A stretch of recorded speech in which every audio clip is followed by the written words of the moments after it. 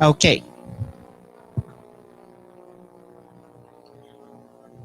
There's no force more powerful than a woman who is determined to rise. Good morning, everyone. Welcome to our online forum entitled Juana, Nangunguna, Laban sa Pandemya. Today, we will be celebrating the accomplishments of women leaders during this extraordinary time in their respective playing fields. We will be hearing the challenges they have encountered, how they overcome them, and how they sustain these gains for them to become triumphant in addressing the impact of the pandemic. As we celebrate the 2021 National Women's Month, it is proper to recognize their dedication and commitment to serve the Filipino people by giving them the necessary platform to share their vision as our partners in sustaining social development and economic progress. My name is Melquides Anchete from the Technical Division of CHED Region 1, your moderator for today. To begin, as one family, let us put ourselves in the presence of our Lord as we continue to seek for His guidance, forgiveness, and blessings. After which, we will be singing the Philippine National Anthem and the ASEAN hymn.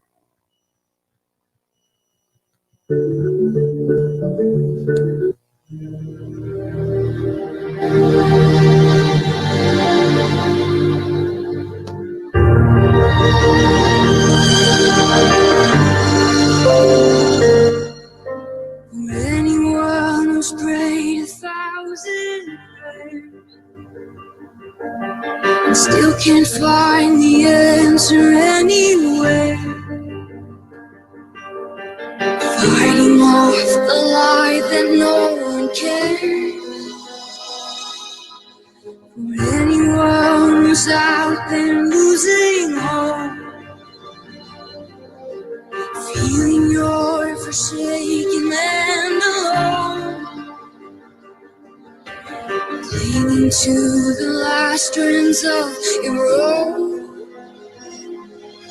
May God give you eyes to see He's still greater, courage to rise and believe He's able. May God be your peace in the fire you're walking through. This is my prayer now. This is my prayer for you.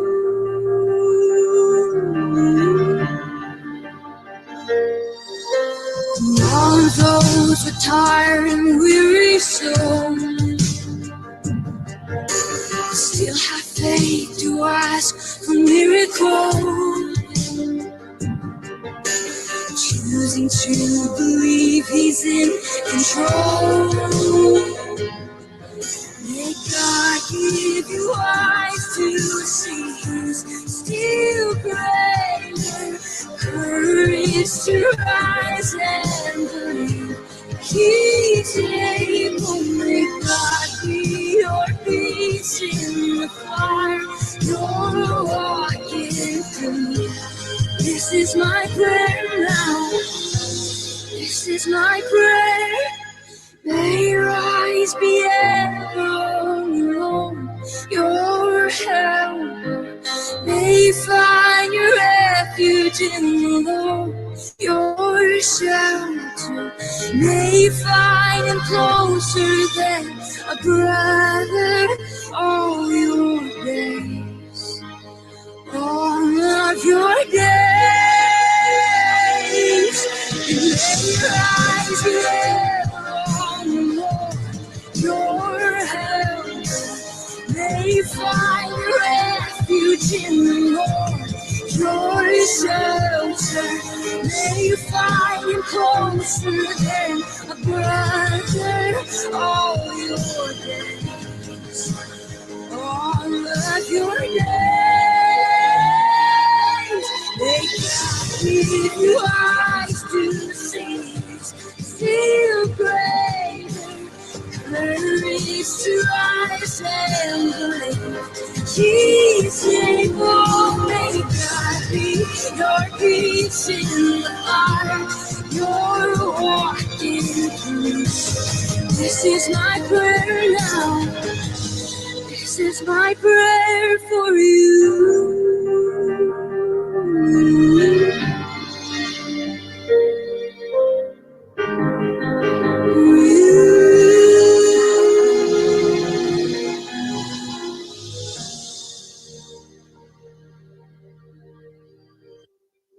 Noon pa man, malaki na ang naging bahagi ng mga kababaihan sa lipunang Pilipino. Kaisa sila sa marubdob na paghahangad ng kalayaan ng ating lahi. Kabilang sila sa paglinang ng ating makulay na sining at mayamang kultura. Kasapi sila sa pagtataguyod ng mga adhikain ng kapwa mamamayan at sa pagtugon sa mga pangangailangan ng lipunan.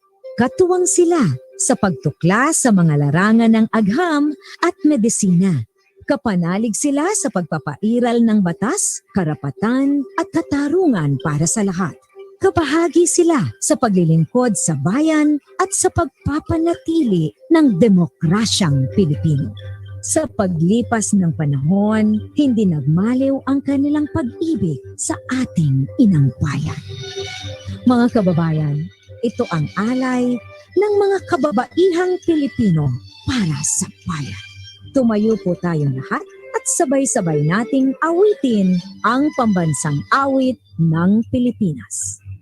Ayaw mag-iliw, pero sa silanganan, alam ng puso, sa dilim mo'y buhay. Lupang hinirang, tulad ka ng pag-ibig, sa mandulong, di ka masisingit. Sa pagkakabot, sa silangan, sa lalim mong araw, ay pinakakatulaan, awit sa pagdayang minamahal. Ang isang ng matawat mo'y talumpay na nag-inig. Ang araw ng kailan ang may nag-inig. Lumalang araw naman, ating pagsikaw, mo'y naging sakin mo.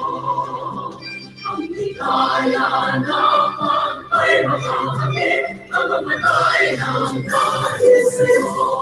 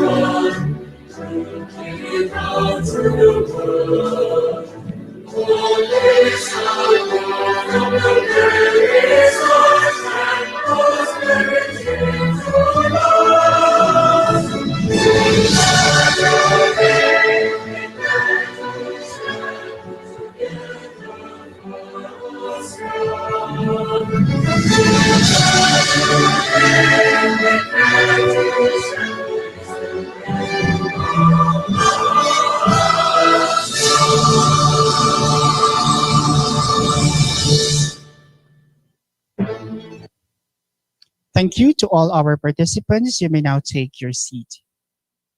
Based on our pre-registration data, we have a total of 220 GAD advocates as of 7:50 this morning who came from the different higher education institutions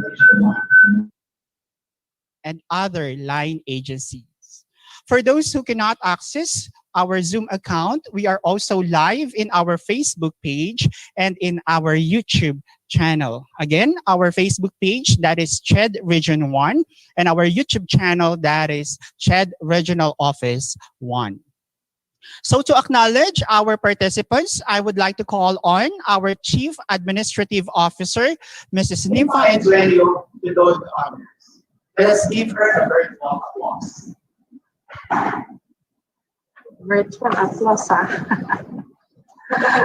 Good morning, everyone, and to all participants who are already online, congratulations and thank you for joining this online forum spearheaded by the GAD Focal Point System members of the Commission on Higher Education Region 1, a forum on Juana, Nangunguna ka, Laban sa Pandemya.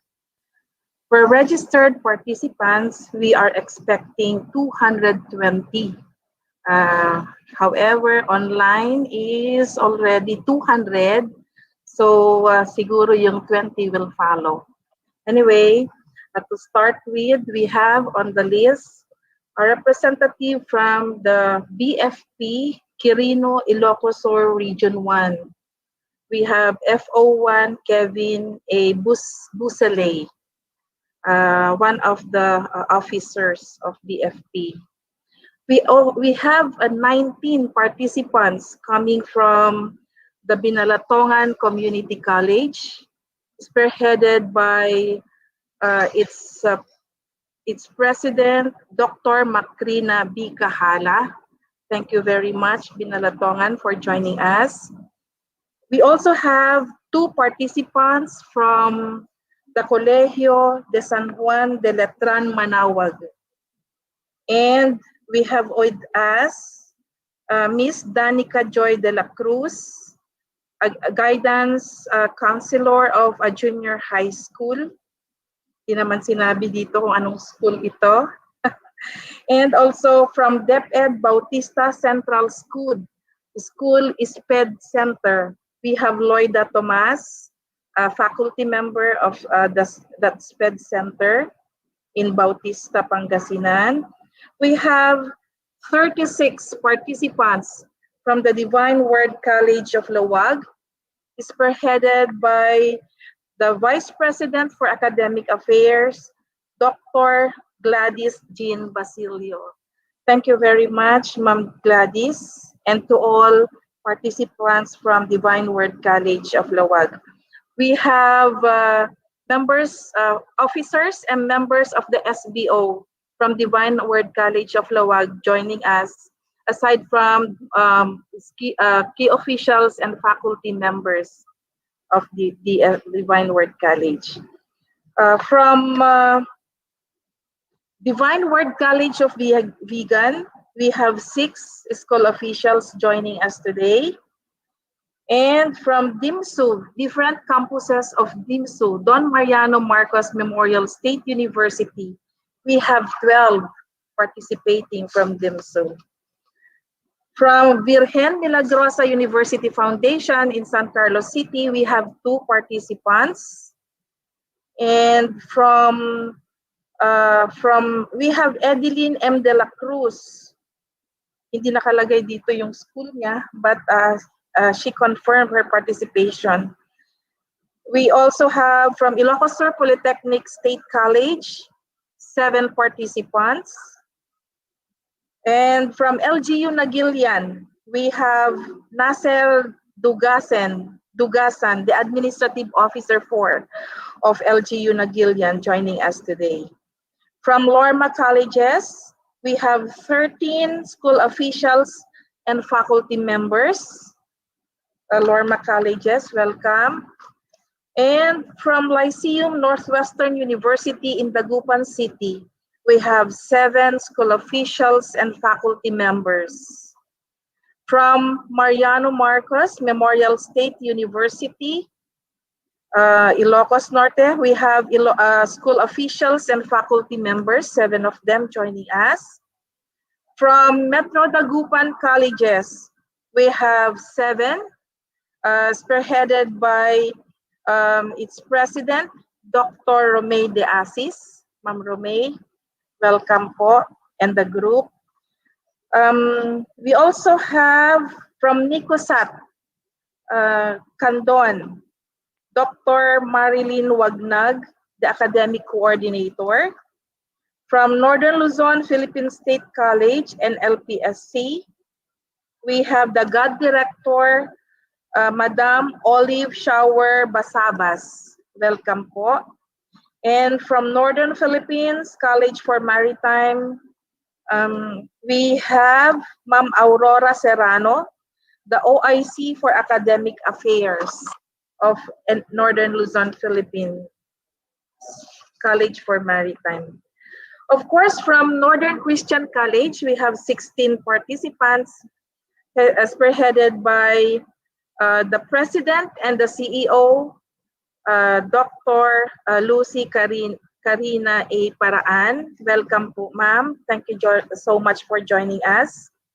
We have one participant from the Northern Luzon Adventist College, the Dean of the School of Nursing, Miss Caril Lynn Sanchez.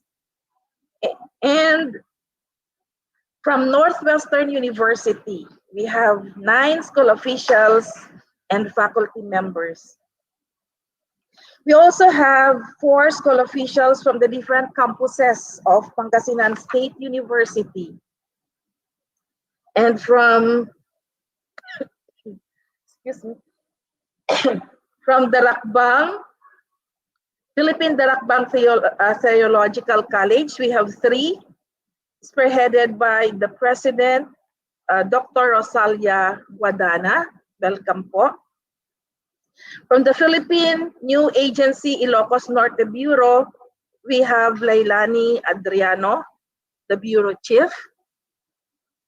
From University of Pangasinan, FINMA, we have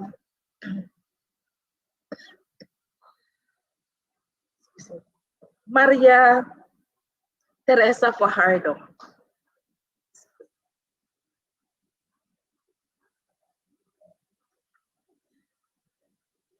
We also have from Region 1 lang naman ang nakalagay dito, Ma'am Pichi Miam Fernandez, Guidance Counselor. RHU Labrador, we have 2.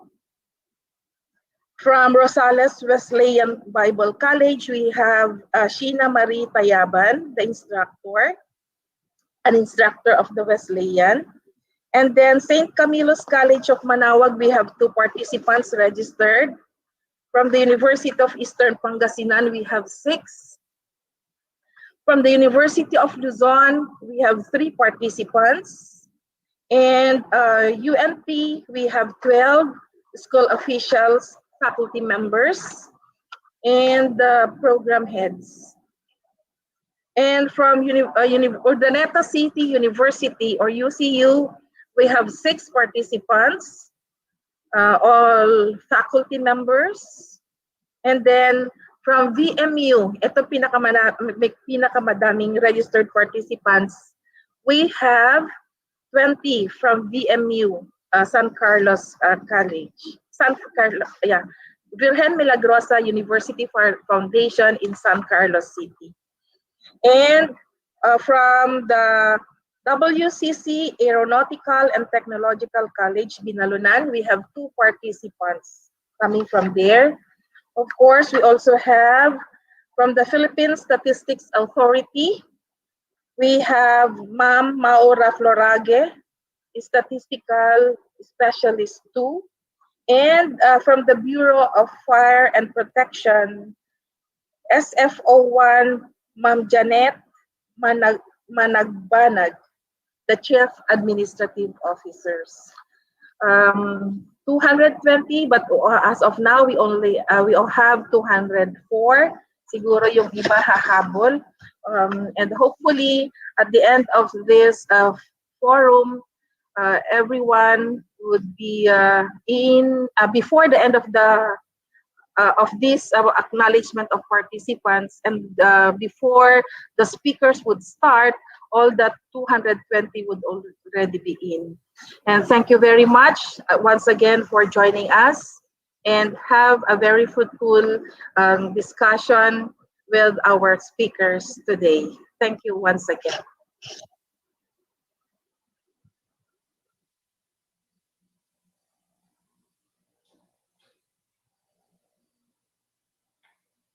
Thank you so much, Ma'am Nympha, for recognizing our participants.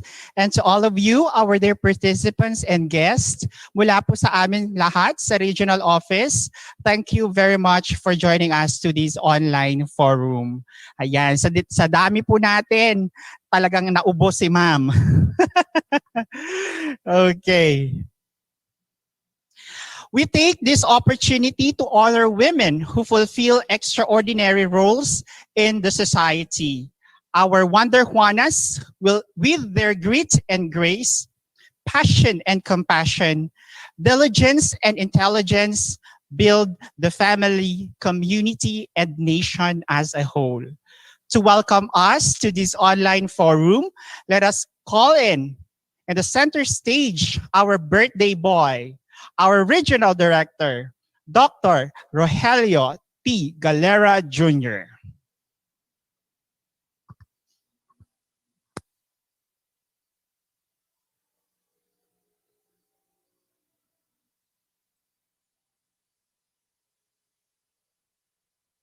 Sir, we cannot hear you po. Ayan, okay. The host Okay. allowed me to unmute already. Thank you, Mel.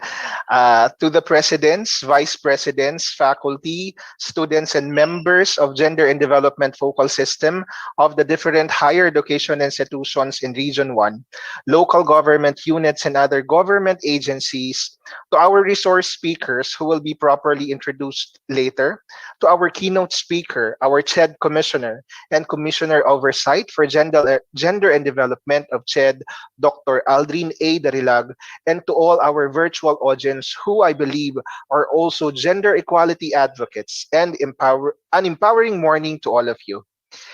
Empowerment is a big word that seems to be elusive for many years, especially for women.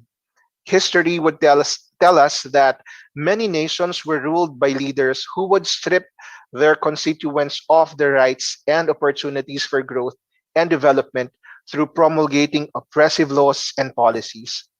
For women, these oppressive laws were even worsened by toxic masculinity and domineering husbands at home.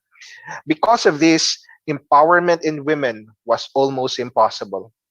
Women were confined in their homes, taking care of children and doing household chores. Women were excluded in decision making and denied key positions in governments and companies, were deprived of the rights to vote and of education, were trapped in forced marriages, and many more. All of these laws and treatment to women started from a biased perspective that women are inferior to men, that women are weaker than men, that women contribute less to the government and family than men do. Imagine how women were kept captive for so many years by biased thinking, which resulted in limiting their power, denying them to reach their full potential, and diminishing their worth in the society. Thank God, we had people who pushed for gender equality. There has been progress over the last decades. More girls are going to school, fewer girls are forced into early marriage, more women are serving in parliament and positions of leadership, and laws are being reformed to advance gender equality. But just how important gender equality is. The United Nations organization says gender equality is not only a fundamental human right, but a necessary foundation for a peaceful, prosperous, and sustainable world. Many conflicts arise because of unjust practices at home, at school, and at work. If all are treated equally and given equal opportunities, people will feel respected and empowered. Thereby, they become more willing to work harder and contribute more for the good of others. We have witnessed and experienced women professionals and leaders who have used their intelligence and skills to the maximum. They become great agents of peace and progress if gender gap is eliminated. According to Forbes, we are leaving a lot of money on the table by allowing the gender gap to continue. In fact, McKinsey and Company's Global Institute report found that narrowing the gender gap could add between 12 and $28 trillion to the global GDP. Another study from McKinsey and Lean In implies that if hiring and promotion practices are taken more seriously and would focus on data and eliminate biases, more women are promoted and hired to first level manager. In the Philippines, women leaders fought for anti violence against women. gender balance in government positions, leave benefits and non-discrimination in employment, equal access in education and equal status, and non-discriminatory and non-derogatory portrayal of women in media and films, among others.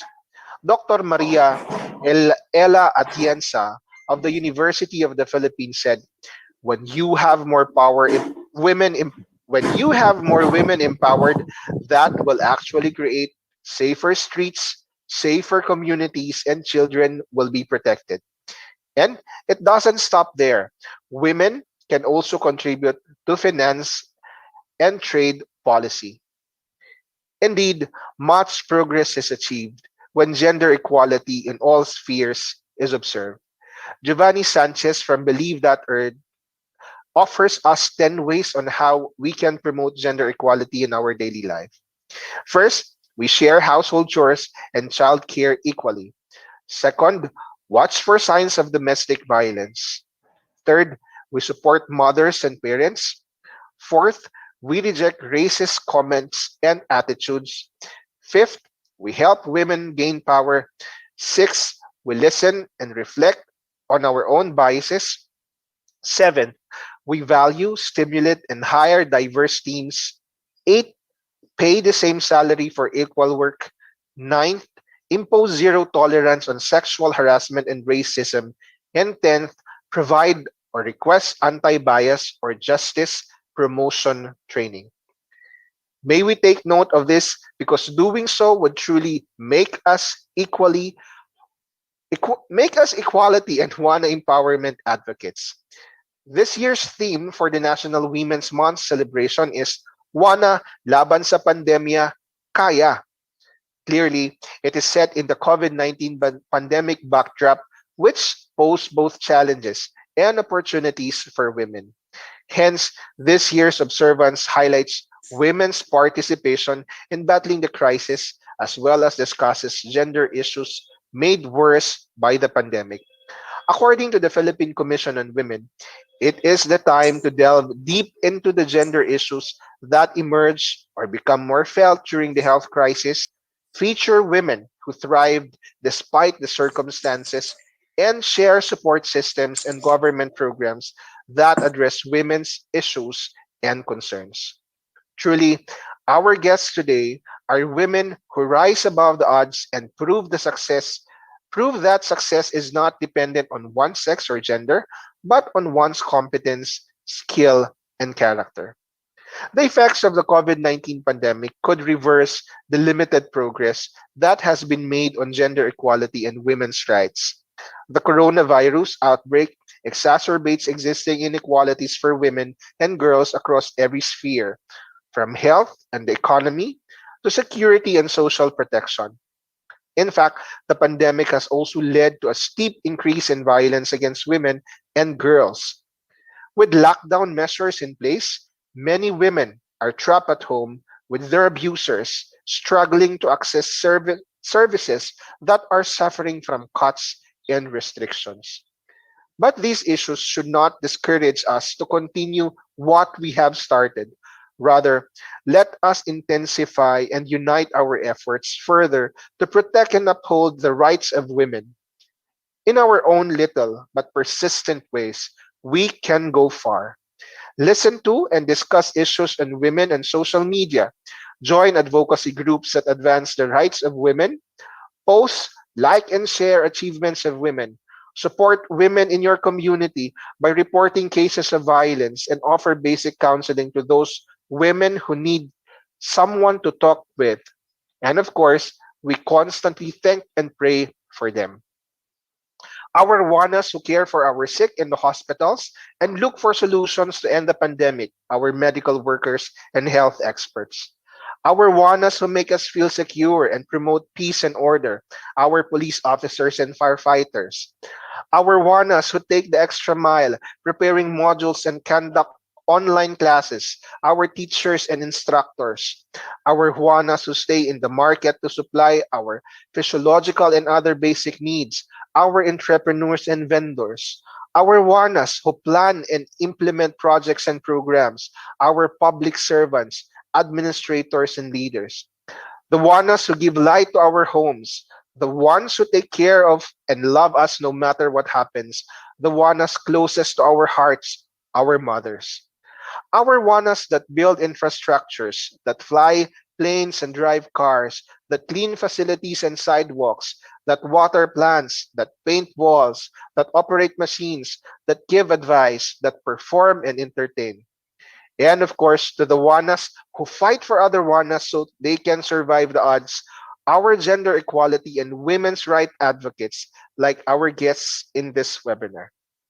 Gender equality may be an uphill climb, but with us moving together towards a common direction, we can surely achieve it. Let us remember that gender issues are everyone's and Juana's concern. Let us be part of that solution. Mga Juana, mahalaga po kayo sa amin. Salamat po sa inyong pagsasakripisyo. Kami ay nagbibigay pugay sa inyong lahat. Mahal namin po kayo. Again, I wish everyone a meaningful and productive session. Welcome to this online forum at mabuhay po tayong lahat.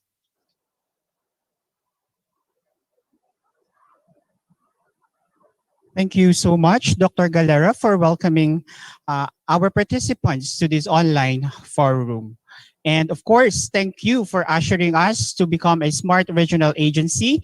This virtual studio, as you can see, is a manifestation of our small steps towards becoming a smart regional office. Maraming salamat, Dr. Galera. This year's campaign is different from the previous ones. The highlight of our celebration this year is the participation of women in battling the pandemic, as well as the presentations of various gender issues experienced by the vulnerable groups. This is the time to dig deeper and provide system of support. So to introduce our keynote speaker, our ever supportive Commissioner in Gender and Development, I would like to call in ang nagbabalik, ang namiss po nating lahat. Let us all give a virtual applause to Dr. Danilo B. Bose. Thank you so much, Mel. Yeah, nagbabalik. Okay. To our participants, our gender advocates from higher education institutions in Region 1, and of course, I know for a fact that there are also participants from our local government units and other national agencies. I have the honor and privilege to introduce to you our keynote speaker. Commissioner Dr. Aldrin A. Darilag serves the Commission by progressively leading the advancement of a wide array of relevant and timely disciplines in higher education. This is exemplified through his work as the Oversight Commissioner of Teacher Education and Teacher Equality, Gender and Development, Extension Programs for state universities and colleges, and the Southeast Asian Regional Center for Tropical Biology. And of course, as a champion for futures thinking and advancement in higher education can be achieved by holistically supporting higher education institutions to be of service to faculty and students by reflecting on previous policies and experiences and by collaborating with agencies, both public and private, local and international, and by having a more refined foresight to prepare students, regardless of ethnicity, gender, socioeconomic status, and religion, for the world of tomorrow. Included in his notable achievements in the time of COVID-19 pandemic are spearheading the Eastern Visayas Higher Education Institutions Flexible Learning Management Systems Consortium in Region 8,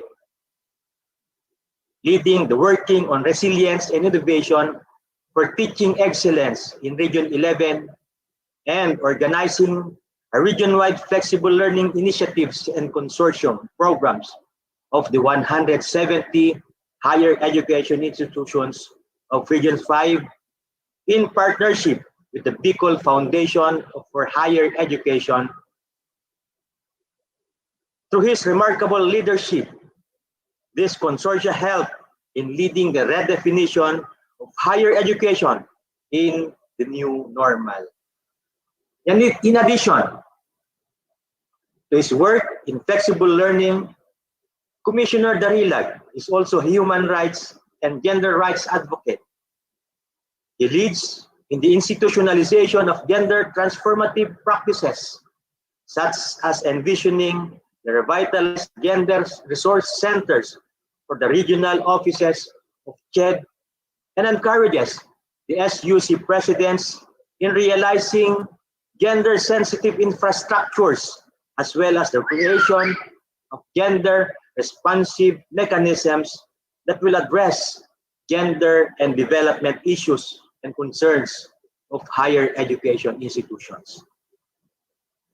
Commissioner Darilag also leads the promotion of cultural education in higher education, a step necessary to ensure the respectful preservation of Philippine culture and the arts for succeeding generations. This includes developing cultural offices in various universities, including culture-based education in higher education, which include the curricula and supporting universities to document best practices through updated multimedia forms. His support to the arts is also celebrated through his work as an accredited faculty of the National Commission for Culture and the Arts, or NCCA, handling the Philippine Cultural Education Program, graduate diploma in the cultural education, and graduate diploma in teaching arts. Commissioner Darilag is also a widely published and passionate researcher. He co-authored some of the publications of notable malariologists and protozoologists in UP Manila, in collaboration with Gunma School of Medicine in Japan. The published researches include clinical and laboratory correlates of cerebral malaria in the Philippines, published in the Transaction of the Royal Society of Tropical Medicine and Hygiene. Application of seroepidemiology in the evaluation in a community-based malaria control program in Palawan, the Philippines, published in the Japanese Journal of Tropical Medicine and Hygiene. Management of severe malaria in Asian countries, published in the Clinical Parasitology Journal. Entamoeba histolytica and Entamoeba dispar, detection by polymerase chain reaction in the low prevalence region in the Philippines, and a prospective study of complicated malaria in the Philippines, published in the Parasitology International Journals. He recounts that his research in the fields of malariology, biotechnology, parasitology, and public health has been greatly inspired by his former boss and mentor in the University of the Philippines College of Public Health, Dr. Hilarita Tungol Rivera. Prior to his appointment as CHED Commissioner, Commissioner Darilag has served the higher education landscape in various capacities. As Director for Human Resource Management Services of the LaSalle, Philippines. As Head of the HR Commission of LaSallian Schools Network, as Vice President for Academic Services at St. Paul University, Surigao. As Dean of the Graduate School of St. Paul University, Manila, as Vice President for Research, Planning and Extension Services of Pamantasan ng Lungsod ng Marikina. As Associate Professorial Lecturer at the LaSalle University, Manila, Brother Andrew Gonzalez College of Education, as adjunct faculty of various private higher education institutions like Holy Angel University, Far Eastern University, University of Santo Tomas, and De La Salle College, De La Salle College of St. Benil. Commissioner Darilag finished his Doctor of Philosophy in Educational Leadership and Management and has earned PhD units in Science Education, major in Biology, and finished his Master of Education, major in School Leadership at the De La Salle University, Manila. He also has a master's degree in medical technology at the University of Santo Tomas, or UST. He is a certified human resources professional, a registered medical technology, and a registered nurse. But on top of all these academic pursuits, and behind all these noteworthy accomplishments, Commissioner Darilag maintains his primary role in life as a devoted family man and a loving husband to his wife, Maricel. He managed to preserve the good quality of his household and the virtuous upbringing of his two precious kids. Commissioner Darilag continues his advocacies related to raising the consciousness of the Filipino people on the rapid and exponential changes brought about by the Fourth Industrial Revolution, enhancing the implementation of transnational education as an effective tool of adapting into a globalized world, supporting the achievement of an efficient, responsive, and relevant teacher education, and ensuring the realization of a culture-based education as one of the core objectives in the Philippine higher education. Friends, ladies and gentlemen, gender and development advocates, it is my honor and privilege to introduce to you our keynote speaker, Dr. Aldrin A. Darilag, the Oversight Commissioner for Gender and Development. Let's give him a warm applause. Thank you for the introduction, Dr. Danilo Bose.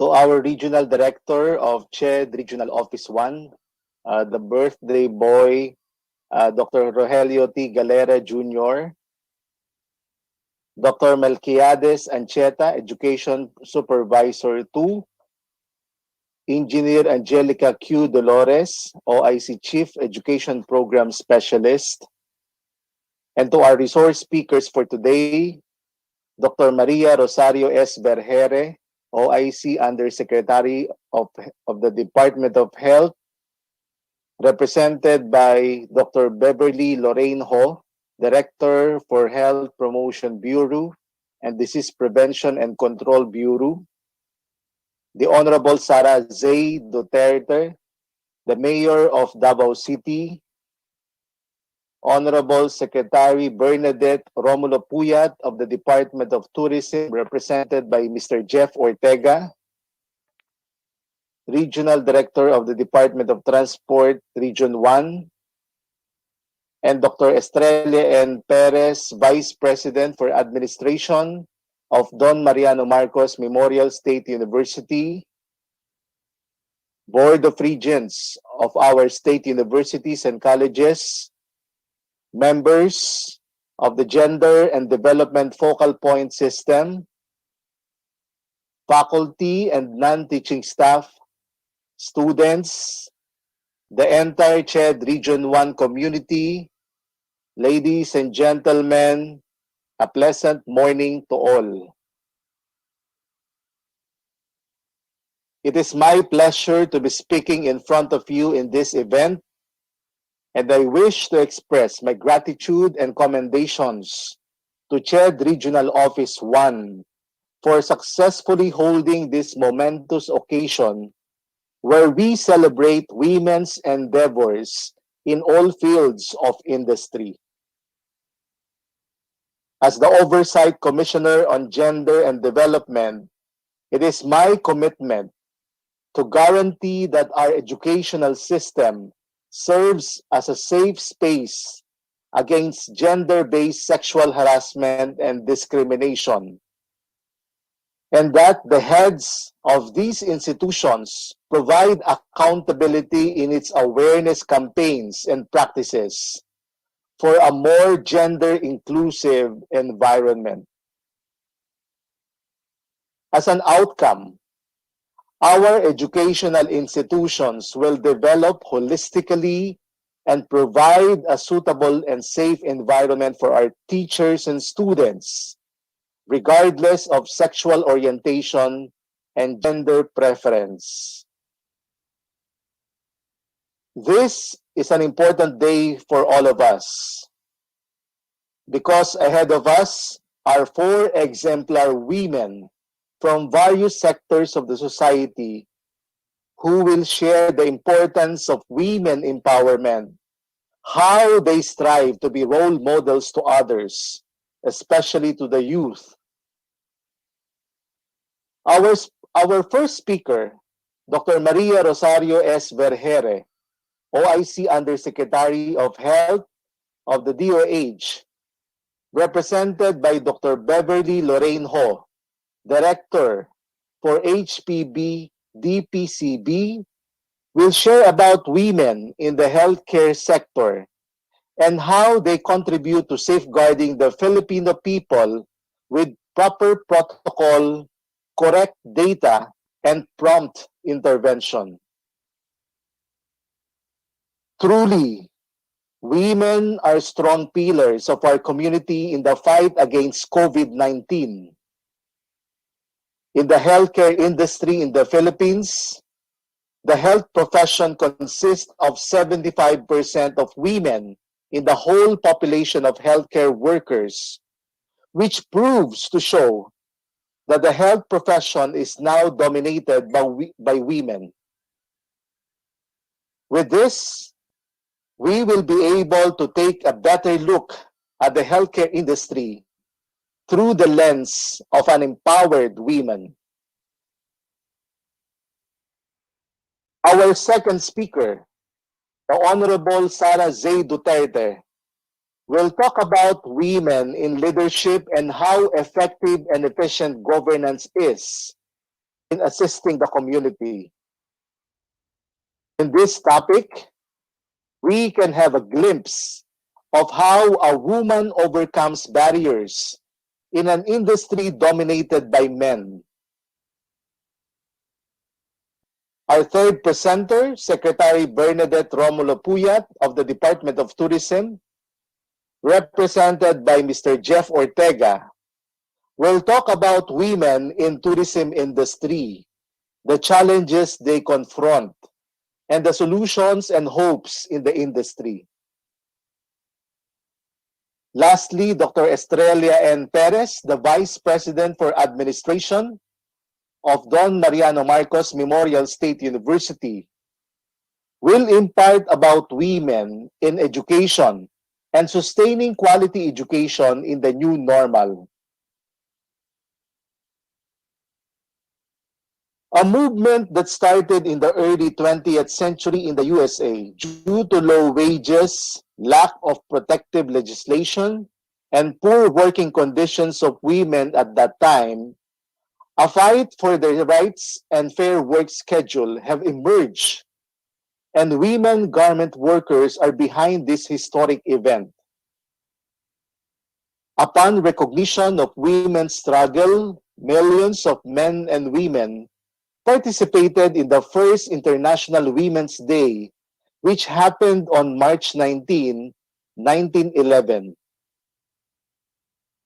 Although legal mandates have been passed to safeguard women against any form of discrimination, inequality still exists in the society.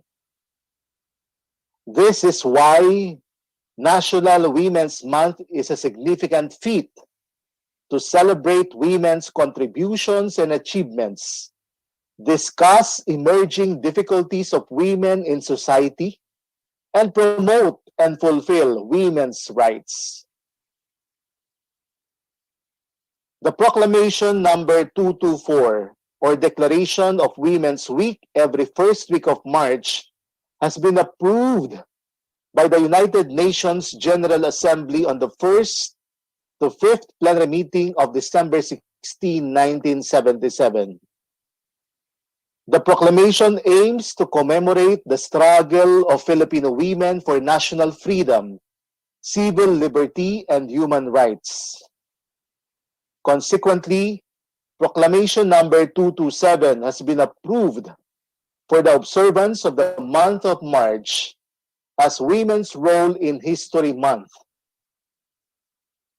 Lastly, RA 6949, or the National Women's Day, has been legislated to declare March 8 every year as a working special holiday to encourage and allot time for the employees to engage in activities to promote and celebrate National Women's Day. These legal mandates serve as a symbol of representation that the Women's Month celebration provides a platform for sustainable and concrete actions towards gender equality and women that are trailblazers of change. As part of the growing initiative of the Commission, chaired Memorandum Order Number 1, Series of 2015, establish policies and guidelines on gender and development on CHED and higher education institutions.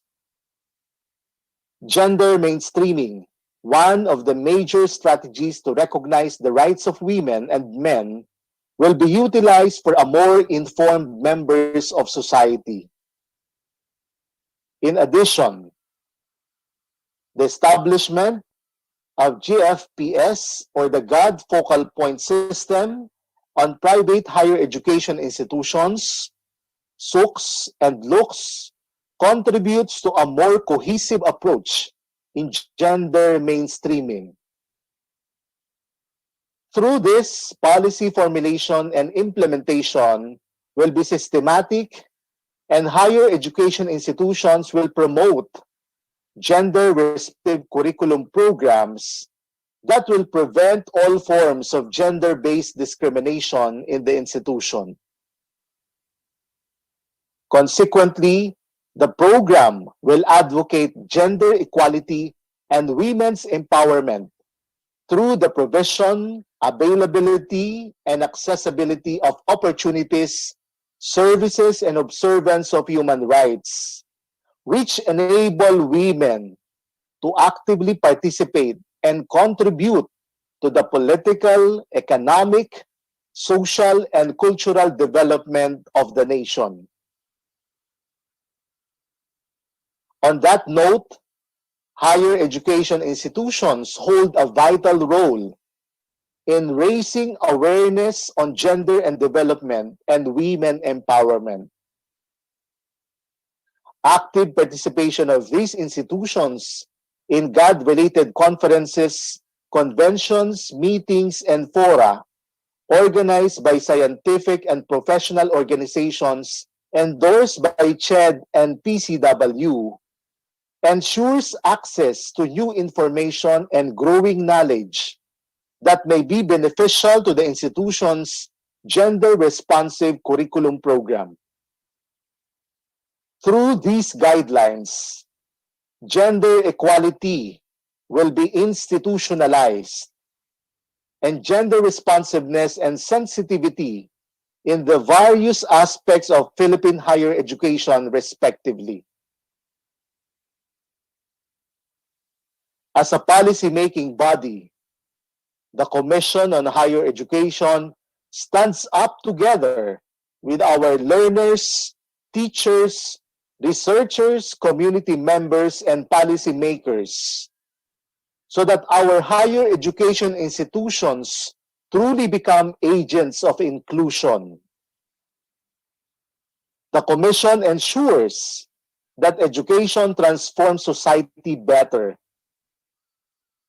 Some of the noteworthy initiatives of the Commission regarding this movement include: first, the development of specific education policies anchored on the Republic Act 11313 or the Safe Spaces Act to require all higher education institutions to educate their students and train their faculty and inform them as to how sexual harassment ends in schools.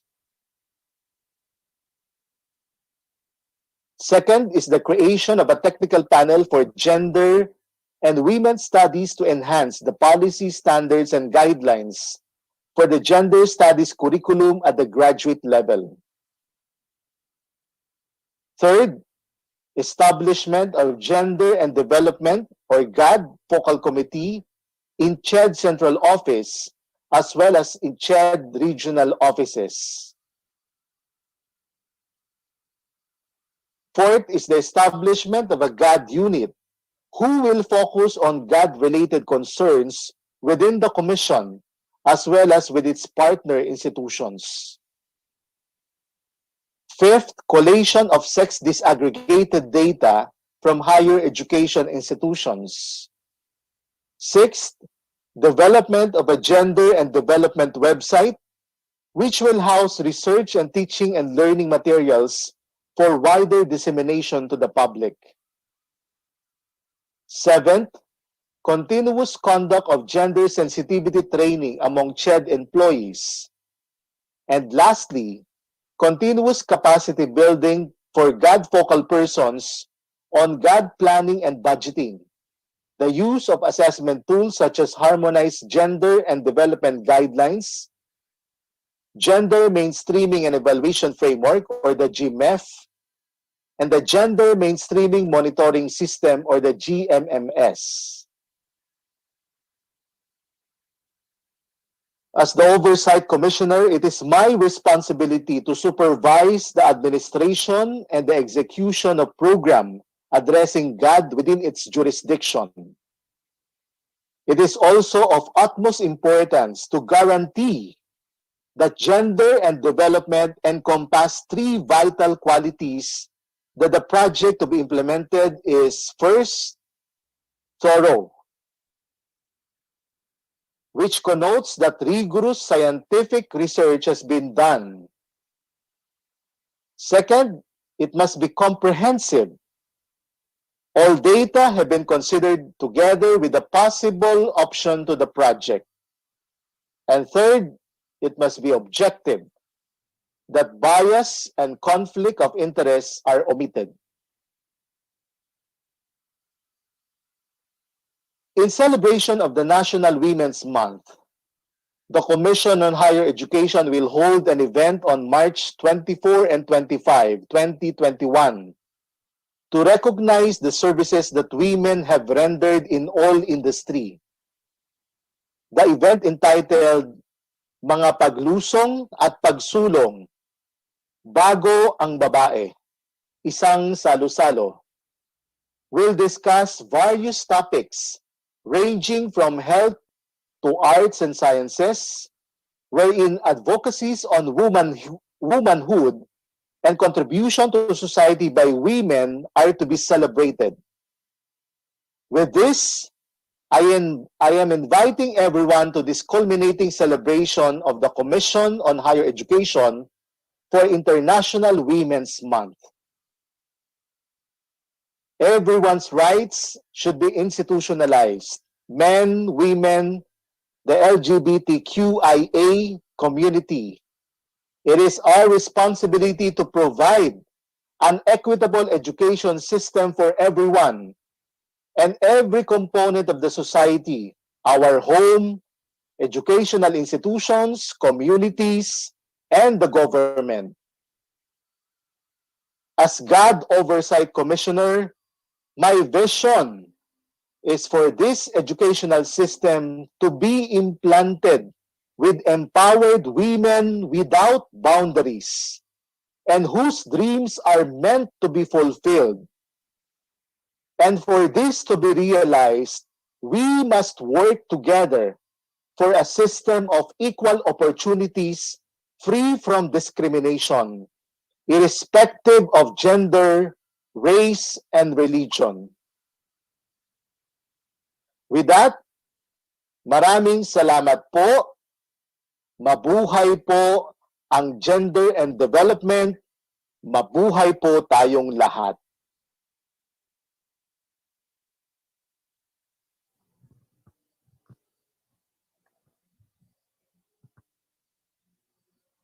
Thank you so much, Commissioner, for sharing your thoughts and also for mentioning our accomplishments in gender and development and for taking time to join us in our online forum as we continue to genderize the Philippine higher education system.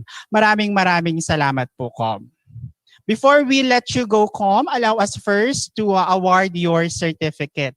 I would like to call our regional director, Dr. Galera, and to be assisted by our Chief Engineer Angelica Dolores, and also Dr. Danilo B. Bose, and also Ms. Nympha and Buenio to do the honors. Sir? Thank you very much, Mel. First, allow me to thank our good commissioner, Com Aldrin Darilag. Marami pong salamat once again, sir, for joining us in this online forum. Allow us to give this virtual certificate po sa inyo, sir. Ito po ang aming katibayan ng pagkilala po na inihahandog po natin kay Dr. Aldrin A. Darilag bilang tagapangasiwang komisyoner ng kasarian at kaunlaran ng Komisyon sa Mas Mataas na Edukasyon para sa kanyang pagbabahagi ng karunungan, kaalaman at kahusayan bilang pangunahing tagapagsalita sa pagdiriwang ng Pambansang Buwan ng mga Kababaihan na may temang Juana, Nangunguna Laban sa Pandemya online forum na isinagawa ngayong ika-18 ng Marso 2021. Ang kanyang mensahe, upang palaganapin at pagtibayin ang mga pamamaraang makakabuti sa pagsulong ng pagkakapantay-pantay ng kasarian at kakayahang tumugon sa mga dalubhasaan at pamantasan sa rehiyon ay tunay na nagdulot ng alab-diwa upang makamit ang mga mithiin ng pagdiriwang ng Pambansang Buwan ng mga Kababaihan. Maraming salamat po to our Commissioner, Commissioner Aldrin A. Darilag. Thank you also, Director J.R. Galera, and congratulations to Region 1, and congratulations to the GAD Focal Committee of Region 1. Thank you. Thank you, sir. Okay, thank you so much, Com. Thank you so much, Sir JR, and also to Ma'am Angie, and also Sir to Dr. Bose, and also Ma'am Nympha. Maraming salamat po, Com. Before we proceed with our learning sessions, allow us first to entertain you with a dance from our empowered ladies in the commission. We'll be grooving, moving, and joining the global campaign founded by Eve Ensler in 2012 to end rape and violence against women. Ladies and gentlemen, dancing in the beat of 1 billion rising, let us all welcome Zaira, Teen, and Janine, the Girl Power Group.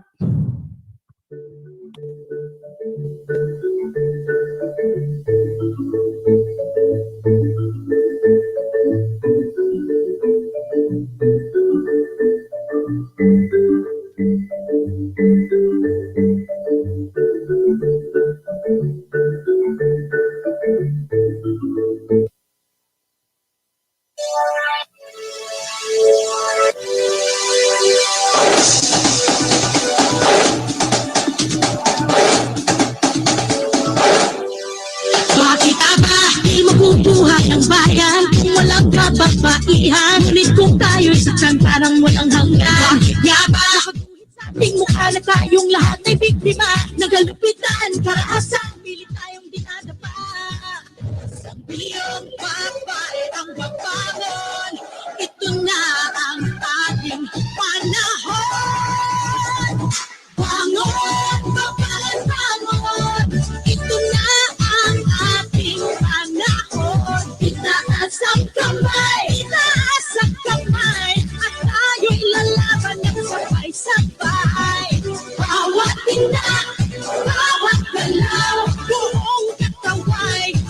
sumisigaw. Bangon, babae power! Ito na ang ating panahon.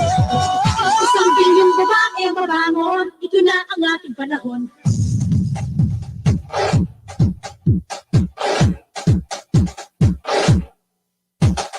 Bangon, bangon, no one can put us down, no one can hurt us now. Rise up and fight, rise up from the ground.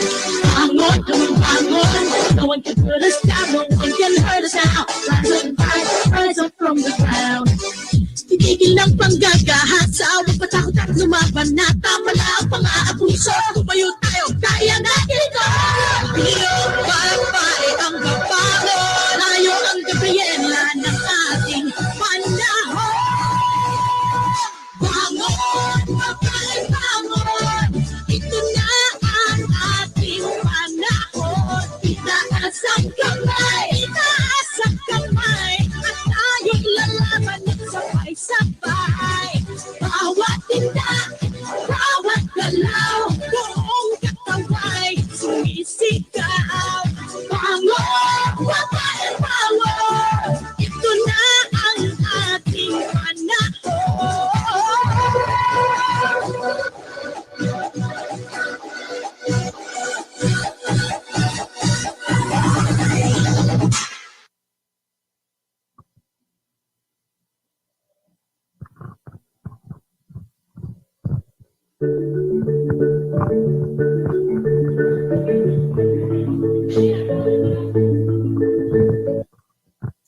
Thank you, ladies, for expressing your commitment through dance to defeat violence and create a new kind of consciousness to the education sector, wherein violence will be resisted until it is unthinkable.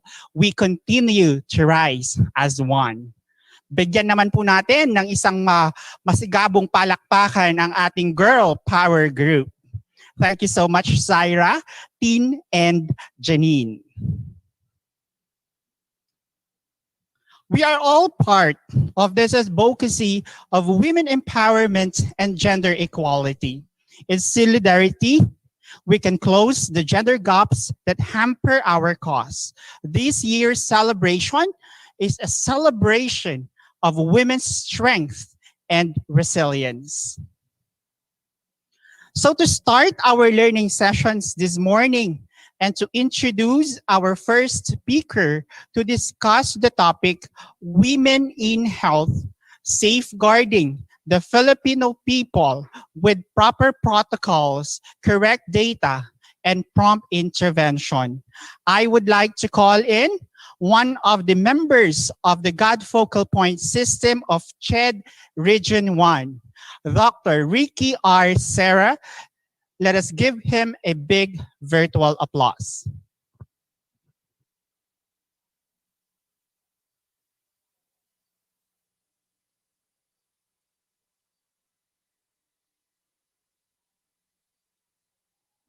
Ricky?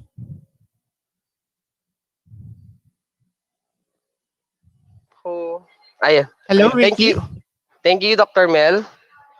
Okay, so our first speaker is Dr. Maria Rosario Vergere, the current OIC Undersecretary for the Health Regulation Team and the official spokesperson of the Department of Health. Due to the unforeseen circumstances, she will be officially represented by Director Razel Nika M. Howe, the OIC Director 3 of the Disease Prevention and Control Bureau of the Department of Health. She will be discussing the topic of women in health, safeguarding the Filipino people with proper protocols, correct data, and prompt intervention. With all of this, let us all welcome Director Razel Nika M. Howe, the OIC Director 3 of the Disease Prevention and Control Bureau, Department of Health.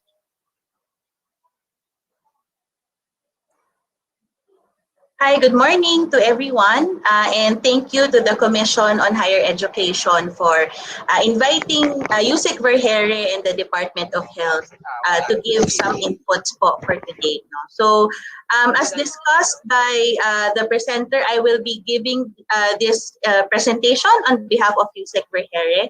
And what we will talk about would be how we will safeguard our fellow Filipinos using proper health protocols, the correct data, and prompt interventions.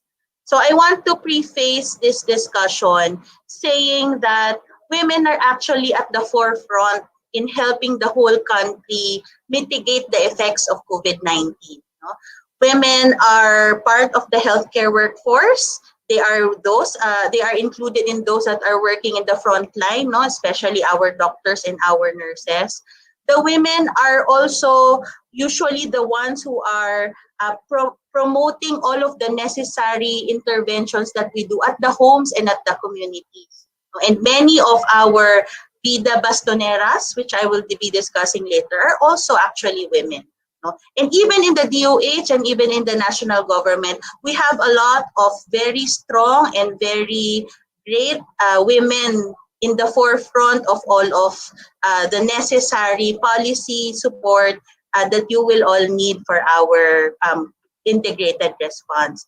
So very timely po no na this information is also provided to all of you and in celebration of all of the hard work that our women have done in helping control this pandemic. So with that as our starting point, I want to give an overview of our guiding principles for our response for COVID-19.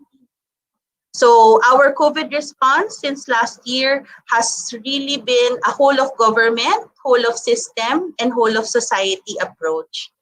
And the science has been our guiding force po, no, and informing all of the decisions that have been made both at the national, the local, and even at the individual and community level. And recognizing that evidence remains to be evolving and we have to manage our resource and our responses, we are always guided also by being fair and being transparent in the rationale and in the priorities that have been made. And usually po in the event of any conflict of rules or guidelines, as we discuss all of this at the level of the DOH and all of the other agencies, human dignity and safety as well as the individual needs of our population has always been the guiding force in making the decisions on what will prevail. So for the past couple of weeks, we have noted and we have observed that there has been an increase in some of the cases in select parts of our country. And that is why I said this is a very timely initiative because we want to remind our population and of course our bastoneras nga in this whole response that we need to become advocates of strictly doing all of the minimum public health standards that we have mentioned since last year that are helping us maintain or mitigate the effects of this pandemic. This would include in our minimum public health standards the proper wearing of face masks and face shield. So that ensures we cover both the mouth and the nose, and that we do not touch our masks and shields when we use them, and to dispose or to wash properly if the masks that we use are reusable. Aside from these masks and shields, our biggest ally actually is general hygiene. And sometimes that is something that we forget, but actually that is more effective because it actually eliminates all of the viruses and the bacteria that we have if we are able to wash them off of our bodies, not either through our hands or through taking a bath. So that means using soap and water for a minimum of 20 seconds. If we are to use alcohol, we use a 70% alcohol. And also ensuring that we have adequate stations to do hand washing. Whether that means having enough faucets, water supply, etc. in all of our individual areas. And of course, yung ating etiquette po sa pagtupo, dahil nga itong pandemic na ito, itong disease ng COVID-19 is transmitted by respiratory droplets, we have to ensure na yung ating mga laway ay hindi na tatalsik sa ibang mga bagay at nakakahawa. So yung ating cough etiquette nga po na tinuturo since last year, which is sneezing or using our elbows, no, para hindi po tumatalsik yung ating mga cough. So these are things that we know, you already know, and we are appealing na lang po na syempre pa mas i-advocate natin ang mga ito because these are really what will make the pandemic at a lesser magnitude than we are. So of course, kasama pa rin dyan yung ating pagme-maintain ng distance sa ibang mga kasama po natin. No? The ideal distance is 1 meter. And in part of this distance is ensuring that we have good ventilation. No? And ang ideal nga po usually is that we are doing our activities, especially if we have it with other people, outside or in open air, because the ventilation will also help us prevent this droplet transmission. And to minimize, of course, the time that we interact physically with other people. No? So if things can be done over phone, over online, then that is usually the preferred method of doing it para po nga we maintain our minimum public health standards. We also inform you po na another part of our public health standards is to ensure that we also educate others, no, with the right information para sabay-sabay po tayo na moving forward in making all of the things that we have to do happen po within our different communities. And that is why the Department of Health has launched its Be the Solution program since last year. And what we have right now actually are the Be the Bastoneros, which is the term that we use for being examples for others. No? So mostly in our communities, our Be the Bastoneros are health workers, or the mothers, no, in the different communities, and they are the ones who are enforcing or who are educating all of the people within their communities of how we can perform all of these necessary minimum public health standards. With all of those po, we also have provided many venues for our population to be up to date with the correct information. No? So because COVID-19 is a new disease all across the world and the science has always been rapidly evolving, this very important role of ensuring that the information that we use and that we share are those that are evidence-based is a very integral component din po of our response. No? Usually misinformation kasi and wrong information causes also undue panic and even the wrong behaviors being implemented in the different communities. So with the different venues that are being made available to provide all of this information, we hope to build and maintain public trust and confidence and to be able to provide quick, no, rapid, reliable, and accurate information to the general public. In the next few slides, what I will be showing you is the process by which the DOH collects all of the information from all of the different parts of the country. So what I am showing you in this slide right now is the ideal patient and data flow that we use for COVID-19. So to be able to provide po kasi the information that we give to the public, that means that we have to actually get all of the information from the different parts of the country. And that usually starts with a patient not going to a health facility or going to their local government unit saying that they are feeling something or that they have symptoms. No? So that's usually the first encounter. When that happens, and that the symptoms are consistent with symptoms for COVID-19, then these facilities, which we call as disease reporting units, give that information, no, to a centralized system. So previously, before the pandemic, we were doing it manually, wherein sinasabi po yan sa local office and then sa regional office and then sa DOH. But because of information technology, we are able to make things more efficient. no? So that they submit that information through a platform developed and managed by both DOH and the ICT, which we call COVID Kaya. No? But aside from having that system, this actually also allows other LGUs or other hospitals who have their own systems to submit, no, and to upload the information. So those kinds of things are also interplay. So when that's usually the first encounter po that we know of all of the things that are happening across the country. So usually in terms of the process, these patients with the blessing of their facilities and their LGUs will be going into testing through their laboratories. No? So similarly, pag lumabas na rin po yung result ng mga tao, these information are provided and of course in a very safe and secure manner through a different system which we call the COVID-19 Data Repository System, which communicates and links that data to the data that is in COVID Kaya. No? So simultaneously, the lab will have to give the result to the patient, will give the result to the disease reporting unit, and that would be either the hospital, the LGU, or the lab. And of course, the submitting the result to the DOH. So what happens now with all of this information that is available to the different platforms?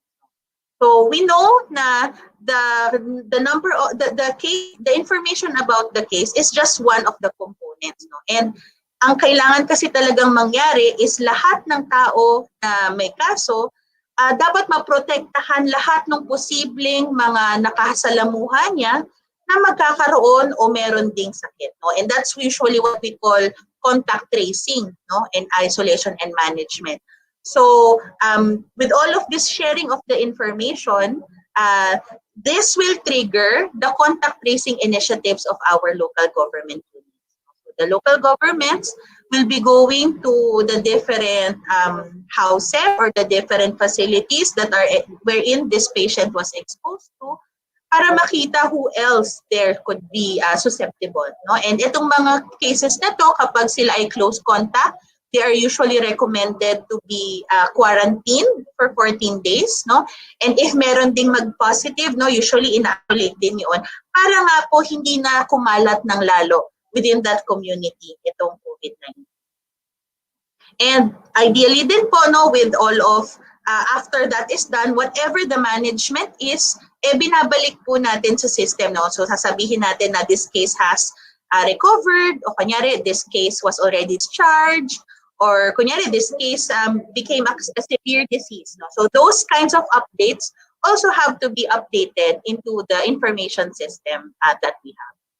So this ideal process, we also, of course, while this is ideal, we are acknowledging that we have had some hiccups along the way, no, in making this work, but we have gone a long way po from when we first started.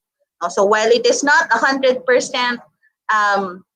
perfect po, no, it is what we use right now, and it has been very helpful in guiding not only the national government, but especially the local government's response to all of these outbreaks. So very briefly, but I will not go into the specific details, the process that I showed you earlier was a fruit of different initiatives and different players who really helped the government set up a system similar to that. No? So we actually have different official reporting systems. I talked about COVID Kaya kanina dun sa lahat nga ng pasyente. No? Our hospitals submit daily yung kanilang utilization, meaning kung ilan yung mga beds na meron pa at saka yung ilan ang filled up na through our DOH data collect, and our labs, no, similarly submit this information through CDRS. No? And yun din po, as we're going into the vaccination program, we also have the VIMS, the Vaccine Information Management System, learning from the experiences po before, no, that we are still in the process of improving and in developing for this deployment. So all of these data and information systems are created, managed, no, and overseen by different intersectoral groups. So we actually have the IATF Technical Working Group on Information and Communications Technology And they have 5 different subgroups. And this is just to let you know din po that these subgroups are not just government alone. We have private sector in them and giving their valuable time, no, and valuable expertise in helping us improve our systems, especially in terms of reporting, data quality, analytics, integration, and sustainability. So within the DOH, we also have created a dedicated unit, and this is actually quite a big unit po, no, around 200 people altogether, managing and coordinating all across the country about all of the information and data needs of the country. And of course, yung na-establish nating mga networks with our different regional, local governments, and stakeholders. And I will be showing you later, these information are not just presented as data, they are usually analyzed. And we have different academe and private and public players also helping the government do that, no, through our different expert groups. One of which is the Technical Working Group on Data Analytics of the IATF. And we have the different agencies and institutions involved po in this endeavor. And they have different outputs, and the recommendations of that group has actually evolved, no, and became reason for many of the different platforms that we use right now, such as the Faster platform, that's an implementer platform po na for all of the different government units, and then what we also provide to the public through the DOH website and the tracker. So we also had many initiatives in terms of compliance and in terms of accuracy. I will not go into some of the details already, no, but basically letting you know po that we assist as much as we can also all of the users of all of this information system to make sure that our information is accurate, complete, and timely. No? So usually ACT yung aming inaano po dyan. Accuracy, completeness, and timeliness. So this information usually is extracted from our system on a daily basis, and then it is pre-processed by a group of data managers and analysts within the DOH. We do deduplications, post-processing, cleanings, and validations. And this is usually what is released to the public every 4 p.m. in terms of our case numbers. And the way that it is presented to the public are the different options. And we want to inform nga po all of the members of this call that these are where you can actually find all of the different information about the cases of COVID across the country. So in the website, you can actually maneuver the website wherein you can look at specific regions or specific provinces and look at the different curves, no, the epidemic curves based on the number of cases per day for those specific areas. We also send a one-pager daily case bulletin which just summarizes all of the total numbers for that day. So in every week, there is also a 5 to 6 page situational report that is also shared through social media and through the website and through our Viber groups that has some of the details that we don't put into the daily bulletin. No? So some of the regional graphs and the trends can be seen in this weekly Beat COVID situational report. But I go back po to the implementation of it. No, the data is just something that we do, but it's very vital po. No, but it's something that we use to inform what our actions are. But our actions or interventions are in the PDITR strategy. So for those who are just aware of this overall strategy, this PDITR is the comprehensive set of interventions that we need and that we should all be promoting, no, in order for us to really bring down all of our cases, bring down all of our deaths, and slowly rebuild our economy. So P stands for prevention. That means not having that exposure nga po to the disease. D for detection includes finding where the cases are and where the contacts of those cases are.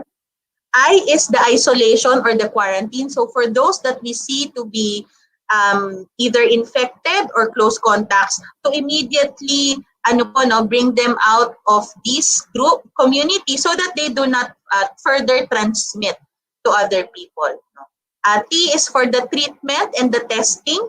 No? And then R is for the reintegration or yung mga return to work or return to community na guidelines. And all of this is what we do for prompt intervention for COVID-19. So for prevention, what we usually use as our strategy is the Be the Solution campaign, which is actually a behavior change campaign designed to help raise awareness about the 4 key preventive measures against COVID-19. So BIDA, B-I-D-A, actually talks about 4 different interventions. B is for bawal ang walang mask. I is isanitize ang kamay at umiwas ng hawak sa mga bagay. D is dumistansya ng isang metro. At A is alamin ang tamang impormasyon. So we have implemented BIDA in barangays to identify the gaps and appropriate strategies in these communities. We also strengthened it into the public sector by partnering with 40 national government agencies and even in the private sector with 35 companies who have all supported us in disseminating this BIDA campaign. With the arrival, of course, of the vaccines, we have also launched the BIDA Plus. Plus is the vaccines, wherein we have integrated also the information that are necessary about the national COVID-19 vaccine deployment program. So this initiative has been made through very aggressive information drives, town hall meetings, and frequently asked questions about the different components of the response and of the vaccines.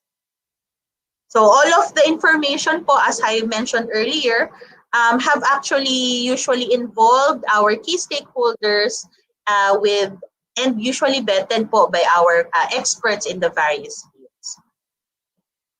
So for detect, that means an inclusion of detecting through our laboratories nung ating mga cases.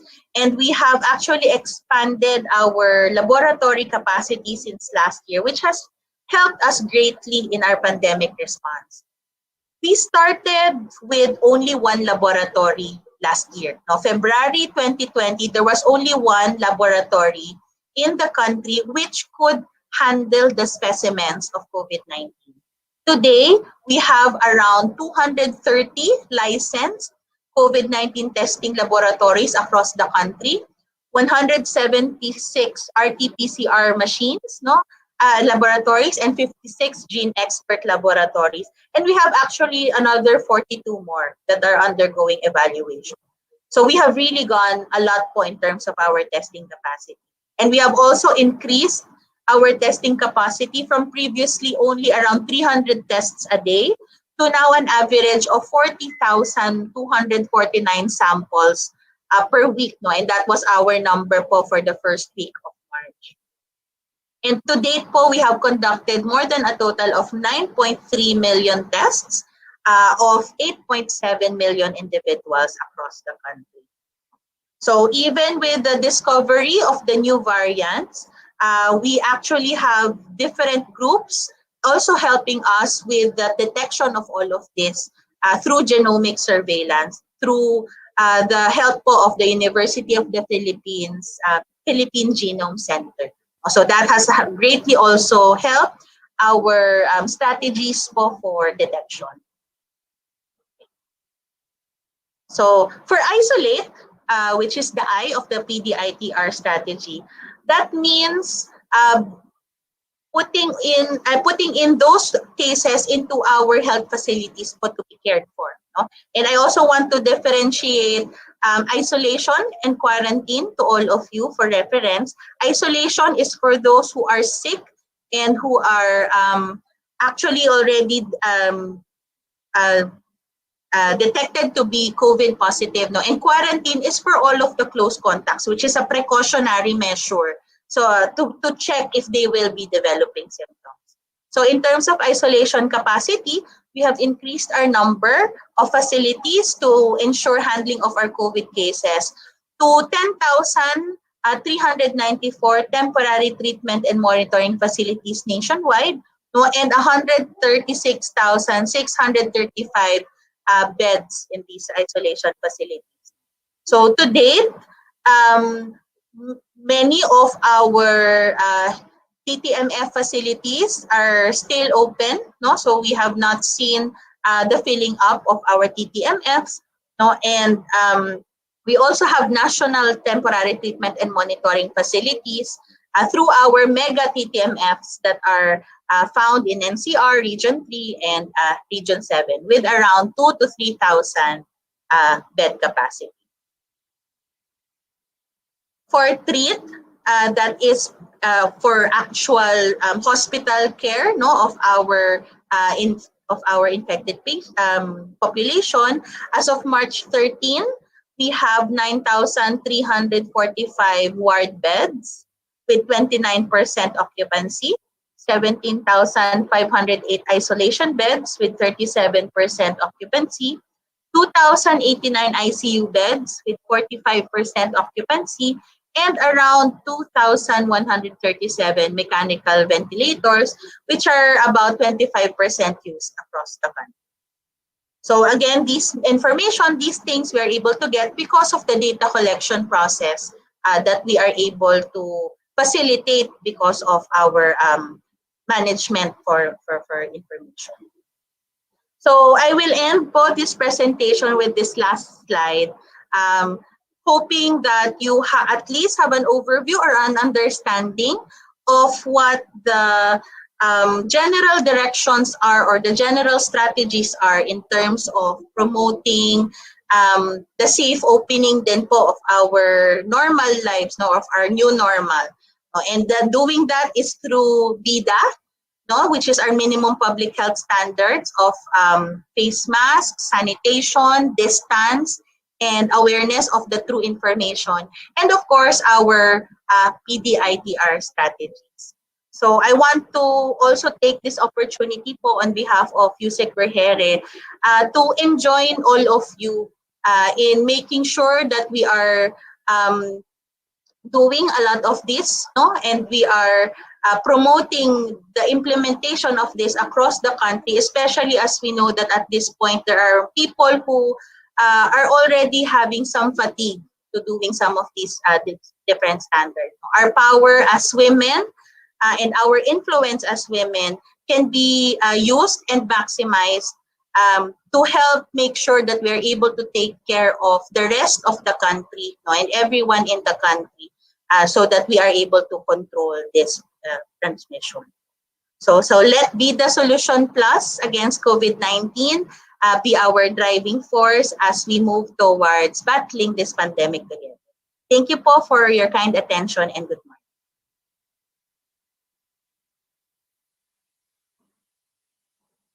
Inputs and how you safeguard the health of the Filipino people.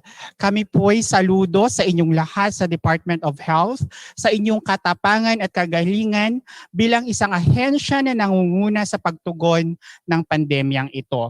Maraming salamat, Dr. Hao, and also to Dr. Ho, and also to Dr. Vergere. Okay, so we'll now go to the open forum. But before we proceed and entertain questions regarding the topic of Dr. Hao, I would like first to remind our participants to kindly state first your name and your institution you are representing before you will going to deliver your question. There are several ways for you to be recognized. You can raise your hands in front of your camera or type your interest to ask questions in the chat box. Or you can type your questions directly in the chat box for me to read your questions. Okay, so who wants to throw their first question? Anyone from our virtual audience?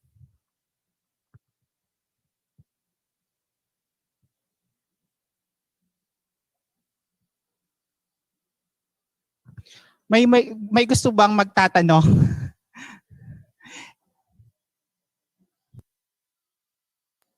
Yes, you can unmute your microphone. Then paki-identify na lang po yung sarili ninyo bago po tayo magtanong kay Dr. How. Anyone? So far, we have a 200, ilan na ba tayo? 221 participants in the Zoom. In our social media accounts, I guess we have a live viewers of 109 participants. Okay, so Dr. How, we have a total of 300 plus participants for this online forum. Okay, so anyone from our virtual participants in the Zoom and in our Facebook and YouTube channel who wants to ask question? Okay, so I can see Dr. Paraan. Yes, ma'am. Good morning, Morning, po, Dr. Dr. Lily. Rachel. Ma'am, I have a question po because di ba we say wear your mask when you're in public at magdistansya. I walk my dog every morning at 5 a.m.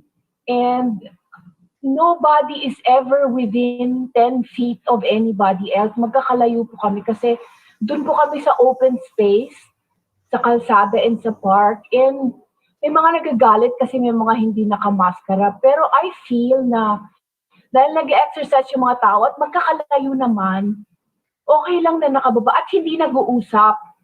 My doctor says that's okay not to wear the mask. You're out in the open air. You're not near anybody. You're not talking to anybody. You're not opening your mouth. And yet some people still get upset. What do you have to say po about that? Sige, so thank you for that, no. So our transmission kasi is through droplets, no. So yung ating talsiklaway, no, in layman's terms, no. So we usually have a mask when we talk to someone para hindi tumatalsik yung laway natin.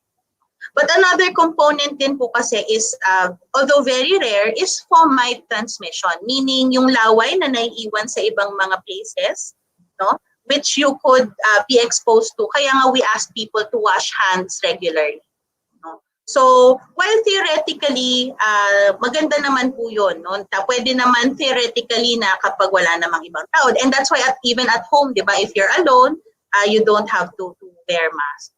I think ginawa lang din po natin to ensure na mas madaling i-enforce, especially out in the outdoor spaces or in public places, that we do this for uniformity, for ease of implementation, no, and again as additional barrier for or as an additional measure for reducing transmission, no, whether that be through the droplets, yung sa laway, or dun sa fomite, no, o dun sa mga maiiwanang mga places wherein the laway will go.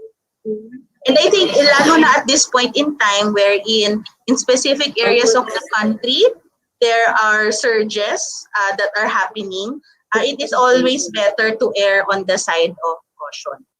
So we actually have a way of classifying different areas based on their risk level. No? So may mga areas na high risk, moderate risk, minimal, no, and yung low. No? So in the guidelines nga po that we will be releasing in the near future, we will also have this gradation. No? So for example, in areas na low risk naman, hindi naman ganun din kunyari kataas yung kaso, then there could be some changes, no, or laxity in some of the guidelines. No? Pero as for now, especially in areas talaga wherein we are experiencing a surge, erring on the side of caution, of ensuring that everyone is protected, is not only for you and the person you walk with, but for everyone who will take and make use of that space that you will be in. But tama naman po, especially when you're at home, you're alone, wala kang kasamang iba, you're at an open air, that the risk of that is lower. No? It's more of an implementation concern then, and in consideration. So I know that's a very qualified answer, but I hope you understand what the thought process is. Thank you po. Dr. How, and also to Dr. Agnier for that question. Dr. Paraan. Sorry, Dr. Louis. All right. Okay. So next question from our participants. You can unmute po your microphone if you have questions. Wala po ba? I guess may question ata tayo dito sa may chat box. Okay, so this question came from Gloria Oblique from Labrador RHU Birthing Home. Dr. How, the question is, can we select our vaccines for COVID-19? When will we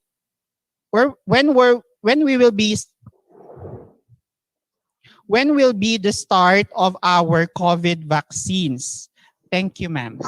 Yeah, sige. So, siguro in a different fora, we could talk about the National Vaccine Deployment Program. No? But currently po, our vaccine program has started, no? And the process is that we will go through each of the priority groups. So I don't know how familiar you are with all of the different priority groups, but that prioritization was made based on the principles of protecting those that are at most risk for severe disease and death. No? So, i-limanize ko po. Ang ibig sabihin po kasi nito, yung ating mga bakuna right now, ang protection niya ay para hindi maging malubha yung sakit o kaya mamatay yung patient with COVID. No? At this point, wala pa pong bakuna na ang evidence niya ay behind transmission or sa pagiging nakakahawa. No? Kaya the way po that we have created our prioritization framework is that we choose the specific parts of the population na are at most risk for having the severe disease and the death. So, and that means yung ating priority A1, no? So actually may makikita nyo yan, it's priority A, B, and C. Tapos sa A, meron tayong A1, A2, A3, A4, A5. Sa B, meron din, no? So may ganong differences siya. Priority A1 is our healthcare workers. No? And then actually, within that category, meron din tayong sub-prioritization. Mauuna yung nasa hospital, and then yung mga nasa community, no? And then yung mga may stand-alone na mga clinic, at saka yung mga closed settings. No? So at this point, we are at A1.3, which is basically covering all of the hospitals, all of the temporary treatment monitoring facilities. So next in line na po yung ating mga community healthcare workers. No? So and that will include yung specific question dito about the birthing homes. No? So sunod-sunod din po yun by stage kung sino yung unang ipapag-master list, sino yung mabibigyan ng allocation, at saka sino yung ano. So that is usually done through the different local government units. No? So for those that will be belonging to the priority A1, which is our healthcare workers, that is something that should be rolling out very soon kasi nasimulan na po siya. No? So yung details na lang po nun maybe can be done through your local government units. The rest would be our the next in line, A2 would be senior citizens. A3 would be our adults with comorbidities. No? A4 is the frontline essential workers, etc. No? So actually, bawat stage, iba-iba po yung definitions, kung sino yung nagsiset, etc. So siguro yun din po yung what we can improve on in the DOH is how to better communicate the prioritization framework para maintindihan ng tao kung kailan yung magiging slot nila in that line. No? And in the same way, dun sa question about choosing, usually po we will give out the vaccines based on what has been approved by the FDA. So with if approved by FDA to be safe and efficacious, then we are to provide the vaccine that is available at that time to the eligible population din po at that time. No? And ito po yung sinasabi na this is a voluntary program. If you do not want to take that vaccine, then that is also your right po. No? Although of course we would recommend that you take it because that protects the whole country. But if you do not, you can waive your right to have the vaccine, and then you can be provided the vaccine at a later time pag tapos na po ang lahat ng priority. So the term that they use is back of the line for that. And that is something that's done not only in our country, but even in the other countries. And sagutin ko na rin siguro yung next question about the who can and cannot be vaccinated. So we will share with your groups po some of the materials released yesterday by the DOH. Basically saying na at this point po kasi ang hindi lang talaga pwede is mga bata kasi wala pa pong studies yung bakuna sa mga bata kaya hindi pa po siya allowed ng FDA. At saka yung may mga allergy to specific components of the vaccine and nakalist naman yun, no? So it's polysorbate, polyethylene glycol, etc. Everyone else can have the vaccine. No? But we also identified groups that can have the vaccine but should have medical clearance first from their doctors. So this would include patients with cancer, patients who are taking steroid medications, other autoimmune disease. So pwede pa rin po sila, may step nga lang na they have to consult a doctor to educate them po on the possible risks and benefits. And there will also be a group of population na pwede, but they will have to defer it, no, or a different time period. So for example, if meron na siyang ibang bakuna, kunyari bakuna ng rabies o bakuna ng ibang na nakuha, they have to wait for a few weeks before they can have the vaccines. Similarly, yung mga nagka-COVID na rin po, they have to wait 90 days before they can have the vaccine. Yung mga pregnant din po, they have to wait after the first trimester before they have the vaccine. So to answer po yung sa high blood pressure, pag controlled po yung blood pressure nyo, then wala po tayong problema and wala pong contraindication against the vaccine. But if on the day your blood pressure is high, then we have to make sure na stable ka muna, no, before we give you any other medication. So siguro I don't want to take time. I will just share materials po to the organizers about the vaccine deployment program, which you can look on your own. No, again, part of the knowing the right information of the BIDA solution. Thank you po. Thank you so much, Dr. Howe, for answering the questions of our participants, from Dr. Gloria Ubinque and also from Dr. Priscilla Agsalud of Pangasinan State University. Maraming salamat, Dr. Howe. Any more questions from our participants before we're going to award the certificate of appreciation to Dr. Howe? Anyone? In our social media accounts, do we have any questions?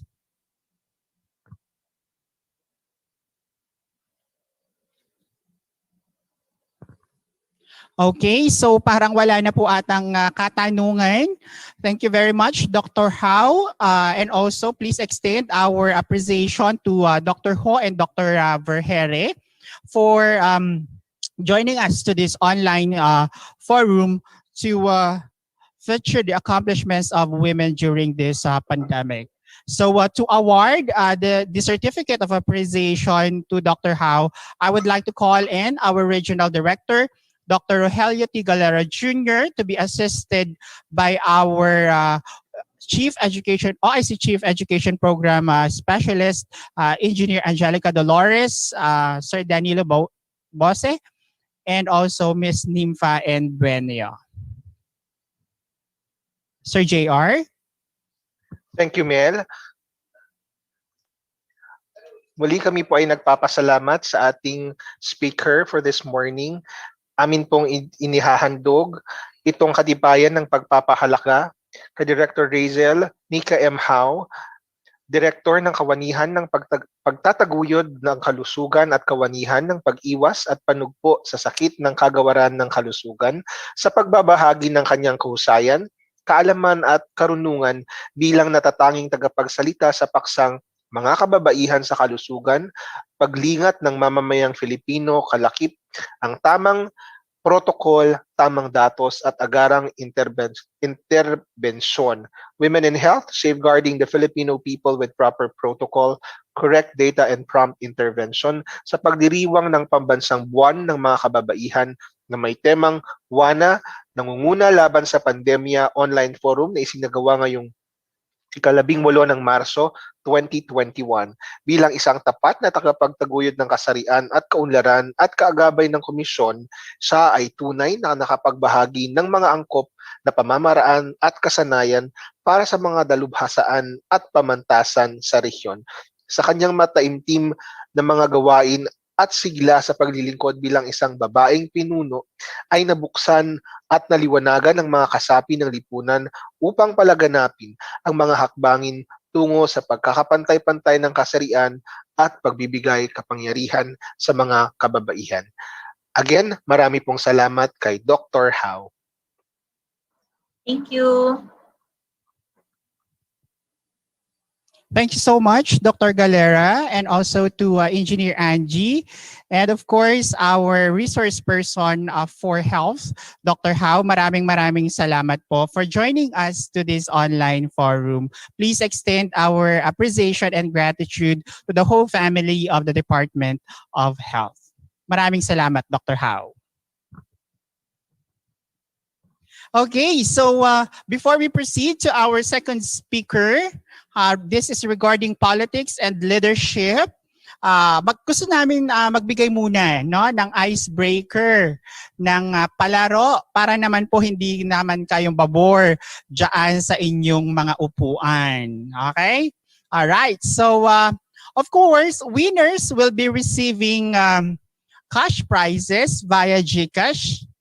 We will also be giving tokens sa mga hindi maswerteng mananalo sa ating palaro. So we have two games.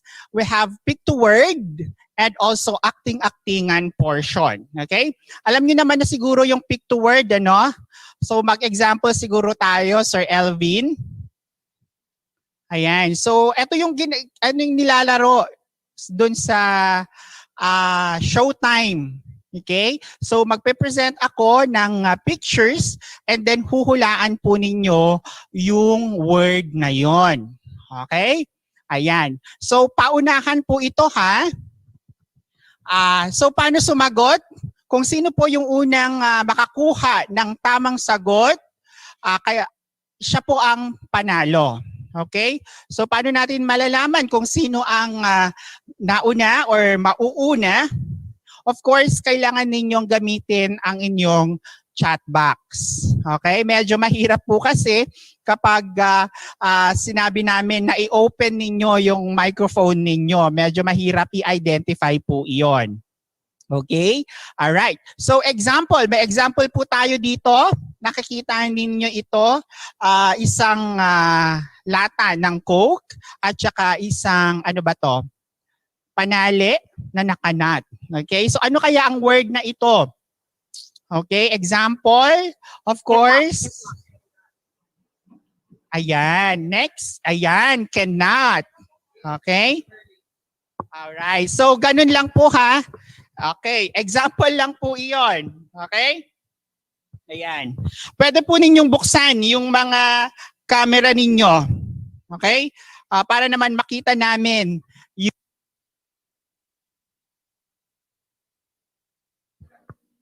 ang premyo natin dito, ilan ba? Magbibigay tayo ng 200 pesos. Okay? Yung mauunang makakahula sa ating pick to word. Okay? So, ready na po ba kayo? Bigyan nyo naman po ako ng thumbs up. Okay? Kung ready na po kayong lahat. Okay. Alright. So, i-open ko yung chat box para kapag flash ni Lynette yung pictures, alam namin kung sino ang unang nakasagot ng tama. Okay, ready na? Okay. 200 pesos via GCash. First pictures. Aha. Wala pa. Ano kaya ito? Meron tayong... Alright, meron po tayong nauna from Lyceum Northwestern University, Miss Cheryl Roman. Ay, sandali. Sige. Stereotype. Pero dapat stereotyping. Okay, ayan. But anyway, consider na lang po natin. Okay, consider na lang po natin eto lang ha, eto lang. Pero dapat for the succeeding pictures, dapat tama po yung wordings natin. Okay, congratulations from LNU, Ma'am Cheryl C. Roman. Okay, nanalo po kayo ng 200 pesos via GCash. Ma'am, yung number po ninyo, nasa amin naman po, nag-pre-register naman po kayo few days ago. Ano po? Okay, sige. Alright, congratulations LNU. Daming nag-time ha. Stereotyping. Ayan, okay. So, ito lang yung i-consider natin ha na first picture. Okay? The succeeding pictures, dapat tama na po yung makuha ninyong word. Okay. Ready? Okay, go! Okay, ano po kaya ito?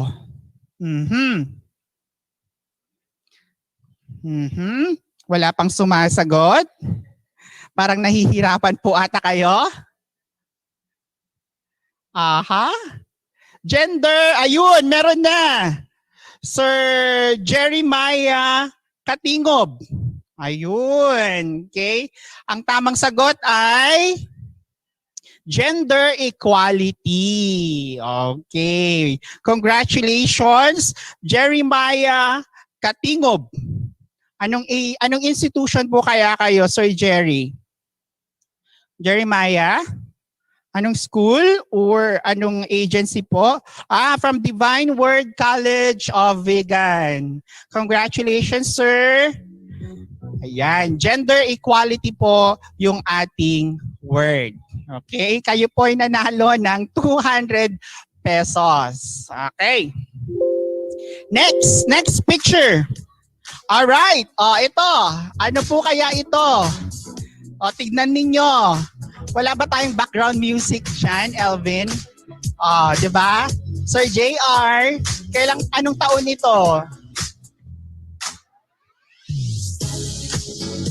Okay. Aha. Okay, meron na po. Nakatamang sagot. From PSA. Aba ha. Merong statistics authority po dito. Si Ma'am Mau Florange. I know, hindi po pala. Mali. From NCC. Nympha Marie Cabulera. Okay, from NCC, Nympha Marie Cabulera. Okay, Ma'am Mau, from PSA po, kulang po tayo ng word. Okay, dahil ang tamang words po natin ay woman empowerment. Okay, so yun po yung tamang sagot. Okay, women empowerment. Congratulations. Aha, aba. Oo nga, sinabi natin kanina na yung first word lang yung i-consider natin. Okay? Alright, sige. So, singular yung lalaki natin dyan. Sorry, Ma'am Nympha. Pero i-consider ata natin yung... nanalo na pala ito. Si Sir Jeremiah Katingob. Oo. Alright. Sige. Kay Ma'am Nympha na lang, sir, ha? Yung yung premyo. Okay? Ayan. Sige po. Alright. Sir Jerry, okay lang po sa inyo yun, ha? Pasensya na po. Okay. Okay, next. Next picture.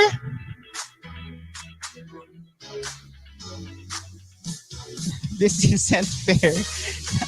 If I keep typing. Okay, ano po ito? Okay, ano po kaya ito? Anong word? Sir Jeremiah, bibigyan na lang po namin kayo ng planner. Okay, bilang second prize ninyo. Okay?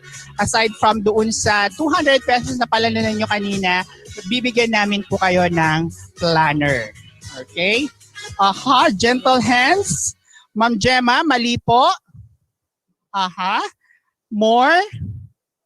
Sige na, bilis-bilisan natin. Gentle hands. Ano yung mga nakikita ninyo dyan? Bare hands. Okay, parang yung dalawang pictures lang ata ito. Bare hands. Paano naman po yung isang picture? Sige na. Of course, yung mga words natin, they are referring to gender and development concepts, basic concepts on gender sensitivity, mga ganyan. Blurred daw po yung picture. Hindi naman po. Hindi naman po blur yung picture namin. Baka yung internet connectivity po ninyo, ma'am, sir. Okay. Aha. Okay. Parang nakukuha na po, malapit na po atang makuha yung word natin. Humans, Sir John Thomas Ranches. Dugtungan po ninyo. Malapit na po. Humanities. Of course, hindi po humanities, Ma'am Kimberly Inaldo. Parang hirap na hirap kayo dito, Okay. Gentle hands. Mali po. Yung first picture natin, kung hindi nyo po nakikita at blurred, meron po tayong isang, hindi ko alam kung cheetah ito or tiger. Tapos, nakahunt po siya ng isang deer. Aha, human sexuality, human powers, hindi po. Oh my God, malapit na. Human powers, human sexuality, gentlemen, human rights, ayun. DCC, President Mamak. Mamak, congratulations. Nanalo po kayo ng 200 pesos. Okay, congratulations, Mamak. Sorry, Ma'am Liza from St. Camilos. Nauna po si Dr. Macri Nakahala from Binalatongan Community College. Okay. Di ba? Talagang sayang. Sayang na sayang, Sir John Carlos Tumas Ranches. Alright. So, ilan po kaya? Okay. Next. Nakilang winners na ba tayo? 4 na ata, no? Okay. Last na ito. 200 pesos. 4 na words. Ano po kaya ito? Aha. Meron tayong sing-sing. Meron tayong, river. Nandyan yung office, central office namin. Aha. At saka may picture din po tayo dyan ng lalaki at saka babae. Ano po kaya ito? Come on, people. Sagot-sagot. Para manalo po kayo ng 200 pesos. Alright. So ano po kaya? Thank you so much. Okay, may nanalo na. Gender mainstreaming. Very good. Congratulations, Dr. Louie. Nanalo po kayo. Nanalo po kayo ng 200 pesos. Okay? Ma'am, antayin nyo lang po yung ating padala via GCash at yung planner po ninyo. Hindi po namin alam kung paano namin to ipapadala, but siguro titignan natin, no? Kung may makakapunta po dyan sa mga schools ninyo. Kasi ongoing naman po kaming nag-iikot ngayon sa mga iba't ibang institusyon, universities and colleges in the region to check their compliance for the IATF guidelines and CHED advisories. Maraming salamat po for participating. And of course, hindi pa nagtatapos yan. Hindi pa nagtatapos dyan ang ating pag-games. Okay? Ano ba ang next game natin? Eto na. Etong maganda. Yung acting-actingan portion. Okay? So, ano ito? Of course, magpapakita kami ng isang video clip from a particular movie. And then, ibibigay na rin po namin yung lines, yung dialogue ng mga bida or ng mga character. Okay? At yun yung gagawin ninyo or susundan ninyo. Okay? Okay lang ba yun? Of course, paano ang judging dito? Okay? We will be requesting our virtual audience, no, to participate. Okay? Kayo ang magiging judges natin. Alright? So, kuha lang po kayo ng piece of paper and a pen. Okay? Doon nyo isusulat kung sino sa tingin ninyo sa dalawang natin ang pinakamagaling mag-arte. Okay? Arte-artehan tayo. Okay. Sige. But bago namin i-flash yung first slide or yung first movie, of course, kailangan muna nating mamili ng participant. Okay? Alright. So, sino kaya ang tatawagin ko mamimili? Si Sir JR. Sir JR, andyan ka pa ba? Lynette, pakibukas yung Excel file natin, Google Excel natin para makita natin yung name ng mga participants. Google Sis. Okay. Alright. Sir JR, nandyan ka pa ba? Parang wala. Si Ma'am Angie.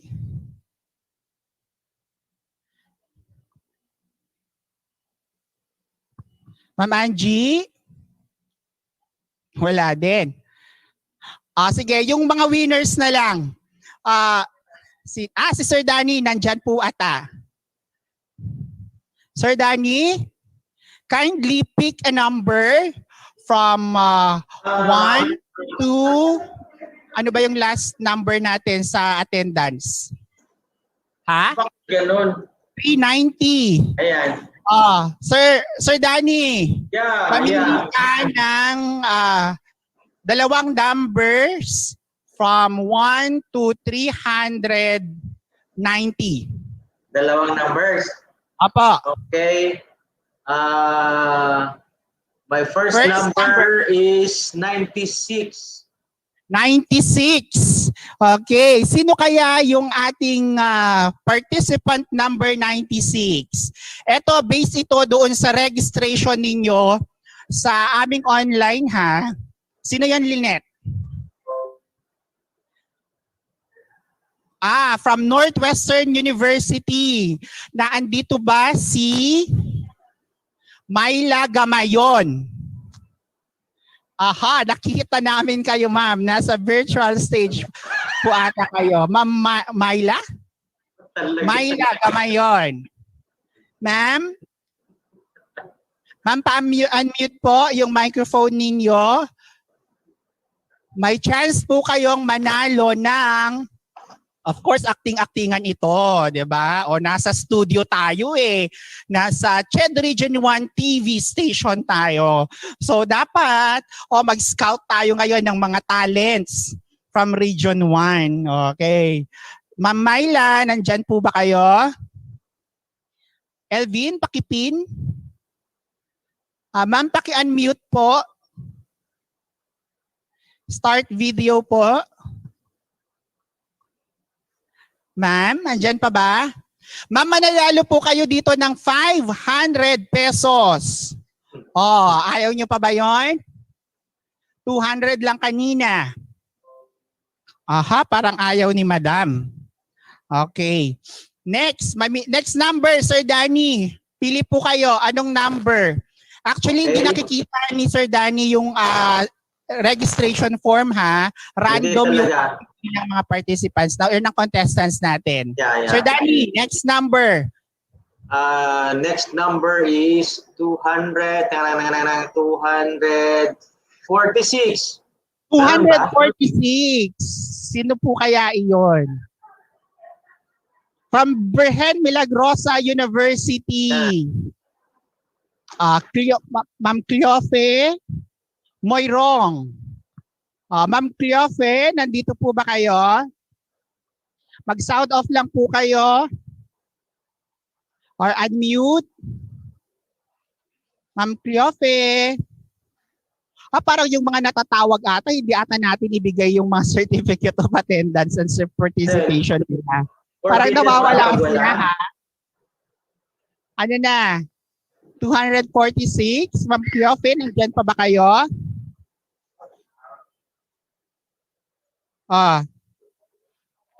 Sino?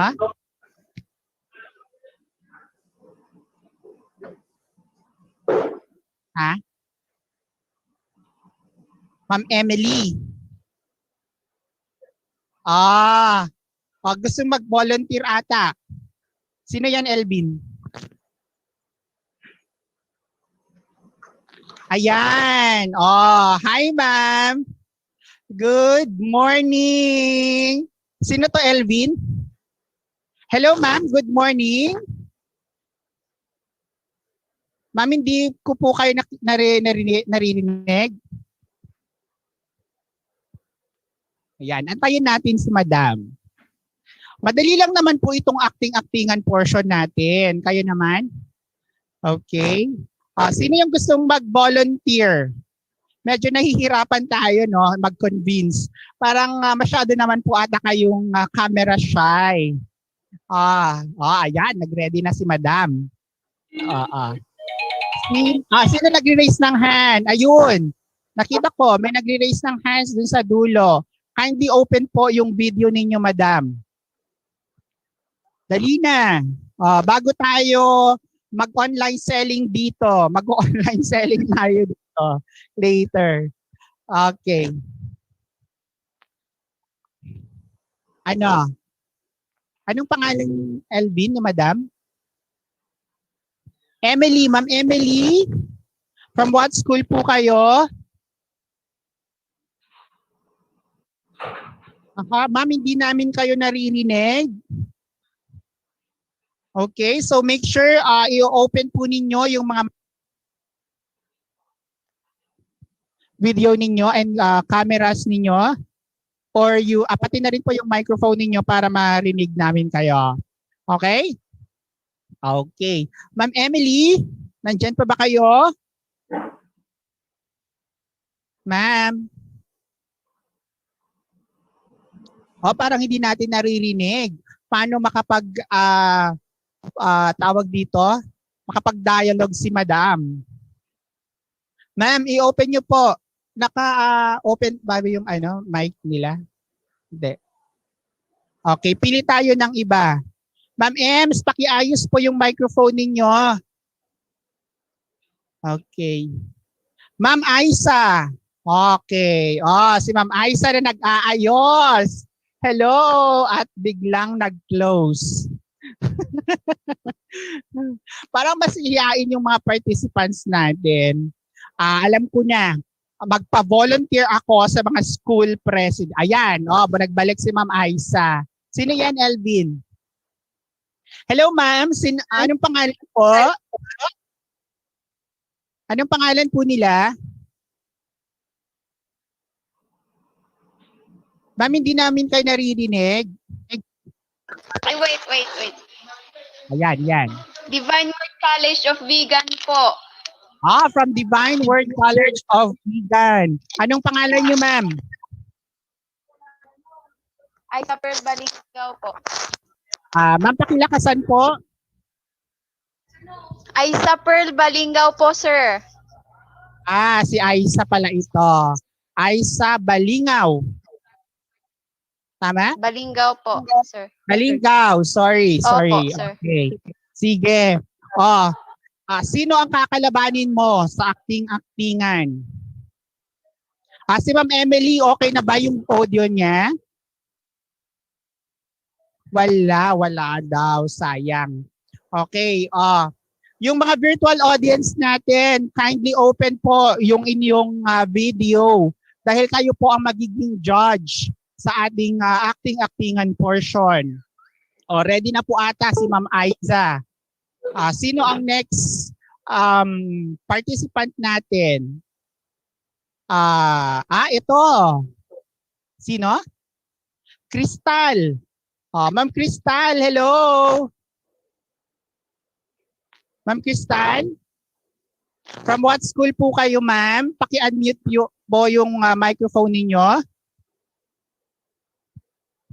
Diyos ko, ma'am, 500 pesos ito. Ay, naku, Diyos ko, nawala. Ano na? Siya na lang ba? Ma'am Aisa, ha? Eto. Maglaban tayo. Okay. Ito lang naman yung Laban kami kano. ilara ni ma'am na script or video. Lynette? Okay. From the movie No Other Woman ng 2011, I guess ang mga artista natin dito ay sina Ann Curtis, sino pa ba? Derek Ramsey, and Christine Reyes. Christine Reyes. Okay? Ma'am Aiza, napanood niyo po ba ito? Napanood niyo po ba? Ma'am Aiza? Hindi po. Okay. Hindi po, Sige. sir. Alright. Hindi, sir. Hindi po, Itong sir. movie na to, portion ng movie na ito, shoot ito sa Thunderbird. Dito po sa San Fernando. Okay? So, Ma'am Aiza, since hindi mo pa po ito napanood, ito, panunuorin natin at tandaan mo lang po yung linya na andyan naman po, babasahin nyo lang. And then later on, i-act out nyo yun, okay, based doon sa character na nasa video. Okay, ready na, Ma'am Aiza? That's true. Well, alam mo, dito din sa resort. Yes po. Pagkakaalam ko. Bawal din makapasok dito ang mga ugaling squatter. Sir? Pasok ka. Eh, anong tawag mo sa mga agaw ng asawa ng may asawa? Ahas. Bikini mo ba yan? O balat mo? Kaya pala magaling kang gumapang. Oo. Hindi pa ba nakukwento sa'yo ng asawa mo? Kung gusto mo, magpaturo ka na lang sa akin. Nang sa ganun, hindi ka na napaparaning. Okay. So, yung line ni Christine Reyes yung gagawin ninyo, Ma'am Aiza. Okay? Ang dialogue mo, anong tawag mo sa mga agaw ng asawa ng may asawa? Ahas. Bikini mo ba yan o balat mo? Kaya pala magaling kang gumapang. Di ba? Ganon. So, dapat may acting ang voice, Ma'am Aiza, ha? Okay. Kung may gusto kang sampalin dyan, sampalin mo na rin. Ma'am Aiza, ready ka na ba? I-close muna yung camera mo and then pag nag-open ka, agad. Okay, ready? Hindi ata niya mabasa, Alvin, yung words.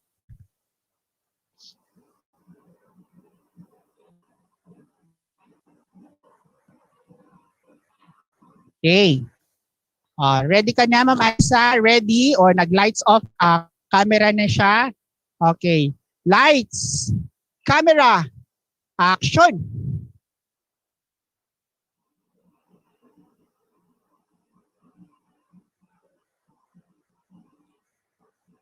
Hello, Ma'am Aiza. Rolling na tayo. Po. Ano Juana, agistan na. Ayan ang tawag mo sa mga agaw na. I-on mo ka na di camera. Okay na, Ma'am Aiza. Go.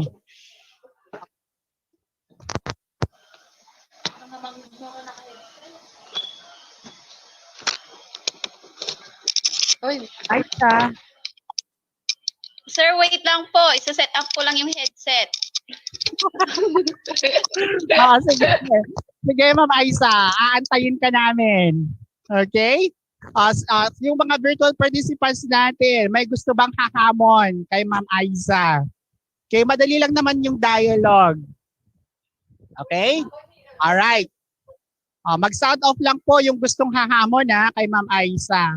Kung walang hahamon kay Ma'am Aiza, siya na po ang mananalo sa ating first video. Okay, ready, Ma'am Aiza? Lights, camera, action!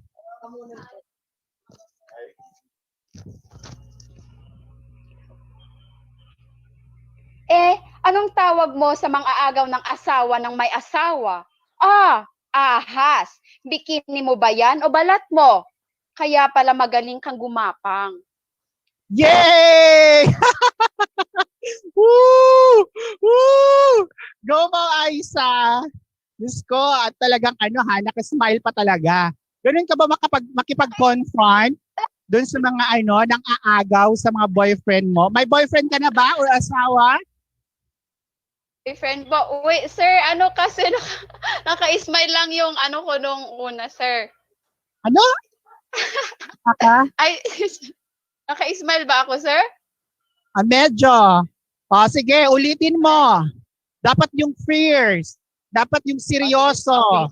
O, imagine mo, inaagaw yung boyfriend mo, inaahas yung boyfriend mo or yung asawa mo kung may asawa ka naman. Okay. Ready? Ma'am Aisa? Take 2. Lights. Wait daw. May sasampalin ka ba dyan? Ayan. O, talagang tatayo talaga siya. My God, parang may sasampalin. Okay, ready? Go!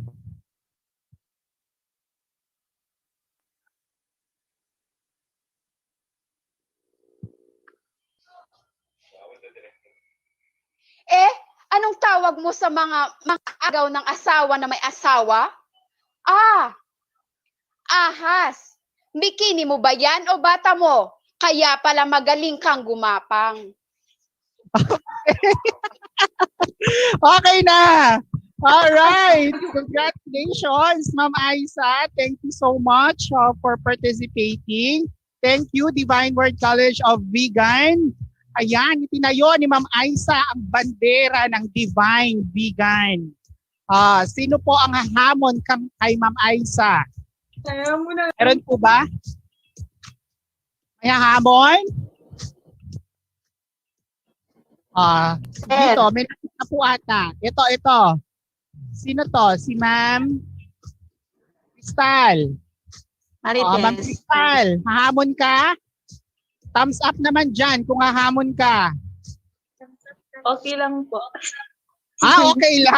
Okay. Sorry, Ma'am Aisa, pero parang may hahamon po sa inyo sa actingan. Okay. Ma'am, nakikita mo ba yung line mo dyan? Opo. Alright, sige. Okay. Ma'am seryoso tayo, fierce. Ayan, and then deliver your lines. Okay. Anong school po kayo, Ma'am Crystal? Divine Word College of Laban po. Aba! Naglabanan ng dalawang divine. Okay, divine lawag, Crystal. Alright, ready na, Ma'am Crystal? Lights, camera, action! Anong tawag mo sa mga agaw ng asawa ng may asawa? Ahas. Bikini mo ba yan o balat mo? Kaya pala magaling kang gumapang.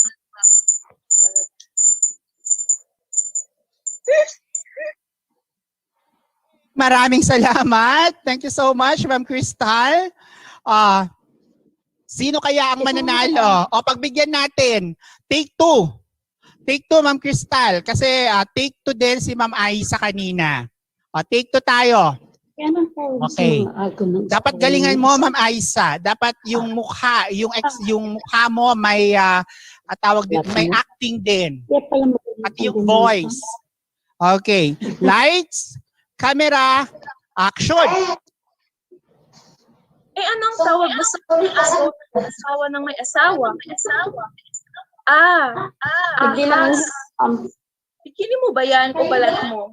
Kaya pala magaling kang gumapang. Hey! Alright. Thank you so much, Ma'am Crystal. Okay. So, let's decide kung sino ang mananalo. Virtual audience, please write the number kung sino sa tingin ninyo ang mananalo sa first actingan portion natin. Number 1, from Divine Vegan, si Ma'am Aisa. And then number 2, from Divine Lawag, si Ma'am Crystal. Okay? Kindly show po yung number na gusto po ninyong manalo.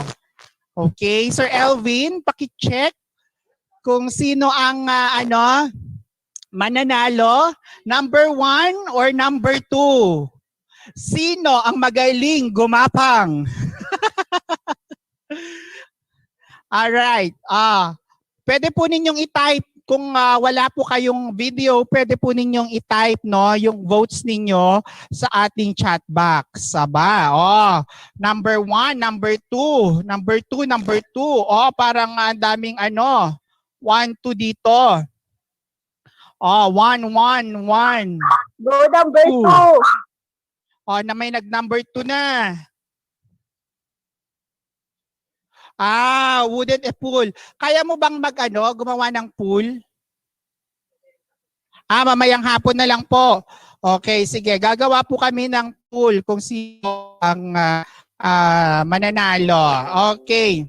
So, ang panalo ay parang mas madami ang okay. According to our board of judges, panalo daw po kayo pareho.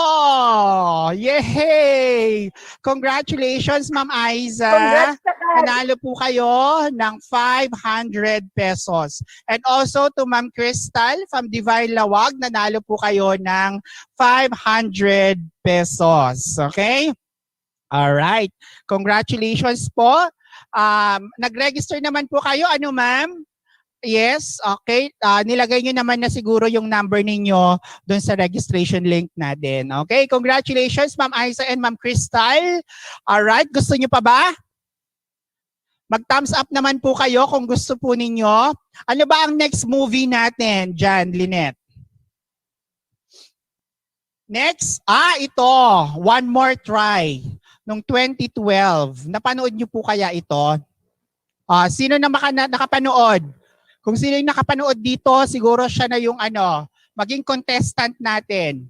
Anyone? Anyone from our virtual audience? Sino ang gustong manalo ng 500 pesos? Napanood nyo na ba ito? I guess yung artista dito, si Angelica Panganiban, si Angel Luxin, and si Ding Dong Dantes.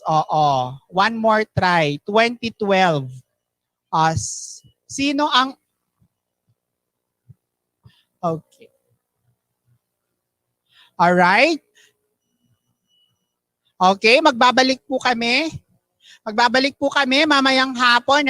Itutuloy natin yung games natin this afternoon. So we encourage our participants to come back at exactly 1 o'clock in the afternoon para ituloy natin itong online games. Okay?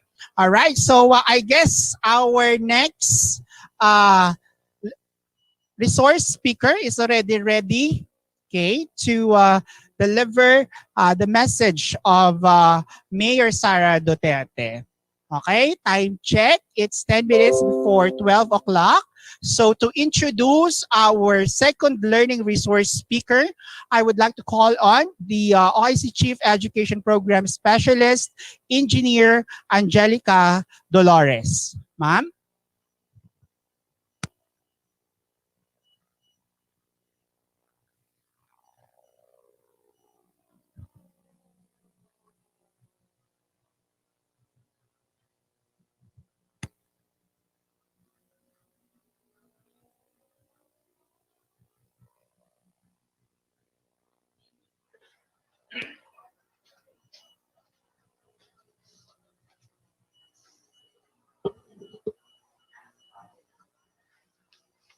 Hello, good morning.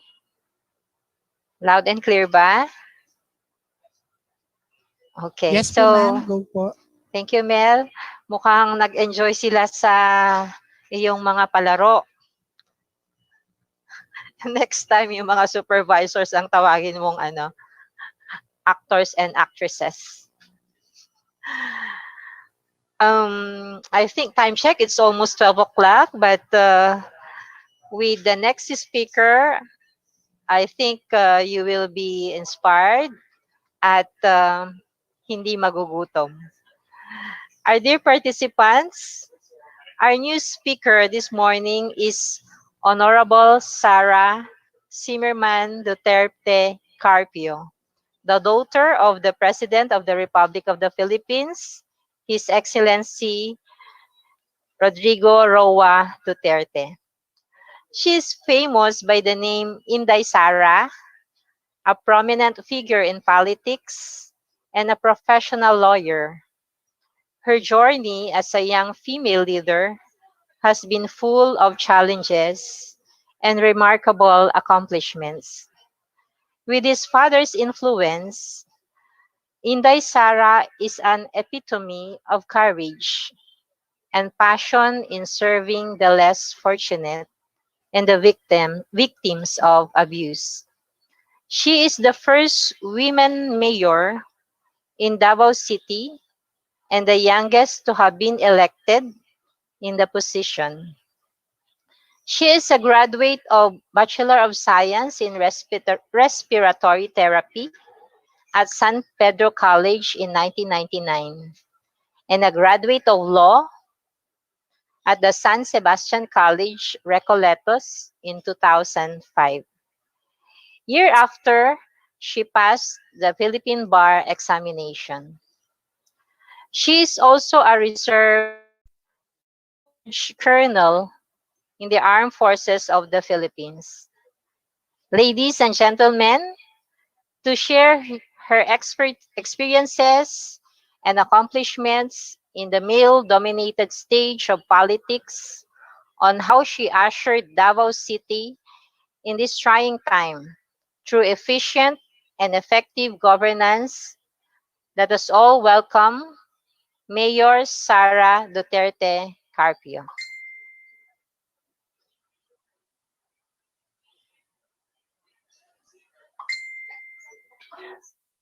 Thank you, Engineer. We were informed that Mayor Sara C. Duterte is attending a very urgent meeting right now. Nevertheless, she sent us her message to all the Juans and Juanas here in Region 1. And allow me to read her message. Madayaw at magandang araw to everyone taking part in this Juana Nangunguna Laban sa Pandemya online forum organized by the Commission on Higher Education Region 1. The contributions of women to the world have brought about changes in terms of altering existing standards into a more equally driven way of thinking in the society. With this, women are awarded equal opportunities and recognized for the value of their hard work, perseverance, and dedication to their crafts. COVID-19 may have forced us to modify our celebration of Women's Month this year, but has also brought into greater focus the important roles of women during this pandemic as frontliners, as breadwinners, as agents of change. As women in leadership roles, we can bring stability to our communities by being proactive and by listening. In the implementation of programs and interventions, whether in terms of COVID-19 response or in addressing other equally important concerns, let us take into consideration the issues raised by the public and defer to the expertise of professionals in order to make informed decisions so that our communities may be prepared and may remain united and resilient whatever challenges may come our way. Maraming salamat at happy National Women's Month. Signed, Sara Z. Duterte, City Mayor of the City of Davao.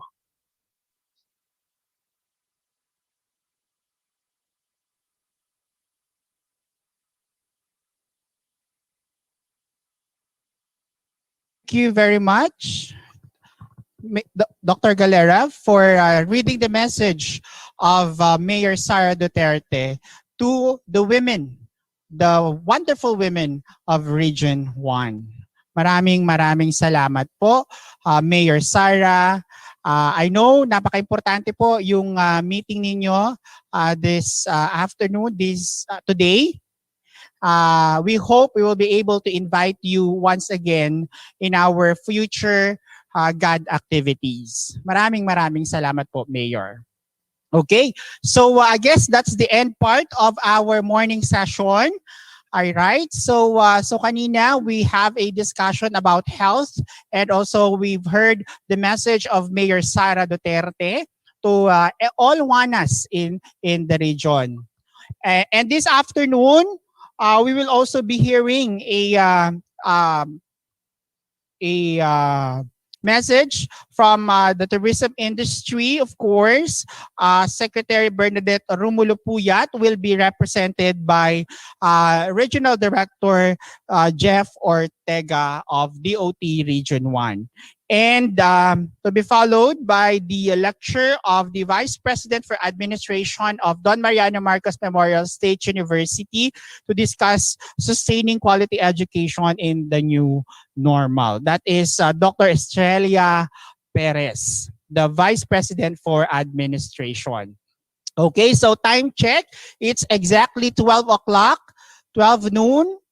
So see you this afternoon at exactly 1 o'clock.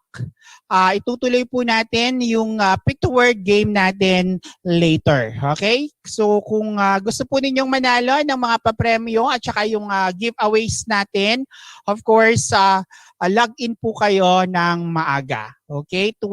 Alauna or before alauna po kayo mag-log. Okay? Ayan. I-set up nyo na rin po yung mga camera ninyo at saka mga videos ninyo. Okay? Baka gusto po ninyong mag-acting-actingan portion din po ulit later on. Okay? So that's the end part of our morning session. Ladies and gentlemen, see you this afternoon. Happy lunchtime po.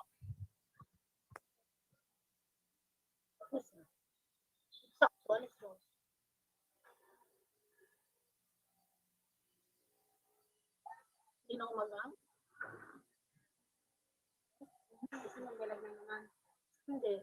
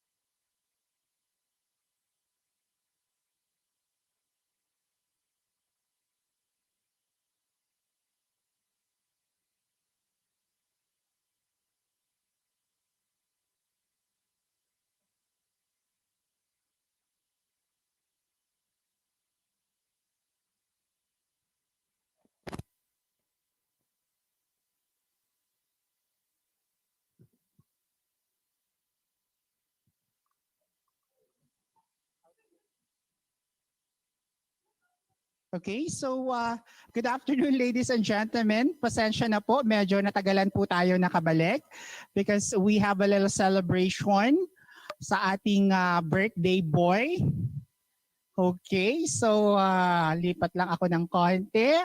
All right, so good afternoon to all our God advocates in our virtual room and also in our social media accounts. Magandang hapon po sa inyong lahat.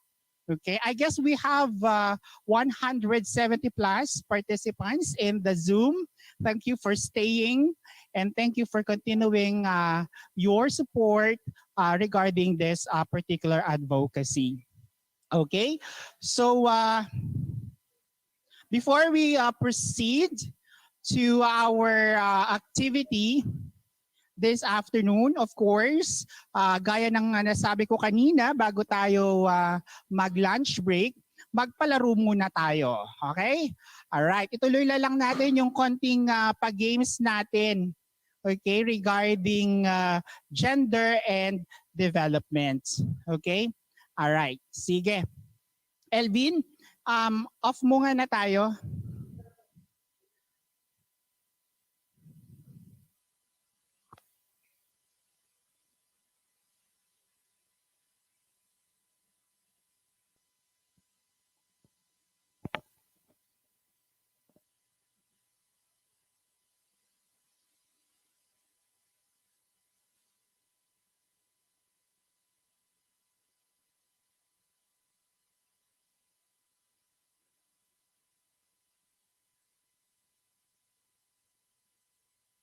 And we're back. All right. So handa na ho ba ang ating mga virtual participants? All right. Bigyan niyo naman po ako ng thumbs up kung ready na po kayo sa ating pag-games. Of course, yung mga winners natin, may mga cash prizes po tayo and also we'll be giving tokens to all our winners, okay? And also participants, okay? To our games, okay, this afternoon. Okay, so ano kaya? Sige, unahin muna natin yung pick to word, no? Ganun pa rin yung mechanics natin. Kung sino yung unang mag-type ng answer, ng sagot, yun po ang mananalo. Okay, so handa na po ata yung ating slides, yung ating pictures. Okay? So, Elvin, please assist me na lang kung sino ang tawag dito, unang makakasagot sa ating picture word. Okay? So, ayan. Gusto ko sana makita yung ating mga participants. Hindi pa ba natin mailalagay sa likod, Elvin? Wala? Nahihirapan tayo? Okay. Okay, sige. O baka pwede mong tanggalin na lang ako then i-live ipasok sila yung gallery pictures nila. Wala talaga? Nahihirap. Okay. Anyway, I know you are still there. You are still of course active, no? Ayan, kahit medyo nasa holy hour po tayo, of course, I know you are still there supporting us with this advocacy. Ayan, okay. Palakpakan naman natin ang ating mga sarili. Okay, so ready na po ba tayo? Gusto ko ngang paki-unmute nga po yung mga microphones ninyo at gusto kong mag-ingay kayong lahat. Good afternoon. Good afternoon. Good afternoon. Good afternoon, everyone. Good afternoon, everyone. Pero wala na kayo. Andyan pa pala kayo. Ito naman kami, sir. Danica. So much. The-default na nga. Yan, maraming salamat for responding. Okay, good afternoon din po sa inyong lahat mula po sa amin dito sa CHED Region 1. Default na nga Okay. private. Di ko na Alright. message. Sige, I guess ready na tayo, Sir Elvin. Medyo nabuhayan na ang ating mga participants. Nakapag-say hello and hi na po sila sa ating mga everyone. Okay.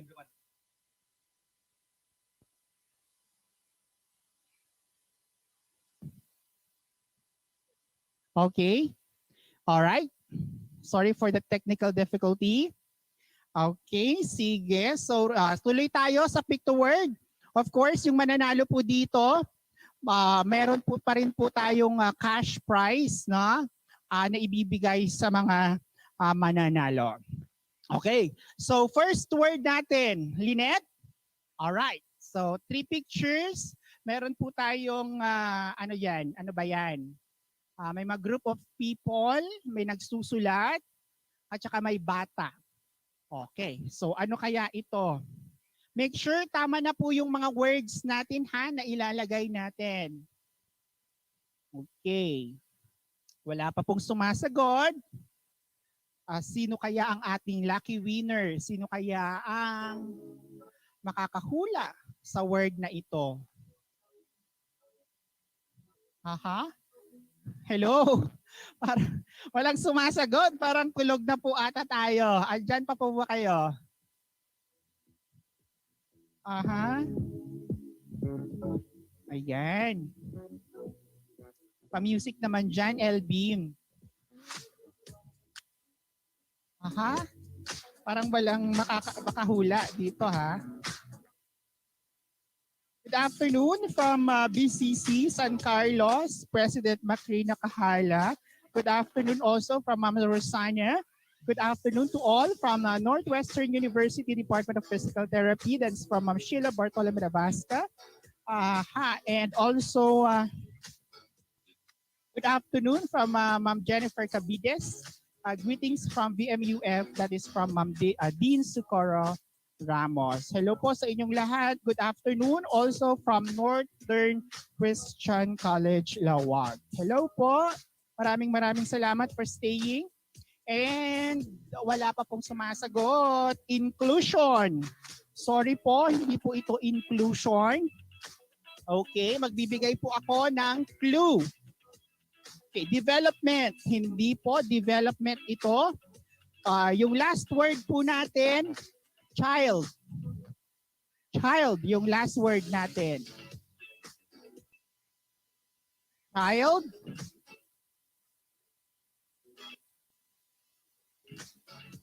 Last word, child.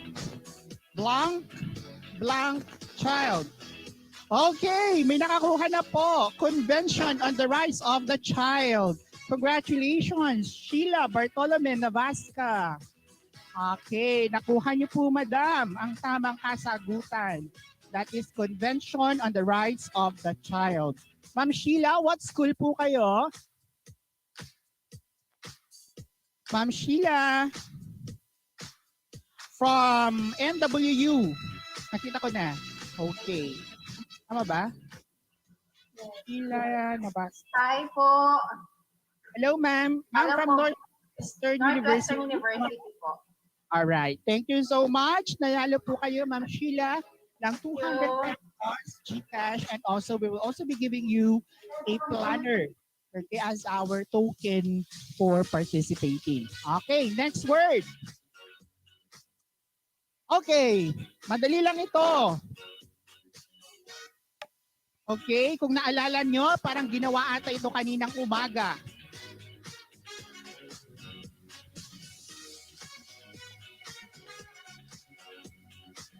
Come on. 3 words. Aha, parang hindi ata kayo naging attentive kanina doon sa mga activities natin. Naalala niyo po ba yung Girl Power Group? Okay, congratulations from UNP, Ma'am Thet Fornias. 1 billion rising. Very good. Tama ba, Lynette? Ang tamang sagot natin ay 1 billion rising. Okay, that is Thet Fornias from the University of Northern Philippines. Congratulations po, ma'am. Meron po kayong 200 pesos GCash, and also we will be giving you planner. Okay, a planner po. Okay, Ma'am Dean Socorro, pasensya na po, may nauna. Thank you, ma'am, for participating. Pero of course, may chance pa din po kayo. Next word po tayo. Okay. 4 pictures na andyan. Ano po kaya ito? Of course, yung mga words natin, mga words that are related to gender and development. Okay, next word. 4 pictures. Wala pa ata. Wala pa nga. Good afternoon from Northern Christian College, Lawag. That is from their registrar, Ma'am Jane. Okay, good afternoon din po, ma'am. Okay, ma'am, hula po kayo ng words na ito. Ano po kaya ito?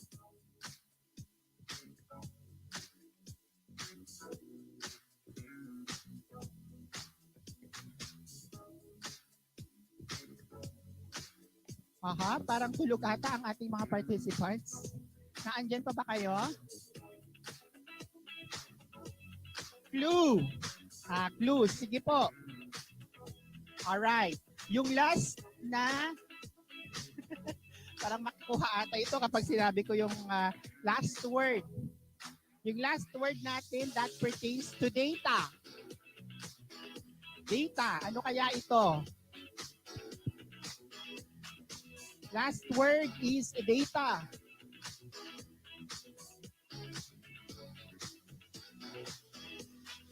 Wala? Yung pangatlong word ay pangatlong picture natin, yan po ay mga gravels, mga sand. Okay, may nanalo na. From Dimsu. Official? Ma'am, sir? Ano pong first name nila? Denver Official. Congratulations. That is sex disaggregated data. Okay, yun po ang tamang word natin. Okay?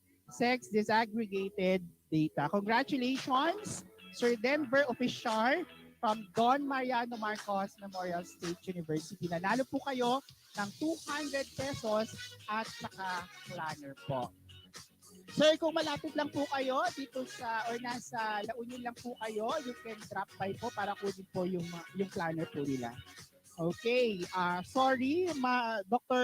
Vitamog, may nauna po.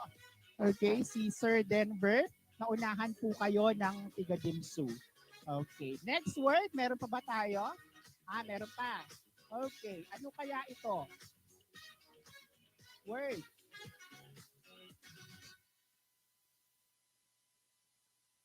May 3 pictures tayo, no? Parang yung first picture, parang tinanggal. And then yung last picture natin, mga babae. Okay, so good afternoon to Dr. Cecilia Pasis Aribuabo. Hello everyone and congratulations to our dear President, Dr. Locris Carina Aguinir Paraan and Professor Nympha Cabulera, our winners this morning. Congratulations po. Good afternoon from Luna Colleges, Sir Ma'am Georgie de la Cruz. Okay. Magna Carta for Women. Ma'am, hindi po ito Magna Carta for Women. Ma'am Shower Olive. Pasensya po, hindi po ito. Nice try. Violence against women. Parang hindi po ito. Okay. Alright. Okay, kung nanalo na po kayo ma'am ma'am, sirs, hindi na po pwedeng mag-ulit. Okay? Once lang po tayo pwedeng manalo. Okay, parang may nanalo na. Okay, Miss Irish Pascual. Okay, Ma'am Irish, tiga saan po kayo? Ang word po natin ay discrimination against women. Okay? Okay, discrimination against women. May nauna ba? Oo, si Ma'am Sheila Navasca, nauna siya. Pasensya na Ma'am Sheila, pero nanalo na po ata kayo kanina. Let's give chance naman po sa ibang participants. Okay? Alright. So ang nanalo ay si Ma'am Irish Pascual. Ma'am Irish, anong school po kayo?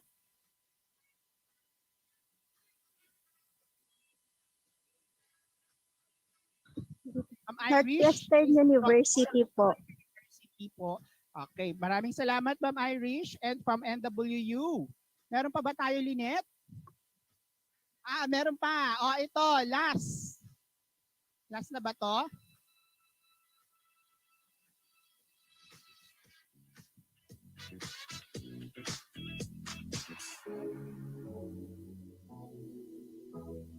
Okay. Ano po ito? Okay, may sumagot na. Sino nauna? Aha, okay. Nauna po ata from UNP, Miss Rubilin Jean Bactadan. Our word is National Women's Month. Hindi. May celebration pala.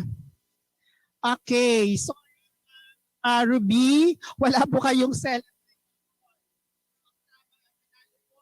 Sir Georgie de la Cruz. Okay, Sir Georgie de la Cruz. Anong school po kayo, ma'am, sir? National Women's Day, hindi po. National Women's Month. Dapat po may celebration. Sir Georgie is from Luna Colleges. Okay. Ang tamang words natin ay National Women's Month Celebration. Okay? Maraming salamat po for participating to our short game. All right. So I guess our speaker this afternoon is already ready.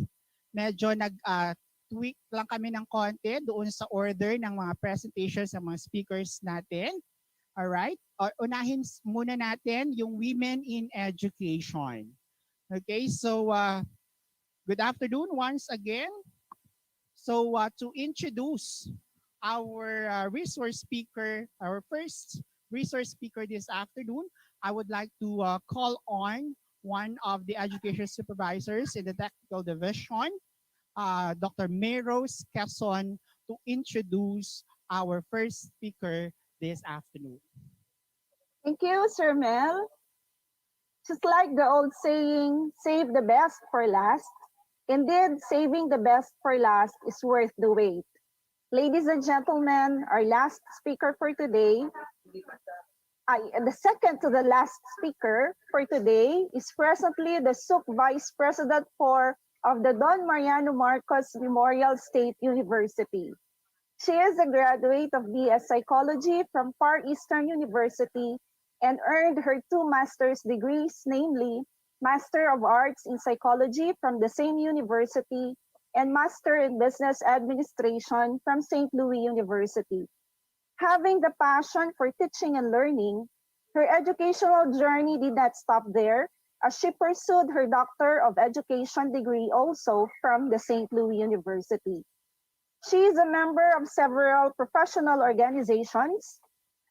Also, she is an accreditor of the Accrediting Agency of Chartered Universities of the Philippines Incorporated, or what we call as AACUP, as well as an assessor of the Institutional Sustainability Assessment and a member of the Regional Quality Assurance Team of CHED.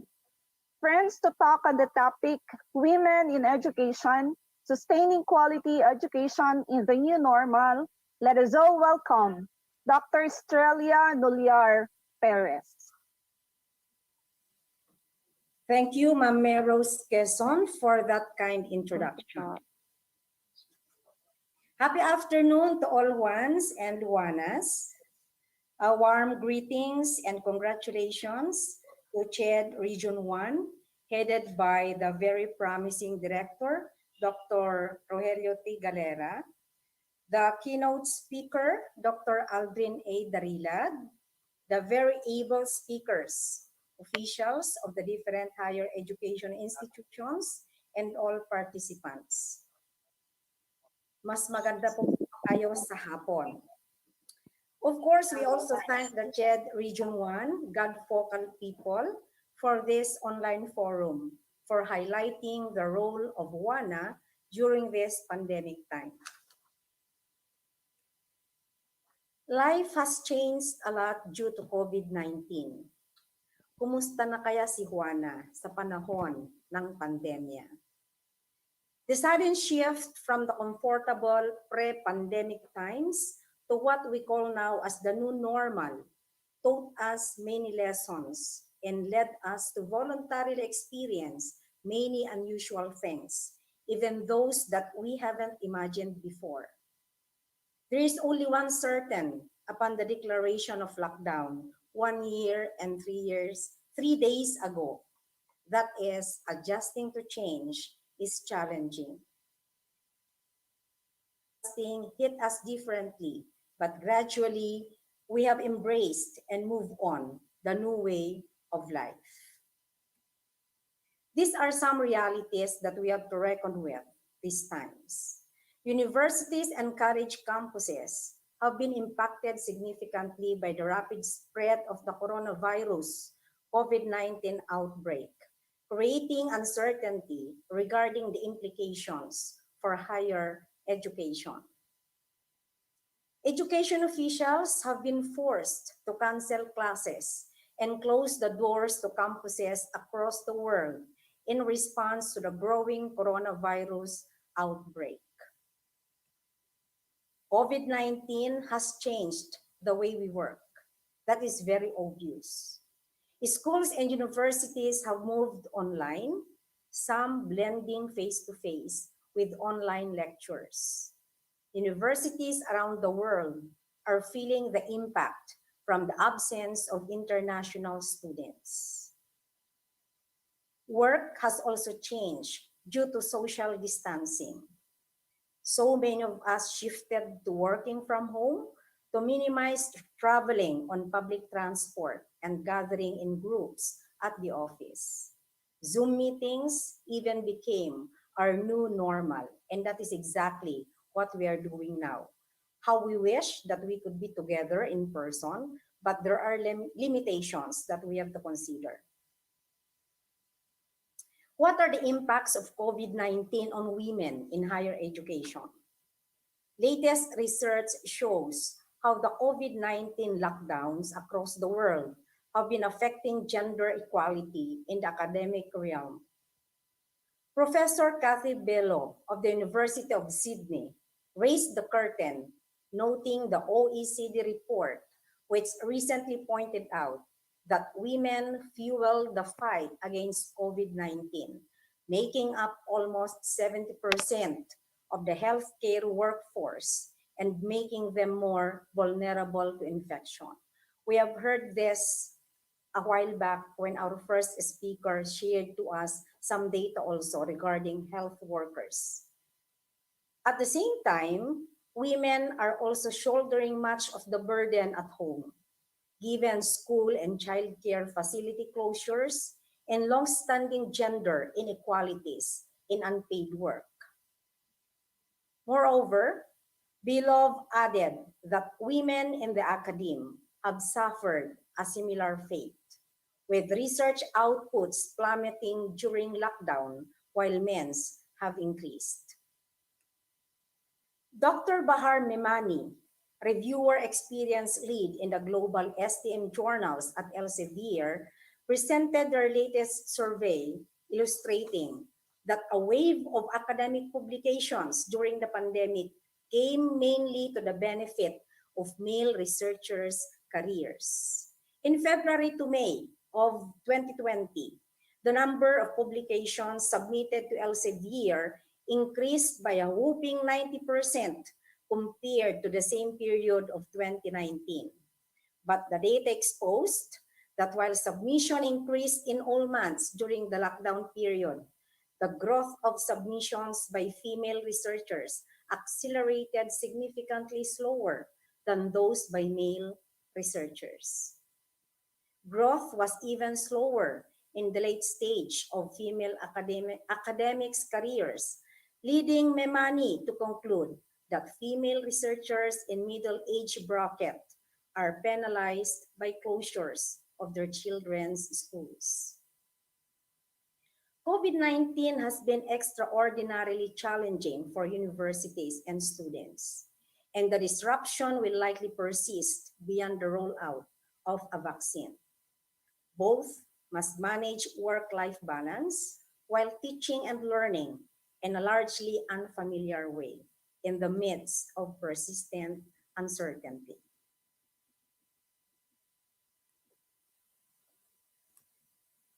However, in the space of 12 months or more now, because 1 year is 12 months and we have several months ahead of us, no?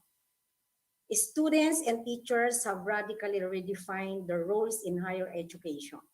Significant difficulties have largely been met with determination and invention. I hope so. You believe me and you are with me with this notion. Institutional interventions, such as promoting a more diverse, inclusive, and equitable working environment and embracing a family-friendly leadership policy in the reopening plans, could help moderate the distortions caused by the pandemic.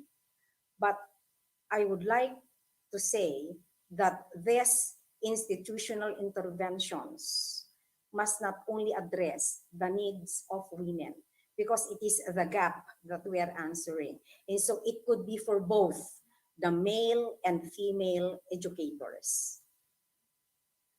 There are measures to support faculty during COVID-19. But of course, I would like to say also that there's no one best solution for all the experiences that we are encountering. Still, the best support that we can give to our faculty, especially the female educators, would be that one that suit their needs. But these are just some measures. So one is we can have structural changes and shared commitment.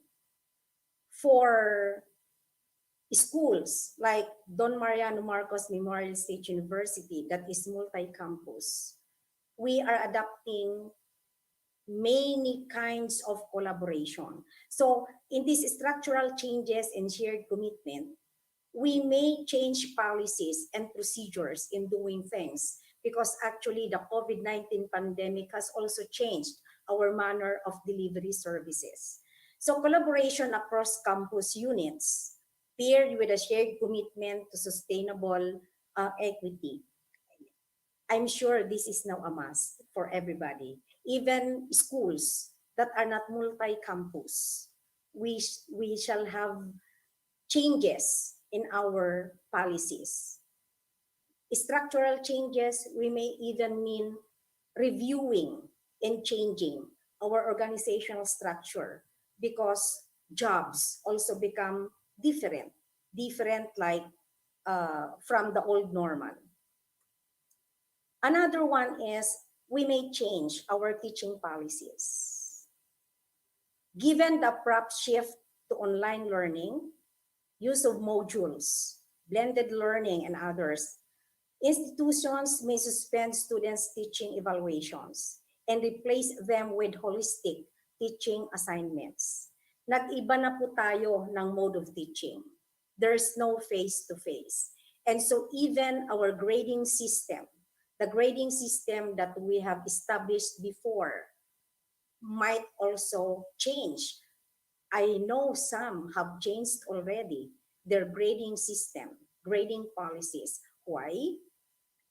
Iba na po yung klase ng pagtuturo natin. So students must be evaluated in a way that hindi na lang ang kinukonsider natin ay yung examinations or the usual things that we require. But we consider other things, other factors. Another one is we can recognize intensified caregiving demands. Ito na yung ina-address natin sa mga kababaihan, mga female educators. Institutions must acknowledge that the pandemic has drastically altered the family and personal lives of faculty members, taking enormous health and financial tolls and negatively impacting their work. We have to take note that our faculty members are not just workers. These are emotional beings. And so we must have to deal with them, including their emotions. Our emotions were greatly affected during the pandemic. So it's not just the skills and knowledge anymore that we have to talk about. It's no longer just honing the knowledge and skills of the faculty members, but most importantly, we have to help them deal with their emotions. Another is for us to allow for open dialogue between faculty members and administrators. So as much as possible, institutions must create spaces such as virtual conference hall where faculty members can convey to the administrators their concerns about COVID-19's impact on their careers. Why? There are people who can cope with the situation just with themselves, but there are many who need support groups for them to be able to cope with what they are experiencing now.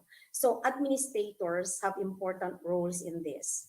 If indeed we want our educators, not only, of course, the female, but even the males, to be with their, yung sabi natin, in their sanity, no? Yung matuwid ang pag-iisip, na hindi affected ang pagtuturo. So we might as well find avenues na pakinggan po natin sila.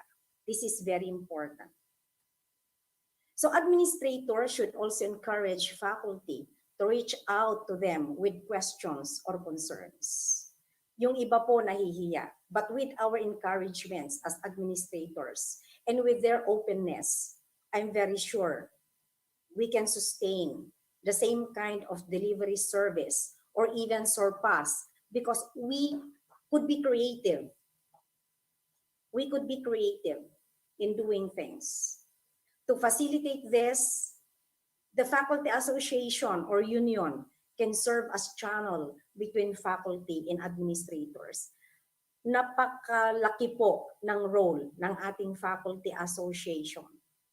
They help us in mending, no?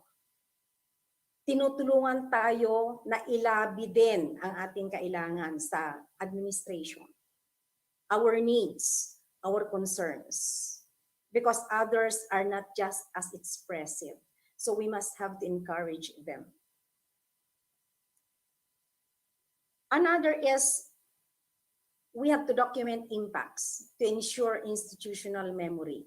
Why is this so?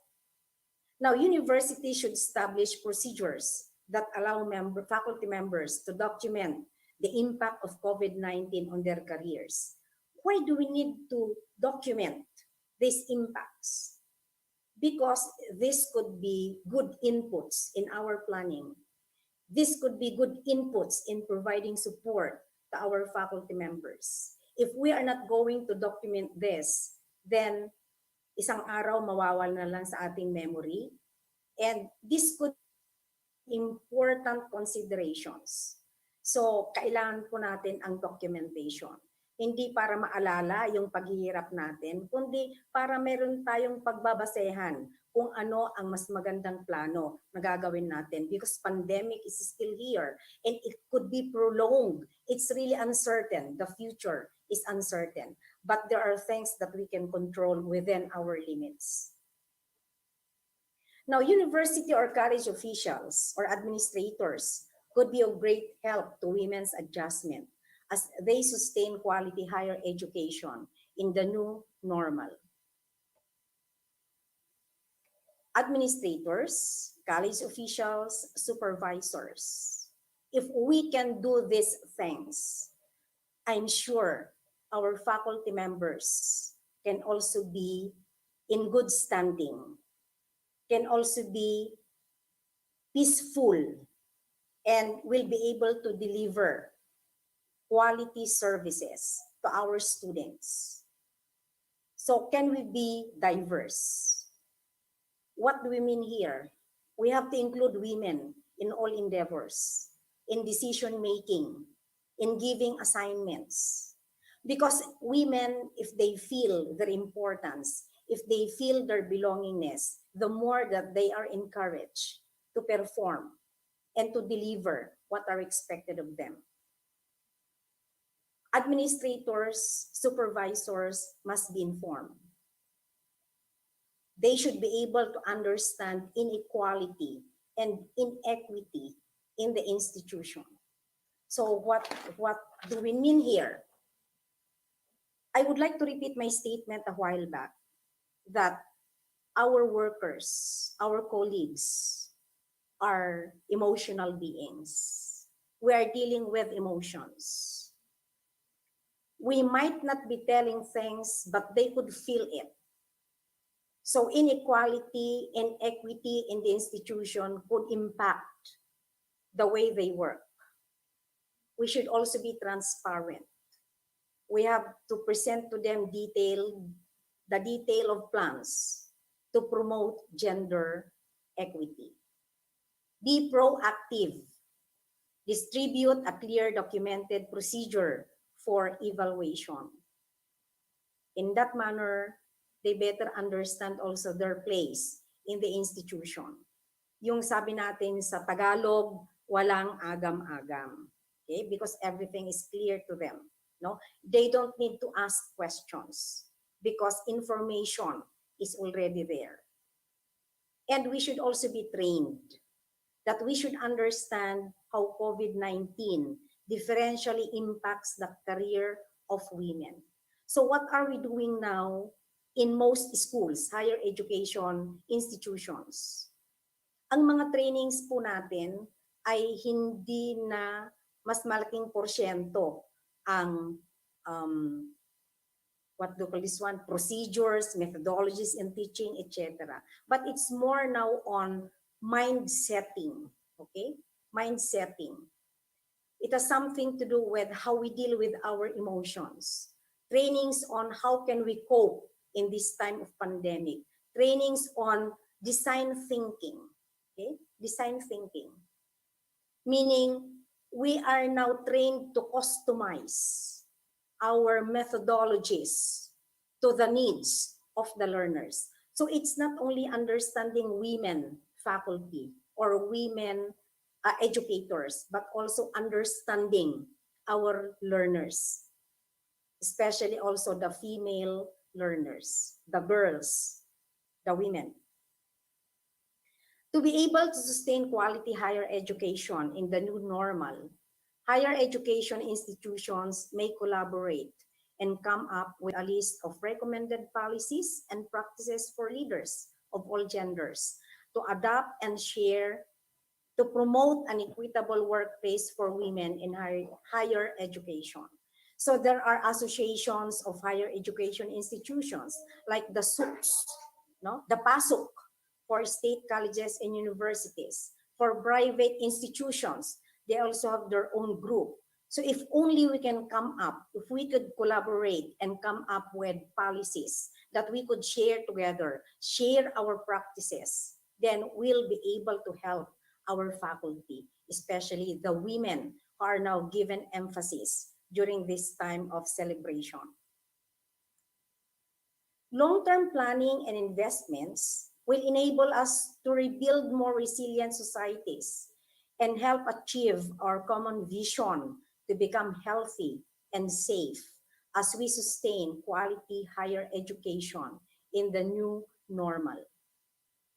Based on Harvey and Green's concept of quality in higher education, quality is categorized into 5 discrete but interrelated ways of viewing quality: as exceptional, as perfection or consistency, as fitness for purpose, as value for money, and as transformative. Another author defined quality in terms of value systems and suggests 4 value systems on quality and quality management for analysis, namely process control, continuous improvement, commitment, and breakthrough. We have learned all about this in the past, but during these times, wala pong nabago.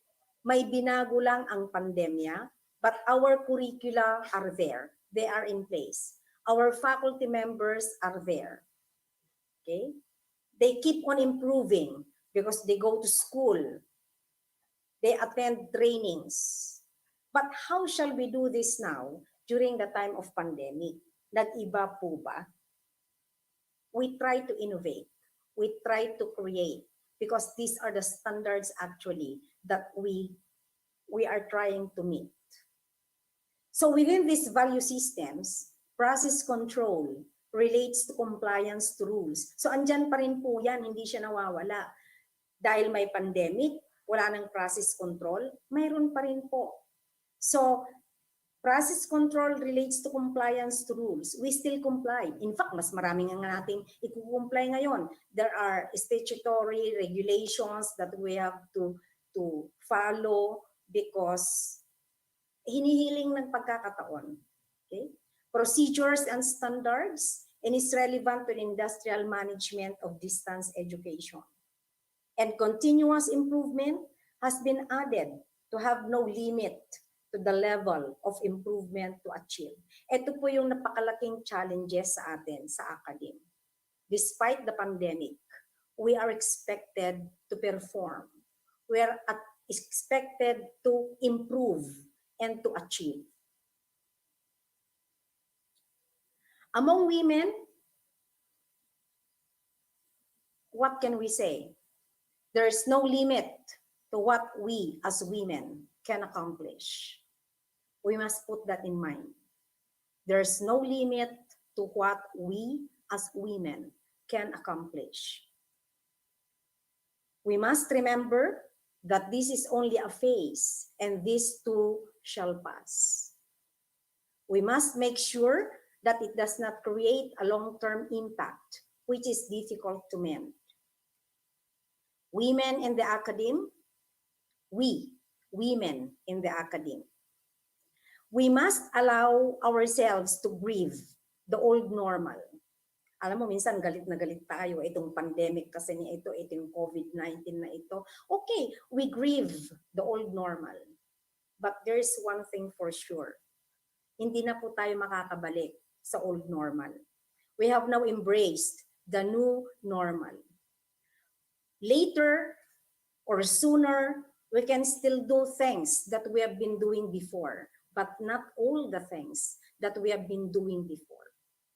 So just grieve the old normal, but let it pass.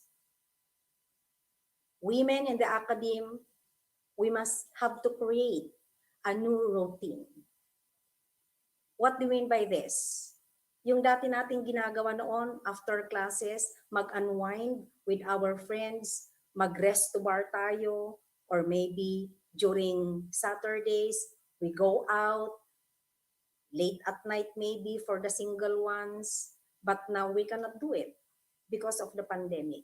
Stressed pa rin tayo. Sabi ng iba, mas stressful nga because you have to prepare the modules, you have to distribute the modules, you have to collect the answer sheets, check the answer sheets, unlimited checking of answer sheets. For online, there are challenges. Ano yung challenges natin? Poor connectivity for online learning. Our students are not connected, so we cannot reach them. So what shall we do to be able to relieve from this stress? Be creative. So you have to create now your new routine. Enjoy your backyard. Others, naging plantita. Okay? These are not the only things that we can do. So be creative. Be creative. Journal your experience.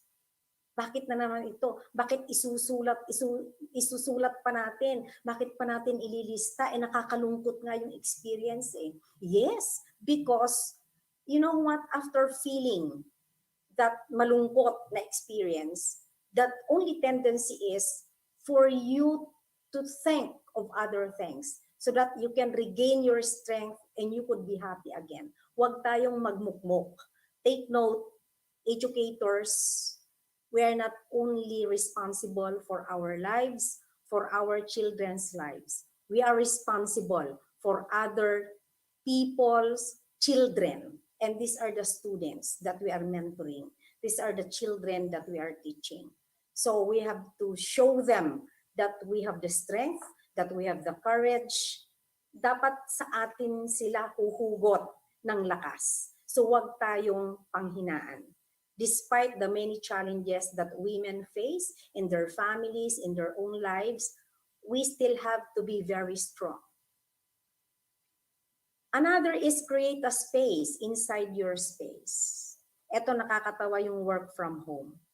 If you listen to stories of even teachers, no? Not only teachers, but even office workers. They work in their pajamas, they work inside the bedroom, they work with whatever, no?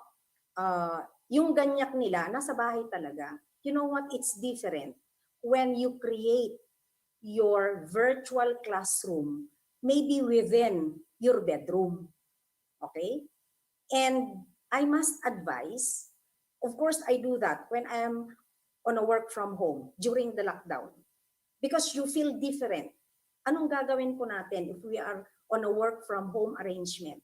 Magbihis din tayo. Okay?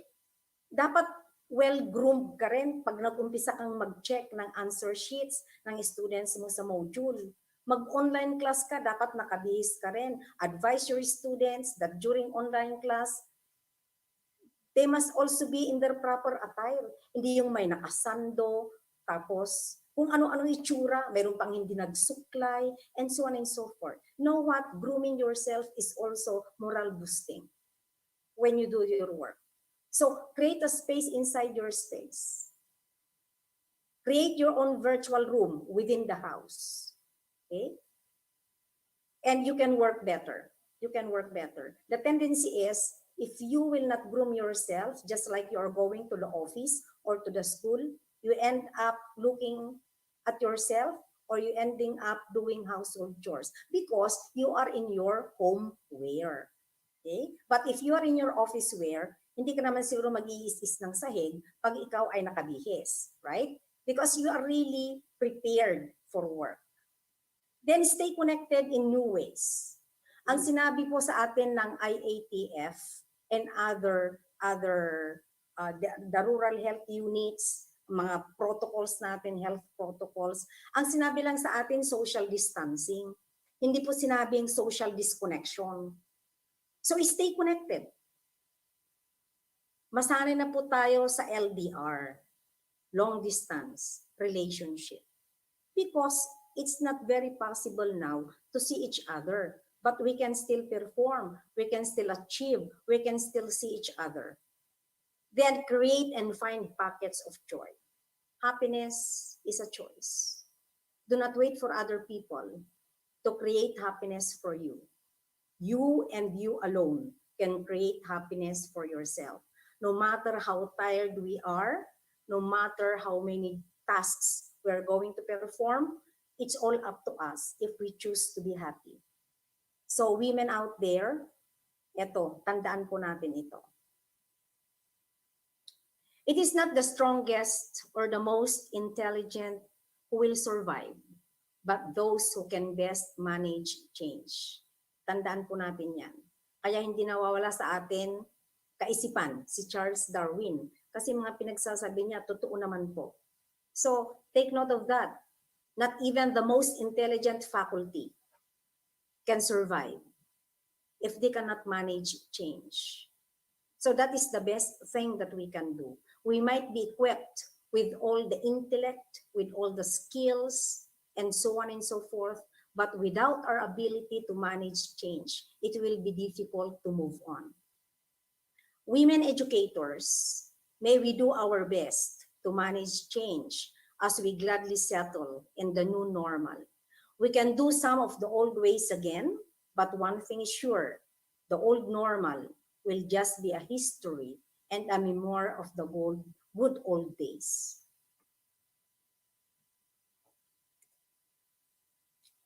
And to end our sharing, I would like to share this from William Foster on quality. Quality is never an accident. It is always the result of high intention. sincere effort, intelligent direction, and skillful execution. It represents the wise choice of many alternatives. So women in education, female educators, but we must include our supervisors. If indeed it's our intention to sustain high quality education in higher education institution, we must always seek to support one another. Women supporting other women, supervisors supporting men and women in the academy are the best things that could happen in any educational institution. So mga Juanas, mabuhay po kayo.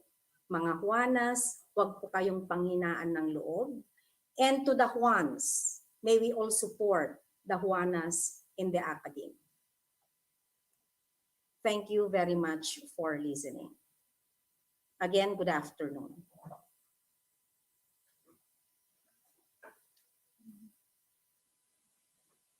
Thank you. Thank you so much, Dr. Estrella Perez, for sharing your thoughts regarding women in academia or women in education. Indeed, there is no limit to what women can do to become an instrument of change in this time of pandemic. And congratulations, Dr. Perez, for being top one for the most number of level 4 program accreditations by the AACUP. That is truly a manifestation on how you sustain quality education in tertiary level. Congratulations, Dr. Perez. Thank you po. Thank you. All right. So we are now opening the open forum to our participants. So if you have any questions to Dr. Perez regarding her presentation, you can type them in the chat box, or you can unmute your microphones so that you're going to ask your questions. Okay, so anyone? Okay, I guess we have a question here. Hello, Dr. Meros. Ay, hindi pala ito. Okay. Sige po. Alright, so anyone from our participants, may mga katanungan po ba tayo before we go to our next speaker? Do we have any clarifications to Dr. Perez? You can unmute po your microphone or you can raise your hands para makita namin po kayo at ma-unmute po namin kayo. Or you can type or key in your questions in the chat box kung nahihiya po kayong tanungin personally your questions to Dr. Perez. Anyone from our participants? Buhay pa ba kayo? Yes? Bigyan nyo naman po ako ng thumbs up kung andyan pa po kayo. As of now, we have a total of 196 participants in the Zoom and in our YouTube and our Facebook page, we have, I guess, 100 plus participants. Okay, so ayan, nagre-respond po ang ating mga virtual audience. Maraming salamat po. May mga questions po ba kayo? Ayan, this is a compliment from Sir Denver Official. Saludo ako sa iyo, Dr. Perez. Isa ka sa mga Juana ng DIMSU. Proud DIMSUnian here. All right, thank you so much, Dr. Perez. That is from Dr. Louie Agnier Paraan. Thank you so much, ma'am. Okay, any question?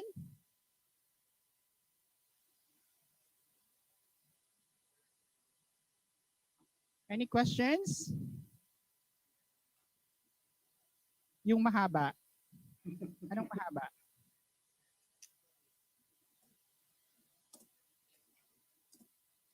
Yung question ba ito from NCC?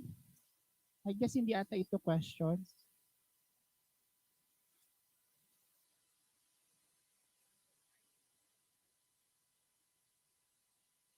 All right, so if there are no more questions, Alright, so congratulations, Dr. Perez. Klaro-klaro po ata yung ating presentations to all our participants in education. So I would like to call in our regional director and our chiefs, Engineer Angelica Dolores, Dr. Bosse, and also Ma'am Nympha to award our certificate of appreciation to Dr. Perez.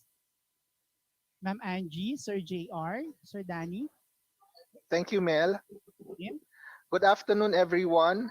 I'm honored to present this katibayan ng pagpapahalaga to my teacher, Dr. Estrella N. Perez, ang pangalawang pangulo para sa pamamahala ng Don Mariano Marcos Memorial State University. Sa kanyang pagbabahagi ng kanyang kahusayan, kaalaman at karunungan bilang natatanging tagapagsalita sa paksang mga kababaihan sa edukasyon, pagpapanatili sa kalidad ng edukasyon sa bagong normal, women in education, sustaining quality education in the new normal sa pagdiriwang ng pambansang buwan ng mga kababaihan na may temang Juana, Nangunguna Laban sa Pandemya online forum na isinagawa ngayong 18 ng Marso 2021. Bilang isang tapat na tagapagtaguyod ng kasarian at kaunlaran at kaagapay ng komisyon, siya ay tunay na nakapagbahagi ng mga angkop na pamamaraan at kasanayan para sa mga dalubhasaan at pamantasan sa rehiyon. Ang kanyang mga natatanging halimbawa bilang isang babaeng pinuno ay nagsisilbing inspirasyon upang mapaigting ang pagbibigay halaga sa mga kakayahan ng mga kababaihan sa lipunan, lalo na sa larangan ng edukasyon. Muli, thank you very much to Dr. Estrella N. Perez, Vice President for Administration of the Don Mariano Marcos Memorial State University. Thank you too, Sir Director. Thank you, everyone. Thank you so much, Dr. Perez, and also to our regional Thank you, director, Sir Mel. Jr., assisted by our chief engineer Angelica Dolores, Dr. Danilo Bosse, and also Ms. Nympha and Benio. Maraming salamat po, ma'am. Maraming salamat po. Okay, thank you so much, ma'am. So moving on to our last speaker, of course, let's save the best for last. Ika nga. So to introduce our last speaker this afternoon, I would like to call on one of the education supervisors, Dr. Christian Lynette Kasem.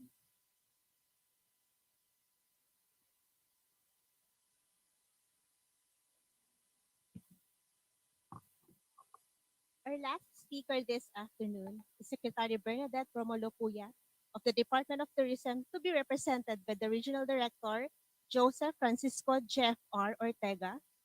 He is the youngest appointed Regional Director in the Philippines. He is a graduate of Political Science at the Ateneo de Manila University and currently taking up his Master in Business Administration in the Ateneo School of Business. He is the former Regional Director of the Department of Tourism, Region 4A. Ladies and gentlemen, to discuss the topic, Women in Tourism Industry, the Challenges, Solutions, and Hopes, please Director Joseph Francisco Jeff R. Ortega. Maraming salamat po. Naimbag nga aldaw kada kayo amin, Commissioner Aldrin Darilag of the Commissioner of Higher Education. Of course, to my fellow colleague, fellow Regional Director, R.D. Rogelio Galera Jr. Thank you, sir, for inviting me here.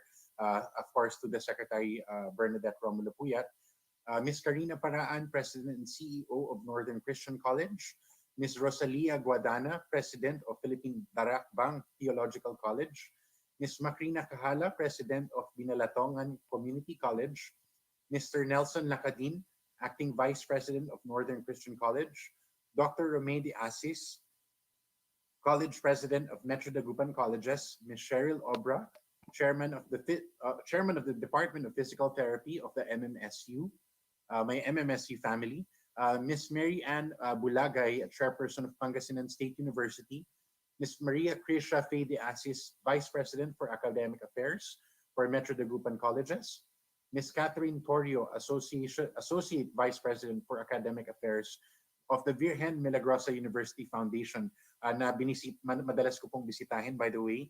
Mrs. Strelia Perez, Vice President for Administration of DIMSU, my family from La Union, and of course to all the school heads, directors, and members of the Gender and Development and faculty members. Sa lahat po ng mga WAN na nanonood, of course mga WAN, magandang hapon po sa inyong lahat. What a great honor it is to be speaking at this event today entitled Juana, Nangunguna, Laban sa Pandemya, to celebrate the 2021 National Women's Month on behalf of our Secretary Bernadette Romulo Puyat. Maraming salamat po to our Commission on Higher Education Region 1, to my fellow RD Rogelio Galera Jr., for inviting our dear Secretary here today. However, she cannot come today and be speaking in front of all of you because like everybody else po, she was exposed and kailangan niya pong mag-quarantine and magpahinga. So on behalf of her, ako po yung pinaka-energetic na regional director niya. So I'm here representing her on her behalf dito po sa region namin ngayon. And we would like to also explain and examine the critical role of women that they have played in our fight against the ongoing pandemic in the tourism industry. So in my capacity as a regional director of the Department of Tourism Regional Office 1, I have been beset by numerous challenges that has been casted on the tourism industry when COVID-19 hit the world. As a sector that is dependent on the unrestricted movement of travelers, the imposition of border closures and other quarantine measures in the first quarter of 2020, 1 year ago this month, was highly unfortunate and devastating to many. It was, however, necessary for us to protect the health and safety of the public, something that the Philippine government cannot and will not compromise on. This year, the theme of the International Women's Day, Women in Tourism, Challenges, Solution, and Hope, is most fitting for our tourism industry today. Contrary to global statistics, where despite making up more than half of the workforce, women represent only less than a quarter of the decision makers in the tourism industry. We in the DOT, however, have quite a lot of women in managerial and executive positions. Our Secretary Bernadette Romulo Puyat, no less, is currently the only female member of the cabinet of the present administration. She has been promoting women empowerment and gender equality for a very long time, ever since she started her public career as an undersecretary in the Department of Agriculture. We also have a powerhouse of women regional directors, of whom I actually look up to. And these are from the regions of the Cordillera Administrative Region, Region 2, Region 5, Region 11, and Region 13. In our regional office, we have about 15 strong women who have been in service to the Ilocano people for a reasonably long period. For instance, our division chief, who is currently in charge of our Lawag sub-office, has been in service for almost 35 years since she started in 1986. In our region, the only female provincial tourism officer in Region 1, Ms. Malu Elduayan of the province of Pangasinan, has been in the tourism industry for more than 25 years. We also have Region 1 Tourism Council President, Ms. Ana Grace Sobrevilla of Awesome Hotel in San Juan, La Union, and a few women association presidents who have been seated as key members of our board of advisors for our decision-making at the regional level. The roles of women in the tourism industry ranges from policymaking to operational management of tourism offices and attached agencies. Most of the time, it's quite a lot of work because women are not just leaders, but also mothers to their children. Truly, women are remarkable because they are not able to only combine their career with added responsibility of raising children in a time of pandemic where everyone is encouraged to stay home. Kaya bilib na bilib po talaga ako sa mga babae, lalo na po sa mga mothers. No? It's even more admirable to me that most women do not show this struggle because they only want the best for their families. I'm sure sa marami pong mga Juana na nanonood ngayon, I know your struggle. No? Again, hindi po ako nanay, pero nakikita ko po yan sa maraming staff namin na maraming anak, pero despite of that, they're working very and extra hard para lang po masigurado na ma-deliver pa rin po yung service na kinakailangan ng mga tao sa atin. These women are trained in tour guiding, food tourism, small business management, and other skills that allow them to be active members of their community beyond unpaid labor of childcare, which falls to women 80% of the time. So the secretary was often asked, what are the traits that make women effective leaders? Alam niyo po sinabi niya, she said she couldn't speak for other women in high positions, pero based on her experience at the DOT, she has seen that our female officials display great empathy and show the willingness to listen and understand those who may not necessarily share our own views. She says that they are prudent, yet decisive, and are always willing to take responsibility for their actions, thus guiding people like me who are new to the industry to be more careful before making decisions. For example, our female leaders at the DOT all contributed to the formulation of the Tourism Response and Recovery Plan, and this is our blueprint for revitalizing the tourism sector. As this was done in consultation with the private stakeholders, local government units, national government agencies, it was important to listen to their voices and understand what was happening on the ground in their regions and communities. Our gender and development or GAD advocacy is embedded throughout many of our programs in the DOT, including the Tourism Industry Skills Training Program, which aims to provide continuing education for tourism frontliners and industry partners and to upgrade the quality, competence, and excellence of our services provided. While our GAD trainings are open to all, they benefit women the most, especially at the grassroots level, who are afforded more opportunities to contribute to their household through tourism. Women comprise a majority of the micro enterprises on which tourism is highly dependent on, from farming, cooking, to weaving and making handicrafts. These are all abilities of women and contributions to the tourism industry in the new normal. One example is Miss Leia Santiago, president of One Sikat Association of Farmers in Region 1. Owning a 5.6-hectare organic farm in Mangatrem, Pangasinan, she redefines women's role in agriculture as she shares her purpose in establishing and leading one of the best organic farms in the Ilocos region, the Our Farm Republic. She took time and effort to learn through trainings, seminars, and tapping agencies such as TESDA, Department of Agriculture, the Agriculture Training Institute, and the Department of Tourism, which makes her one of the government's top partners in creating further awareness for the importance of organic farming in the new normal. Despite of the struggles that the pandemic has brought forward, one of the positive outcomes for our region is that it has created a demand for face masks that carry indigenous designs from which our local weavers have benefited much from. It was most admirable as they still found unique ways to pivot and earn by selling Inabel face masks. Since most of our weavers are senior citizens, they are afraid that their craft will soon die in their community because of our younger generations that are no longer interested in inheriting their culture. Kasi po, busy na po lahat ng mga anak nila sa iPads, so, at sa iba't ibang bagay. However, in the new normal, nagsistay na po sila sa bahay nila, they're forced to stay home. So with that being said, our regional office implemented a specialized appreciation training for Inabel weavers for Ilocos Norte and Ilocos Sur. Naghihintay lang po kami ng memo na ma-allow po yung face-to-face trainings, pero hopefully we can start this year to tap the younger individuals to be interested in weaving and to continue the dying tradition of Inabel weaving in the Ilocos region. Therefore, it is crucial to give importance to this community-based ecotourism and sustainable forms of tourism that have provided space for Filipino women to work individually and in collectives. Similarly, in our Tourism Decade campaign last 2019, we featured the women rafters of Lake Pandin in San Pablo, Laguna, where I was previously assigned. They were wives of fisherwomen who needed an alternative source of income. In 2005, an NGO helped them develop their first river tour using just one bamboo raft. This ecotourism project has grown and brought attention and progress to their small town. And just as important, the women take care to maintain the health and beauty of the lake, their source of livelihood. This year, they will be part of Laguna's flagship tourism project called the Green Corridor Initiative, which seeks to create a circuit of tourist attractions in Laguna that are governed by an innovative system that captures visitor registration and allows for cashless transactions. Laguna is blessed to have many open-air, nature and culture-based tourism products that are in line with the preferences of the new normal traveler. So, bali dun po sa Lake Pandin in Laguna, the model that they have is that may isa pong community na nakatira sa lake.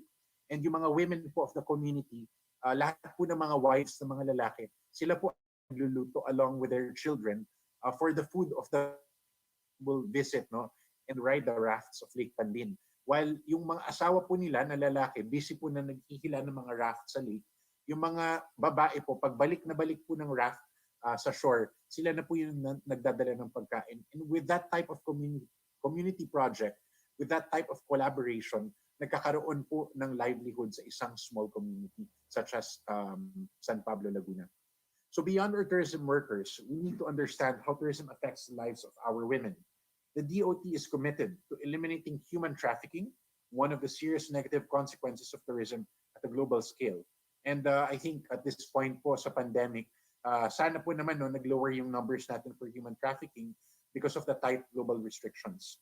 In 2019, we actually launched a program called Tourism Integrates, Supports, and Minds Women's Rights and Child Safety, or Tourism Works, a strengthening of the ASEAN-wide child safety tourism campaign that seeks to protect children from sexual exploitation in the tourism industry. In the recent months, some of you may have been able to travel to some of our local destinations, such as Boracay, Batangas, El Nido, Coron, Bohol, Siargao, the provinces of Ilocos Norte and Sur, Baguio City, and more recently, Intramuros. We'd like to believe that despite of the health and safety measures in place, you were all still able to enjoy your visits. This is the current thrust of the department, to focus on domestic travel in order to bring back the jobs lost in the tourism sector, of which women comprise a majority in. When you travel, you not only experience the beauty of our destinations, you also help in sustaining the livelihoods of our tourism workers. But we ask for your cooperation in following the health and safety guidelines, such as simply wearing your face mask and face shield and sanitizing your hands often while observing physical distancing. While it had a great detrimental effect on the industry, the pandemic provided an opportunity for the tourism industry to look at itself in the mirror and ask if it was going in the right direction. With the challenges that last year brought, we have affirmed that responsible, sustainable tourism is the right way forward, the path to building greater resiliency, thereby creating a better normal. Thank you again to the Commission of Higher Education, Region 1, for organizing this event and a shining light on the contributions women have made in battling this crisis. The DOT has always advocated for greater gender parity and will continue to pursue initiatives to improve equality and inclusivity in all areas of society. Personally po, bilang residente po ng probinsya ng La Union at natuto po sa mga women in power, such as mother ko po, who have been a very, very good role model to me, who taught me how to pray. One of the inspirations for me in the regional office is in fact Our Lady of Manawag, and personally po, I hold Our Lady of Manawag responsible for all the successes that we've had personally po and through the regional office. Kaya po ang sa akin po, ang laki-laki po talaga ng recognition ko sa women, no, not just from the bottom up, but also sa poong may kapal. And with that being said, I would like to reintroduce myself. Ako po si Regional Direct Jeff Ortega ng Department of Tourism Region 1. Nangangako po ako that as long as the Department of Tourism is led by Secretary Bernadette Romulo Puyat at hanggang nandito po ako, makakaasa po kayo that we will be here to support every Juan and Juana in the Ilocos region. And of course, on behalf of our Lady Boss, Secretary Bernadette Romulo Puyat, agyaman ng apo, agayayat kada kayo amin, keep the faith, the hope, and the love. Keep the faith in the Lord that He will not give us something that we cannot take. Keep the love for each other, the love for women, the love for our families so that we can get through this together. Of course, keep the hope, no, that this will all end and this will all pass and that tourism will rise again. God bless. Maraming salamat po and thank you for having me here. Thank you. Thank you so much, Director Jeff, for sharing the wonderful women in the tourism industry. Truly admirable to recognize their contributions, how they brought the industry to where it is now despite the situation we have at present. Maraming salamat po, RD Jeff, for representing, of course, our Lady Boss Secretary, Bernadette Romulo Puyat. Okay, so I would like to open now the open forum If you do have some questions to RD Jeff, you can raise your hands, you can open your cameras, or you can key in or type your questions in the chat box para mabasa ko po. Kung may mga katanungan po kayo. Aha. Ayan, puro pasasalamat. RD Jeff, yung mga nakikita ko dito sa ating chat box. Thank you very much. This from Ma'am Romilly Kalili. Thank you, RD Ortega from NCC, Registrar Jane. Thank you, Director Jeff Ortega. That is from also from Mr. Florentino Reyes, the Dean of the College of Theology from Northern Christian College. Okay, so do we have any questions to our virtual participants na naandyan? Anyone? Parang may tanong dito. RD Jeff, kumusta daw si ma'am? Secretary, si Secretary. Daisy, ano tong question mo? Anyway, Depende po, sino pong boss? Parang avid fan po ata sila, RD. Yung isa kong boss. Actually, busy sa taping ngayon, kaya more to come soon. So, standby lang po kayo sa GME. All right. Thank you so much, Mr. Jeff. All right. God bless so, po. na po ata tayong questions, Sir Jeff. So, I guess I would like to call now our boss din po dito sa CHED Region 1 and also our lady bosses. I would like to call on Director Galera, Engineer Dolores, and also Dr. Bosse and also Ma'am Nympha to award the certificate of recognition and appreciation to our speaker this afternoon, RD Jeff. Sir JR.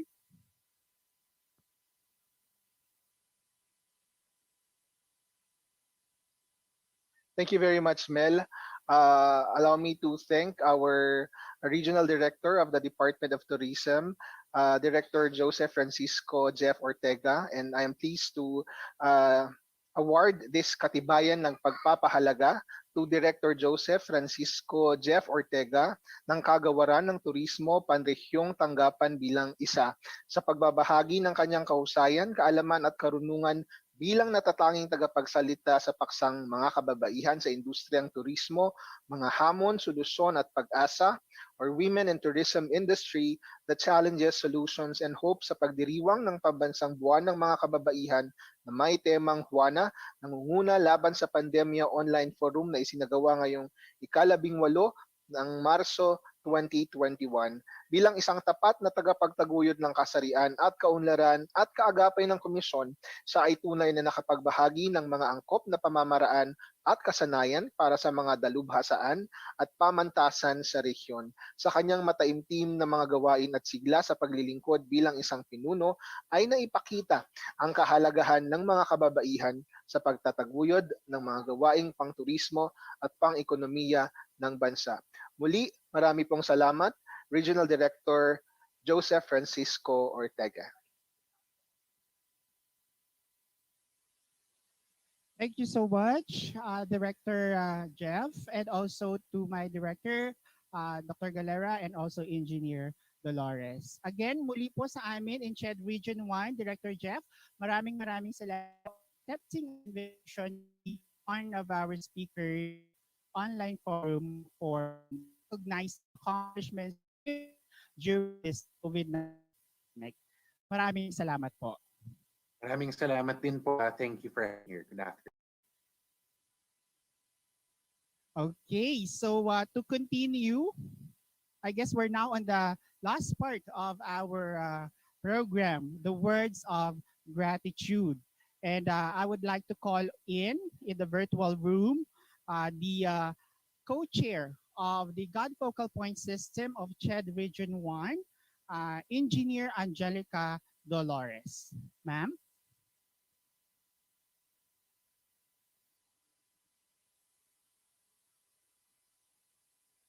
Engineer? Wait. Okay. Ayan. Sige po. Okay. Okay. Hi. Nadidinig ako? Ano po Akala ko si magpapagames ka pa ulit. Hello? Juana. Akala Okay. ko magpapagames ka pa ulit. Sige po, ma'am. Pwede naman po. May option naman po tayo. May games pa tayo. May konti pa bang natirang mga prizes? Meron pa naman, ma'am. Madami po tayo. Medyo 10 pa lang po yung mga nananalo, ma'am. Sige. Pa-games konti. Sige po. Okay. Sige. So before we're going to hear the message, the words of gratitude of Engineer Angelica Dolores, magpapalaro muna tayo. Ano po? Ayan. Para hindi naman po tayo at tawag dito, maging stiff sa ating mga upuan kung asan man po tayo. Okay? So yung isang slide, Lynette. Yan, yung green. Okay, ayan. So handa na po ba kayo? O paunahan ito ha. So chat box pa rin po tayo. Okay, chat box pa rin po tayo kung sino yung unang makakasagot, makakakuha ng sagot. Dapat yun yung mananalo. Okay? All right. So yung rules siguro kailangan nilang makita, Lynette, yung rules, yung isang slide na black and white. Wag yan. Exit. Yung rules muna, yung black and white. Okay, yan. Okay. Alright, so welcome. Play. Wala tayong audio.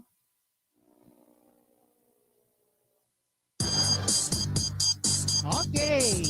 Welcome to the Grand Frisbee Pabebe. #matirang matramba. Okay, so ito po ang ating game for this afternoon. Okay, so bago tayo mag-proceed, gusto lang po sana naming magbigay ng rules. Ano po? Okay, so this Grand Quiz Bee Pabebe is first ever quiz bee held in the Philippines. Mag-ready dahil lahat ng tanong ang matalino talaga. Prizes are unexplainably valuable. Okay, so ito po ang ating mga rules. Number 1, sumunod sa rules. Number 2, of course, kailangan ninyong makinig mabuti sa instructions bawat ulit dahil hindi po tayo unlimited. Maraming salamat. Next, bawal din po awayin ang host. Ano po? Ayan. So kung may mga nanalo, please wag nyo naman po akong awayin. Okay? Alright. Let's be sports. Okay? Okay. Bigay na lang siguro natin kung sino yung may matinding pangangailangan. Alright. Next rule, competitive lang dapat. Walang sakitan physically or emotionally. Okay? Ayan. At wag po tayong masyadong maingay. Okay. Sige. Yun na lang ba yung last natin? And of course, masaya lang dapat po tayo. Okay? So chill lang po dapat tayo, no? Wag tayong masyadong tawag dito, stiff. Okay? Relax lang. Okay? Ayan. Dapat masaya lang tayo. Okay? So, ready na po ba tayo? Bigyan niyo naman po ako ng thumbs up or palakpakan dyan. No? Kung ready na po kayo sa ating palaro. Okay? So, may nakikita ba ako? Ayan, may mga nag-thumbs up. Yung mga hindi nag-thumbs up, siguro nakatulog natin mga to. Hindi naka-off yung kanilang mga cameras. Alright, so bigyan niyo naman po ako ng thumbs up at saka palakpakan. Or pakibuksan naman po yung inyong mga videos. Okay? Para naman makita ko kayo. O, dito, yung screen ko dito sa harapan, hindi ko nakikita yung mga ibang participants. Hindi ko alam kung anong mga ginagawa ninyo, kung nasa bahay man kayo, or nasa opisina. Ayan, may mga timbahay, yung mga timbahay dyan, sumigaw naman kayo. Ayan. Wag lang po tayong masyadong malakas, baka magising yung natutulog sa kapitbahay. Alright? Okay. Ready na po ba tayo? Okay. So kung alam niyo po yung tamang sagot, type na lang po doon sa ating chat box. Okay? Okay.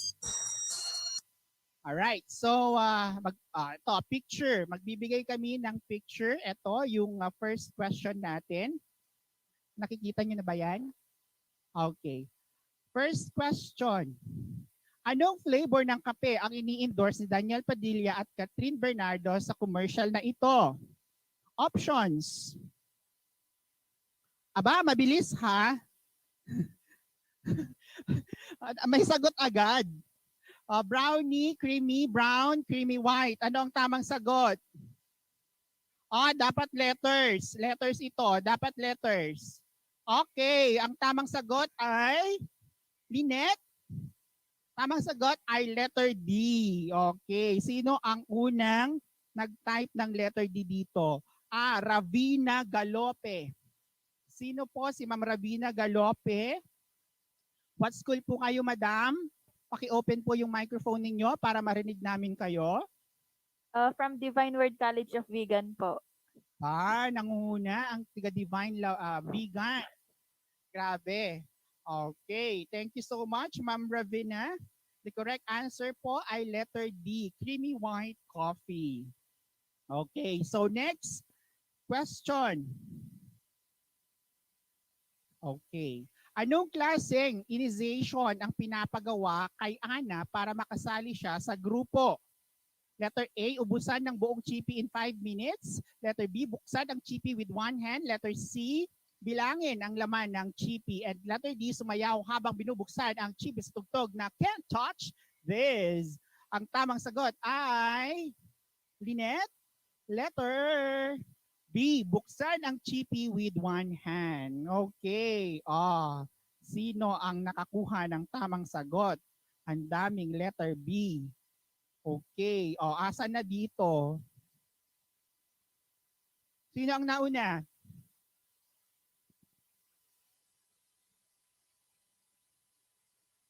Sino yung kanina? Yung tiga Divine? Galope? Galope, Lynette. Okay. And then for the second, sino po ang nauna?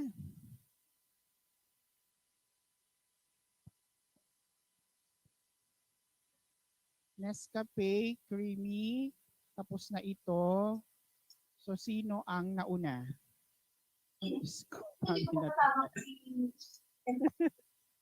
Hindi ko na ito nakuha. Yes, na. Sino ang nauna? Please help me. Sino nauna dito?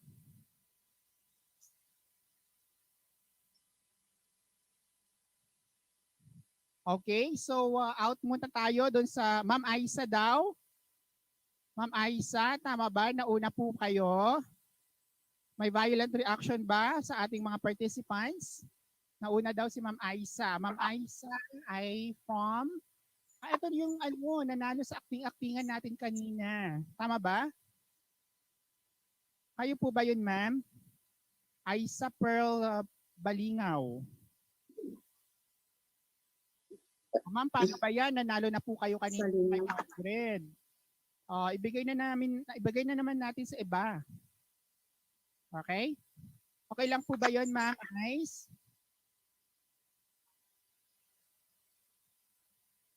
Okay, sige. Alright, so out muna natin yung question na yon.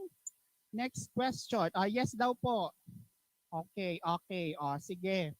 Yes po, doon tayo mag-stop. Okay, next question tayo. Walang nanalo sa question na yon. Question number 3.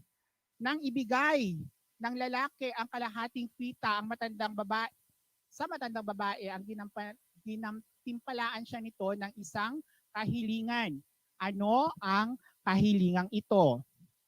House and lot, 1 billion peso, red sports car, maganda at sexy na girlfriend. Ano ang tamang sagot? It's letter C, red sports car. Congratulations, Joana Bilgeria. Okay. Ma'am Johanna, you're from ISPSC, tama po ba? Okay, congratulations, Ma'am Joanna. Yung mga ating mga winners, make sure nakapag-pre-register po kayo at binigay po ninyo yung number ninyo sa atin. ISPSC. Joanna Bilger, ma'am, from ISPSC, tama po? Okay, maraming salamat. All right. So, yes. Okay. Sumagot po siya. Yes, from ISPSC, Office of the President. Okay. Regards to Dr. Arce. All right. So, next questions po tayo. Okay. Paano naman po ako, Elvin? Ayan. Next question. Sa anong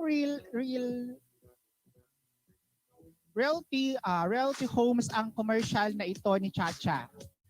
Delta Homes, Pandemya, Echo, o hindi po kami endorser dito, ha? Tamang sagot ay All right, congratulations from Lyceum Northwestern University, Maria Teresa Ann Fernandez. Okay, congratulations, Ma'am Tess. All right, nanalo po kayo ng 200 pesos GCash, and also we will also be giving you a planner po from us in the commission. Okay, marami pa ba tayong questions? Ba, dumadami yung mga questions natin, ha? Okay, fifth question. Na-divide mo na ba, Elvin? Okay, next question. Sino nga ba sa dalawang lalaking ito ang may utang? Yung naka-black, yung naka-brown, pareho sila, or wala sa kanila? Tamang sagot ay yung naka-black. Okay, so sino ang nakasagot? From Northern Christian College, Mr. Filipino Reyes. Congratulations po, Sir Reyes. Nanalo po kayo ng 200 pesos GCash, and also we'll be giving you a planner from us, from the commission. Congratulations po, and maraming salamat for joining. Parang ang dami-daming sumasagot. Maraming salamat po for participating to our games. Meron pa ba? Alright. Ito. Next question. Elvin, lagyan mo ng label. Okay, next question. Sa commercial na ito, ng Bear Brand, ano ang pangalan ng nanay na pulis din? Malu, Carla, Rufa, or Maria? Ang tamang sagot ay Malu. Okay. Alright. Ang nanalo ay si Ma'am Glenda Ganzon. Alright. Congratulations, Ma'am Glenda. What's cool po kayo, ma'am? Ma'am Glenda. Okay. Parang alam na alam ni Ma'am Glenda yung commercial na ito, ano? Oo. Napapaghalata po. University of Eastern Pangasinan, sir. University of Eastern Pangasinan. Okay, sige po. Congratulations mo po, and thank you for participating. Meron pa ba tayo, Lynette? Meron pa. Aba, marami tayong questions, ha? Anong hayop ang kasamang nagsisipilyo sa commercial na ito ng toothpaste? A, cat, rabbit, mouse, or dog? Ano ang tamang sagot? Okay, ang tamang sagot ay Lynette? Yay! Rabbit! Rabbit po ang kasama ng mga batang nagsisipilyo sa commercial ng Colgate. Congratulations from Divine Word College of Lawag, Mr. Rodmark Atienza. Congratulations po, nanalo po kayo ng 200 pesos at bibigyan naman po namin kayo ng planner. Okay, congratulations to all our winners. Meron pa ba? Meron pa daw. More questions to come, ha? Ang dami, ha? Dami prepare. Okay, next question. 8th question. Anong kanta ang sinasayaw ng Jabum Twins sa commercial na ito? Walang sabit, caring carry, haba ng hair, or sumusunod? Tamang sagot. Ay, alam ko tong commercial, Rejoice. Itong panahunan ko ito. Okay. Ang tamang sagot ay sumusunod sa galaw. Letter D. Okay, letter D. So ang nakakuha ng tamang sagot ay nauna is from NPC-MST. Okay, parang wala po kayong pangalan, ma'am at sir. Paki-identify naman po. At tumatalon daw po kayo. Make up. Huwag masyadong excited. Huwag kayo masyadong tumalon, madam. NPCMST, ayan na. 'di ba? Ang saya-saya ng mga tiga NPCMST. Congratulations po, nanalo po kayo ng 200 pesos, madam. And also, bibigyan namin po kayo ng planner. Pakikuha na lang po ang premyo ninyo, ang planner po ninyo dito sa office. Malapit lang naman po ang NPCMST. Maraming salamat to all our participants. Meron pa ba tayong question? Lynette? Aba, meron pa talaga. Parang hindi tawag dito, nauubusan si Lynette ng mga katanungan. Pedro Lac naman po. Questions? Sandali po ha. Next questions na po tayo. Maglagay lang po kami ng division doon para makita namin ano po yung mga sagot. Tama na po tayo. Tama na po sumagot. Pasensya na po kayo. May nanalo na po. Yan ang problema natin kapag medyo mahina ang ating internet connectivity. Okay, sige. Okay. Question number 9. Alright, so ang sumasagot agad, hindi pa nababasa yung question. Ilang baboy ang naghahabulan sa damuhan sa commercial na ito ng figure lock? 2, 3, 4, or 5? Sagot! Ay letter B, 3. At nanalo kayo, Ma'am Jolly. Harilio, anong school po kayo, Ma'am Jolly? Binalatongan po, sir. Binalatongan. Congratulations, Dr. Mac. Nanalo po ang personnel ninyo, si Ma'am Jolly, Sir Jolly Harilio, ng 200 pesos and also a planner. Congratulations po sa inyong lahat. Alright, so meron pa ata. Last question.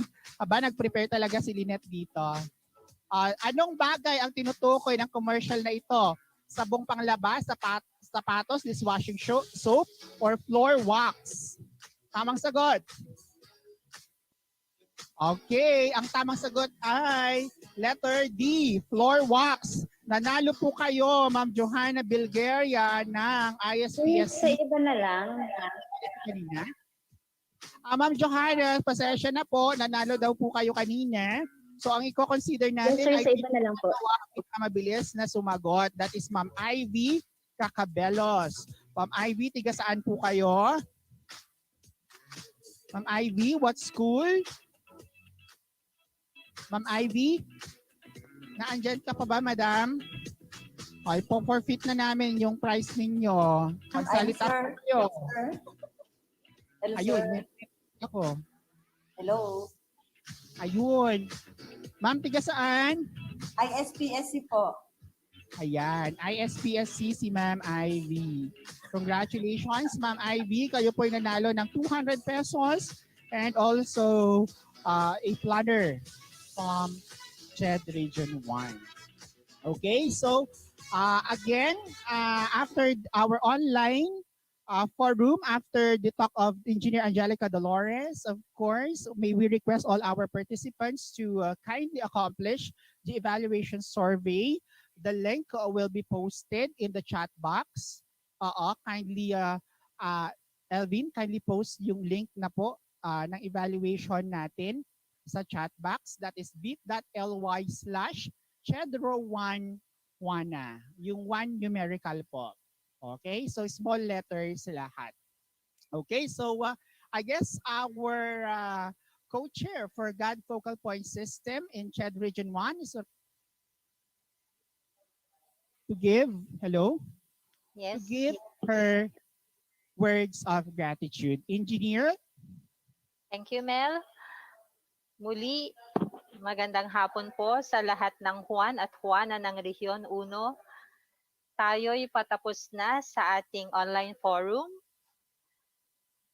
Naway nakapulot at tayo ng mga aral at gabay at mga kaalaman sa atin ngayong pandemya.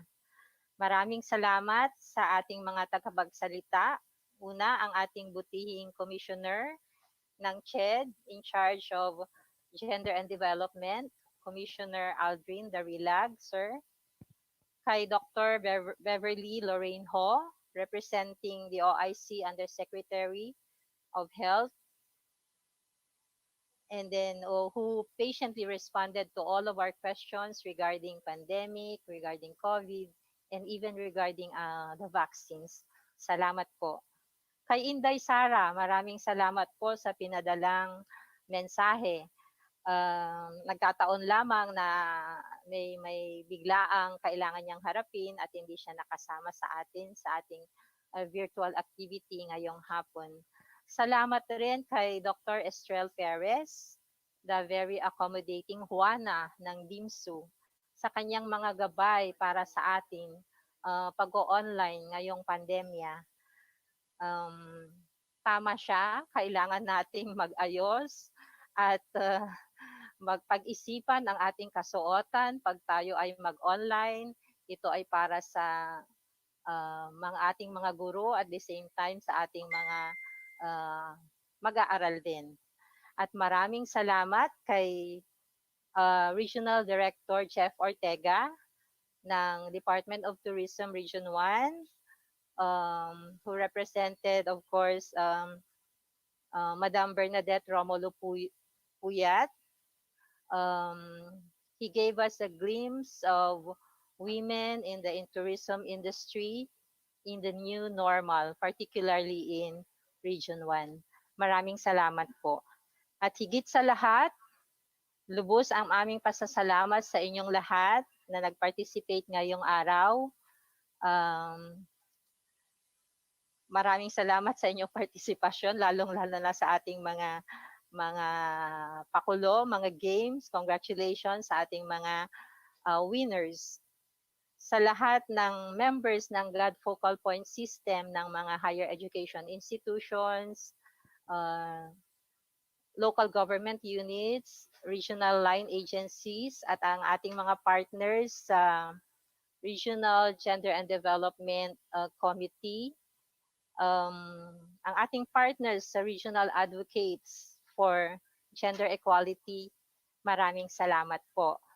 Sa mahabang panahon na ipinaglalaban natin ang karapatan ng mga kababaihan, unti-unti nating napapagtagumpayan ang ating mga ipinaglalaban sa bawat sektor, katulad na lamang ng mga kasama at napag-usapan natin sa araw na ito.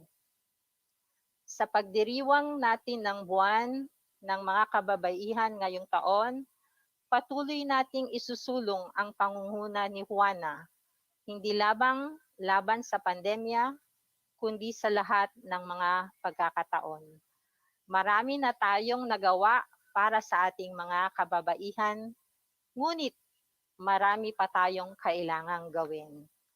Kaya muli, patuloy nating isulong ang laban sa pandemya.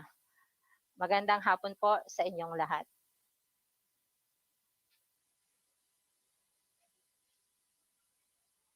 Okay.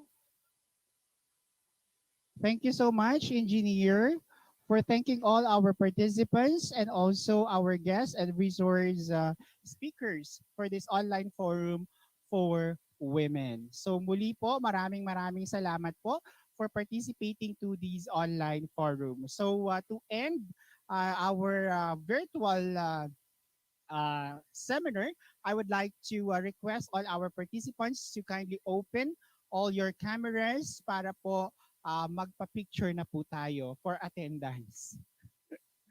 Okay, so ready na po tayo? Sige, paki-open po lahat ng mga cameras ninyo. Pati microphone ninyo, pwede nyo rin pong i-open. Pwede na po tayong mag-ingay. Okay, at mag-say hi, hello sa ating mga kaibigan. Thank you po. Thank you. God bless. Women's celebration. Thank you very much. Alright. May katatila So, daw. first slide po tayo ha. O, hindi po namin alam kung anong slides po kayo. First slides. Hello, God bless. God family. Okay, second slide. Slide na po tayo ha. Slide number 2. Yun, ma'am.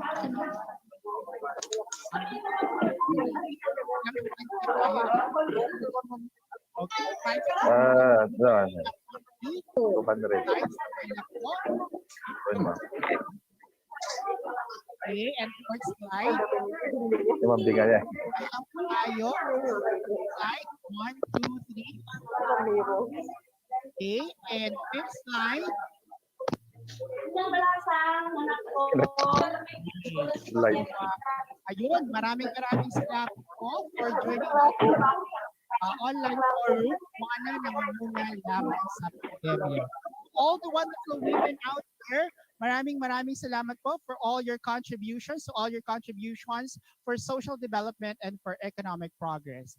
From us in the Commission on Higher Education Regional Office Number 1 and to all the members of the GOD Committee, GOD Focal Point System. Gusto ko lang po pasalamatan po pala ang aking team na naandito, yung ating technical, Sir Elvin, si Ma'am Lynette, and also the members of the GOD Focal Point System who work together for us to be able to come up with this wonderful online forum. Maraming salamat sa ating mga kasamahan sa GOD Focal Point System. Of course, naandyan si Ricky, naandyan si Sir Al, naandyan si sino pa ba? Si JP, naandyan si May Rose, naandyan si Mariel, sorry po. Nandyan si Myrel, nandyan si Kuya Arnold. Sino pa ba ang hindi ko na-mention? Si Ma'am Angie, si Ma'am Nympha, and also Sir JR. And of course, ang Chief Administrative Officer natin, Ma'am Nympha, maraming salamat po. And also sa ating finance unit, maraming salamat, Sir Iman. And also sa ating mga girl power group, sina Saitin at saka si Janine. And also for the support Unifast team, scholarship team K-12 team. Maraming salamat po for supporting. And not to forget yung ating records unit, maraming salamat po sa inyong lahat. Okay, so I guess that's the end part of our online forum. Do not forget to answer our evaluation survey, that is bit.ly/chedro1 Juana. Okay? All right. So nailagay naman na po ata ni Elvin yung link sa ating chat box. Maraming